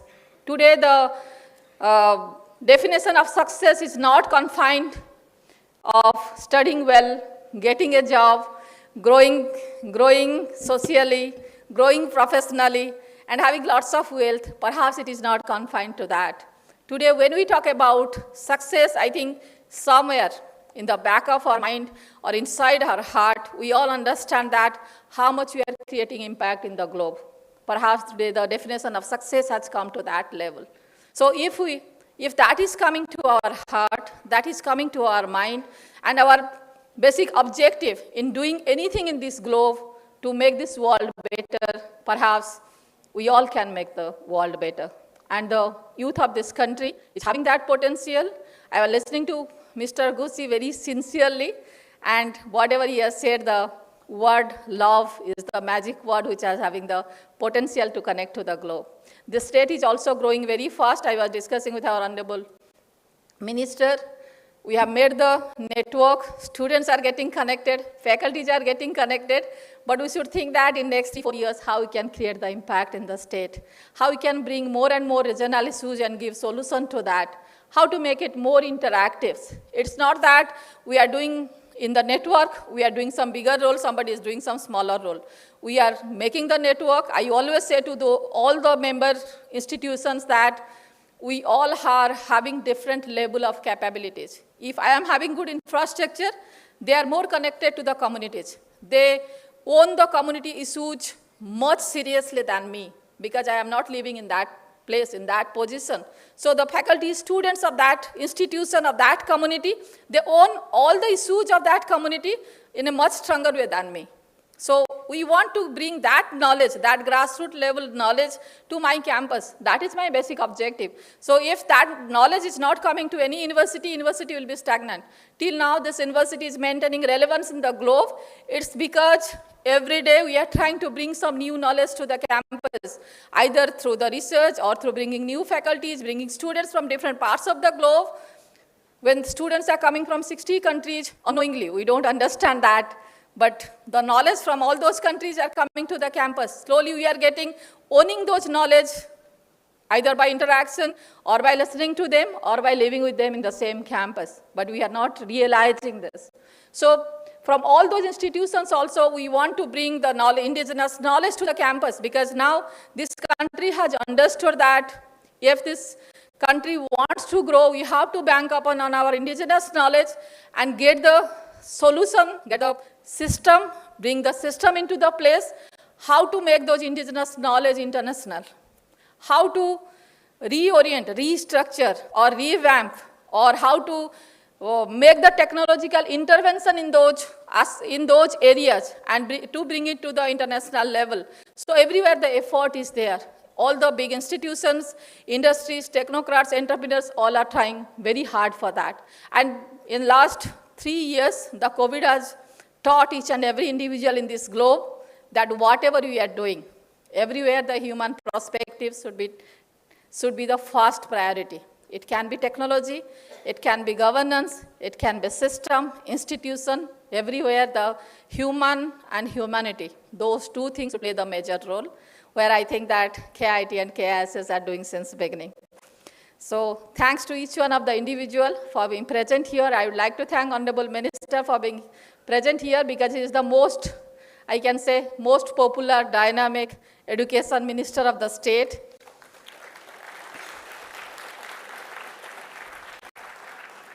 We are seeing in last 3 years, lots of transformation in mass education and higher education in the state of Odisha. The whole infrastructure of mass education has changed massively. Lots of investment have happened. Even perhaps we could not have dreamt about the smart classroom in the Malkangiri or Koraput before. Even that was perhaps not in our mind before 4 years or 5 years. But today across all the districts of Odisha, there are thousands of smart classrooms, smart schools existing. And with that, lots of efforts are being made in the state of Odisha, that how the people of the state can be intellectually groomed, as such they can take the benefit of the demographic dividend of this country and take the benefit of all the opportunities coming to the state. Now, wherever we are going in this country or outside, everybody is saying that Bhubaneswar is the best place for everything. Bhubaneswar is the best peaceful city to live. It's a pollution-free, riot-free city.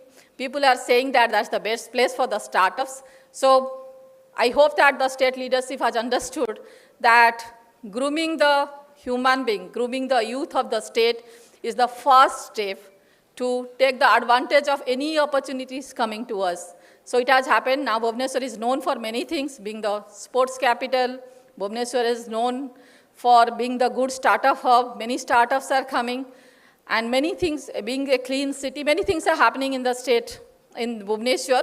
But apart from Bhubaneswar also, any district, nowadays I am visiting to different colleges, I am seeing all the districts and I am finding that growth is there in the grassroots level. I think we all are in the right place with right hand, and if the state is growing in this speed, perhaps it will be, whatever, in the way we have grown in last 1 decade, if this pace is maintained, maybe this will be the best city, best state in this country and in the world. Thank you all.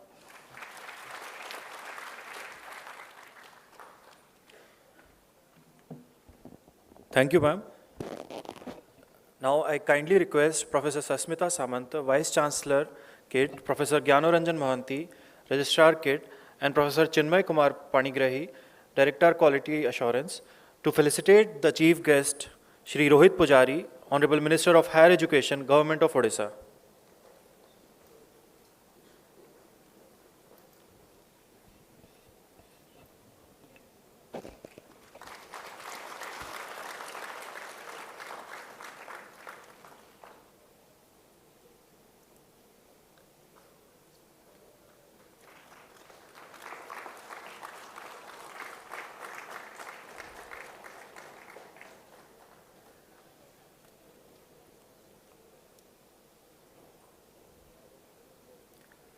Thank you.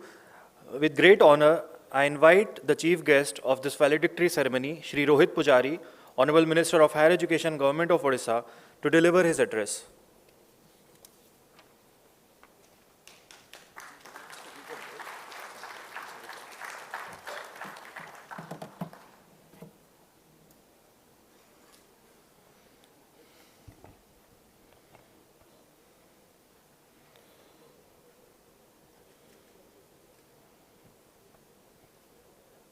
Present here for this valedictory session, Honorable High Commissioner of Malta, Mr. Ruben Goshi.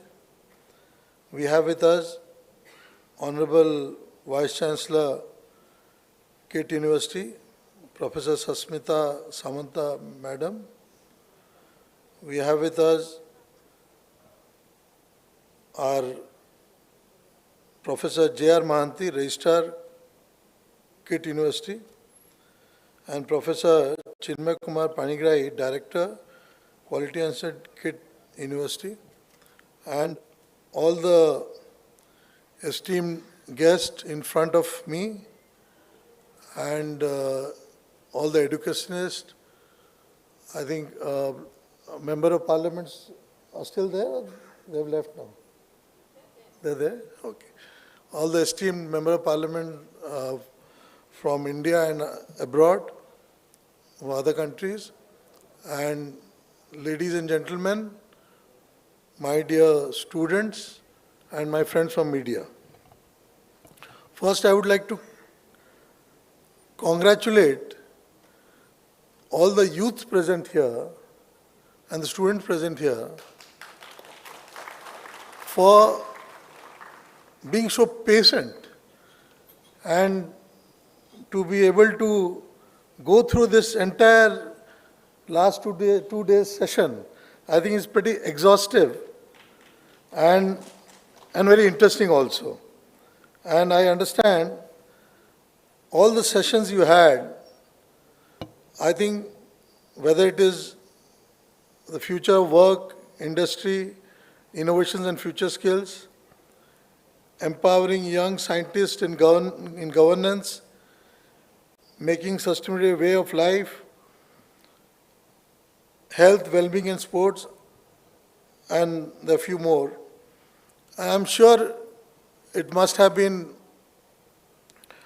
the deliberations and the discussions you must have heard will definitely be something you can, I think, something you should follow and empower you for the future.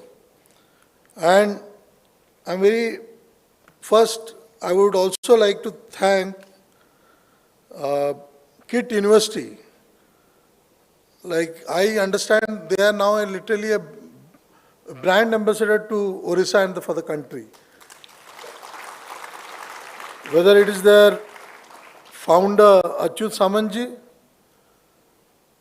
or even our Honorable Vice Chancellor, the way they have organized this Youth 20 consultation program for last 2 days, I think we all need to give them a big round of applause. And I was listening to Professor Susmita Samanta Madam, the way she is passionate about Orissa's growth and development. I'm really happy to hear her today. And what she mentioned,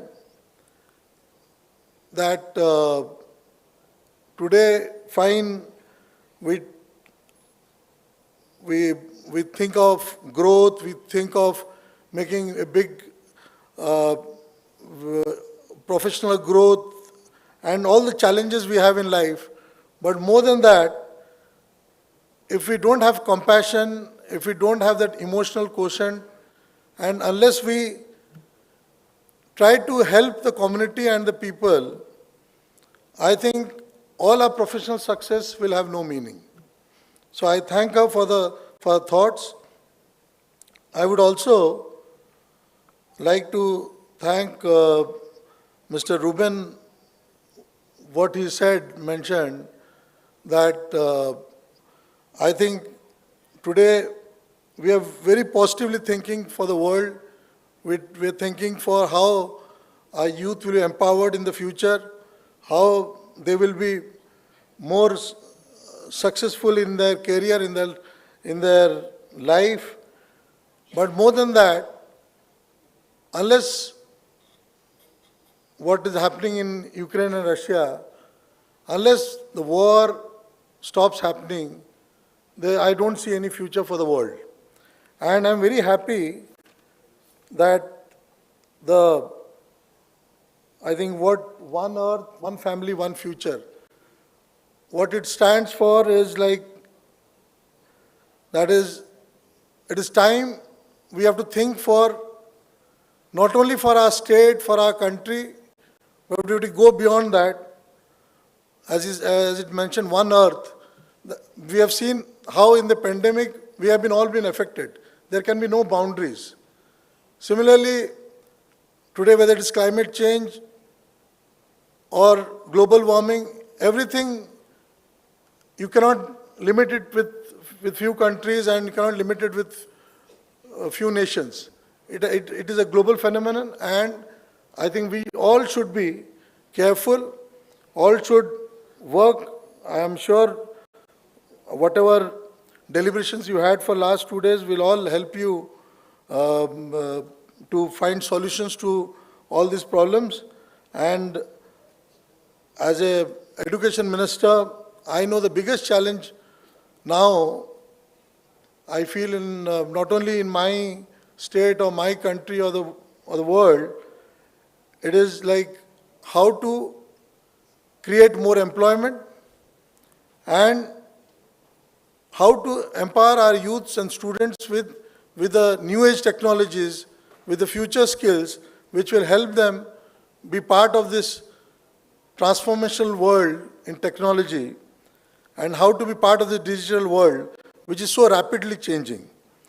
So finally, as you're talking about disruptive technologies and designing resilient working, everything, but more than that, finally, what is more important is, along with our professional success, the most important thing for all youths and generally every human being is our health, well-being, and somehow sports is attached to it. So unless it's time we build more stadiums, otherwise we'll end up building more hospitals. So it is very much important that, I'm sorry to say that even I have not taken care of myself, but I would like that the present day youth, what mistakes we have done, you should not follow it. And I feel the most important challenge before present day youth is their mental health and physical health. So both needs to be taken care. If you really want to excel in life, want to be professionally successful, you want to do something for your state, for your country, first you have to look after yourself, and then only you can look after others, your state, your society. And I'm sure I would again thank everyone, and particularly the KIIT community, to giving me this opportunity to be here for this great occasion. And I'm sure your takeaways from here will help you for your entire lifetime and will definitely not only transform Orissa, the country, but the entire world. Thank you.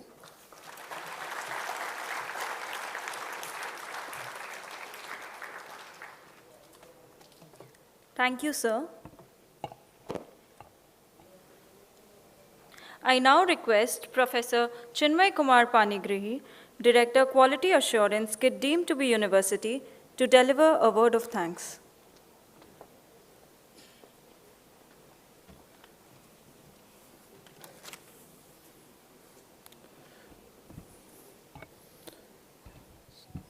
So, very good afternoon, one and all present here. On behalf of entire fraternity, community of KIIT and KIIS, it is my great privilege to propose the word of thanks on the dais. Honorable Minister, Chief Guest, Sri Rohit Pujari sir, Honorable Minister of Higher Education, Government of Odisha, on the dais, Mr.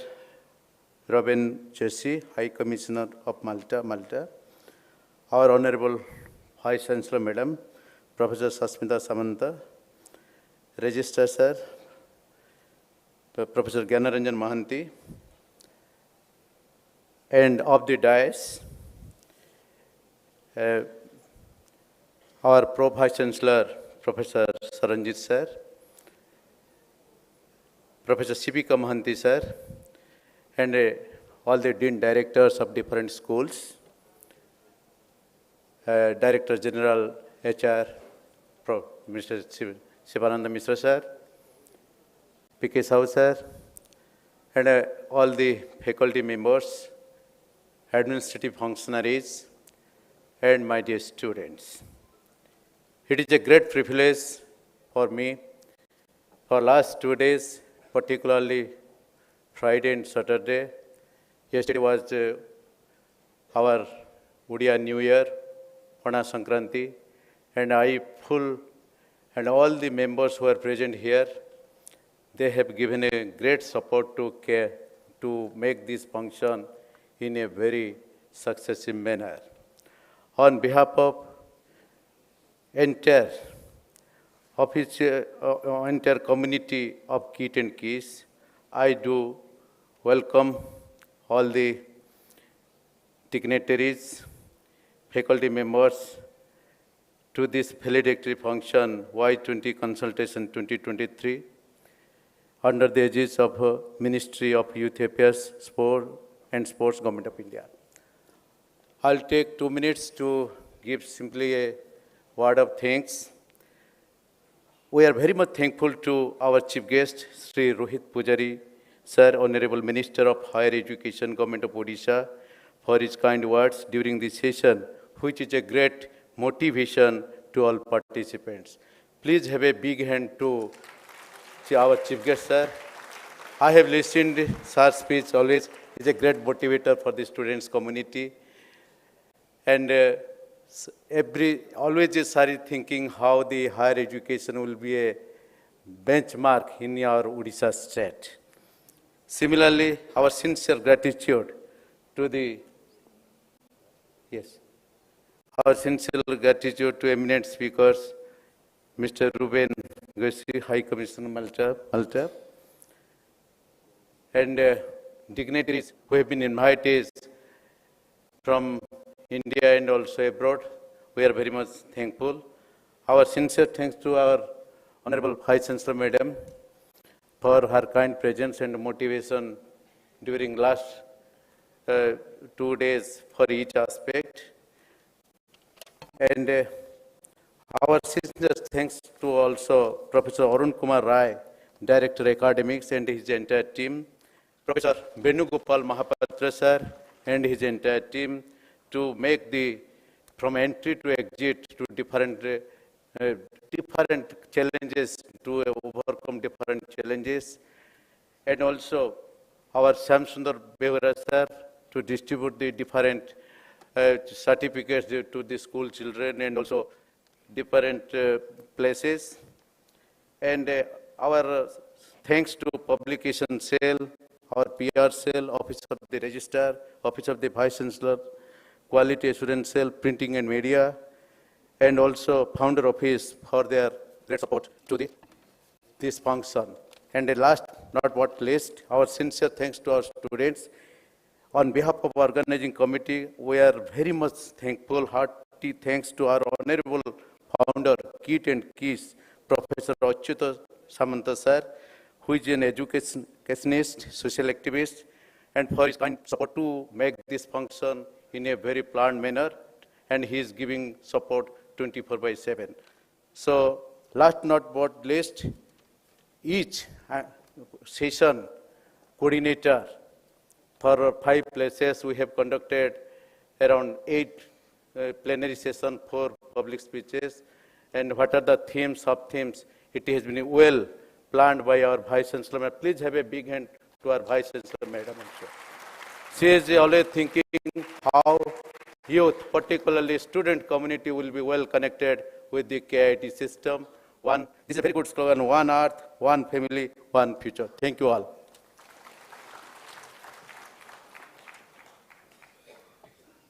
Thank you. To conclude this ceremony, I invite on stage Ms. Nazia Alam, eminent singer, Odisha, to kindly conclude this valedictory session with a song in her beautiful voice. Ma'am, please.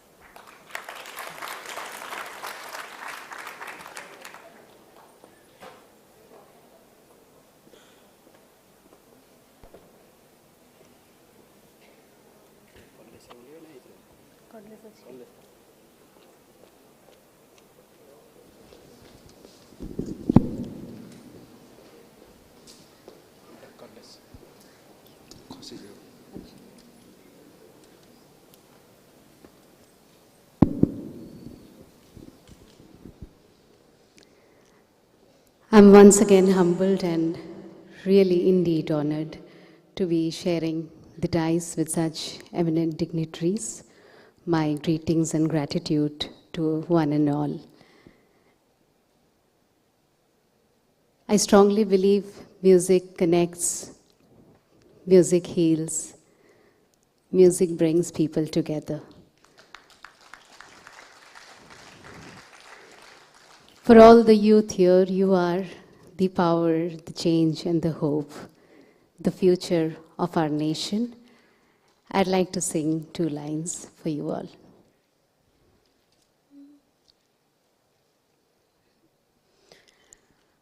हमको मिली है आज घड़ियां नसीब से, जी भर के देख लीजिए हमको करीब से, फिर आपके नसीब में ये बात हो न हो, शायद फिर इस जन्म में मुलाकात हो न हो, लग जा गले कि फिर ये हंसी रात हो न हो, शायद फिर इस जन्म में मुलाकात हो न हो, पास आइए कि हम नहीं आएंगे बार बार,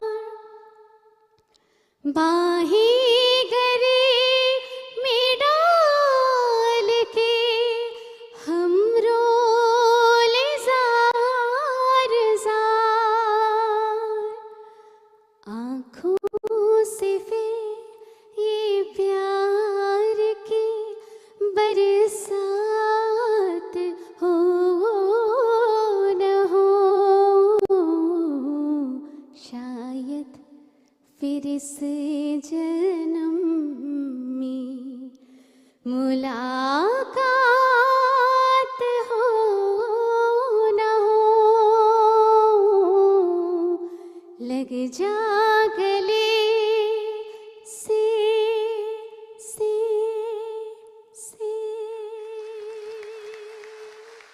Thank you.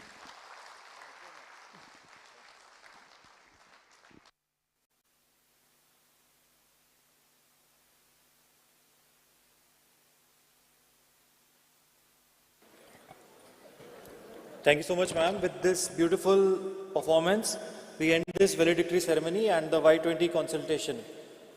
Thank you.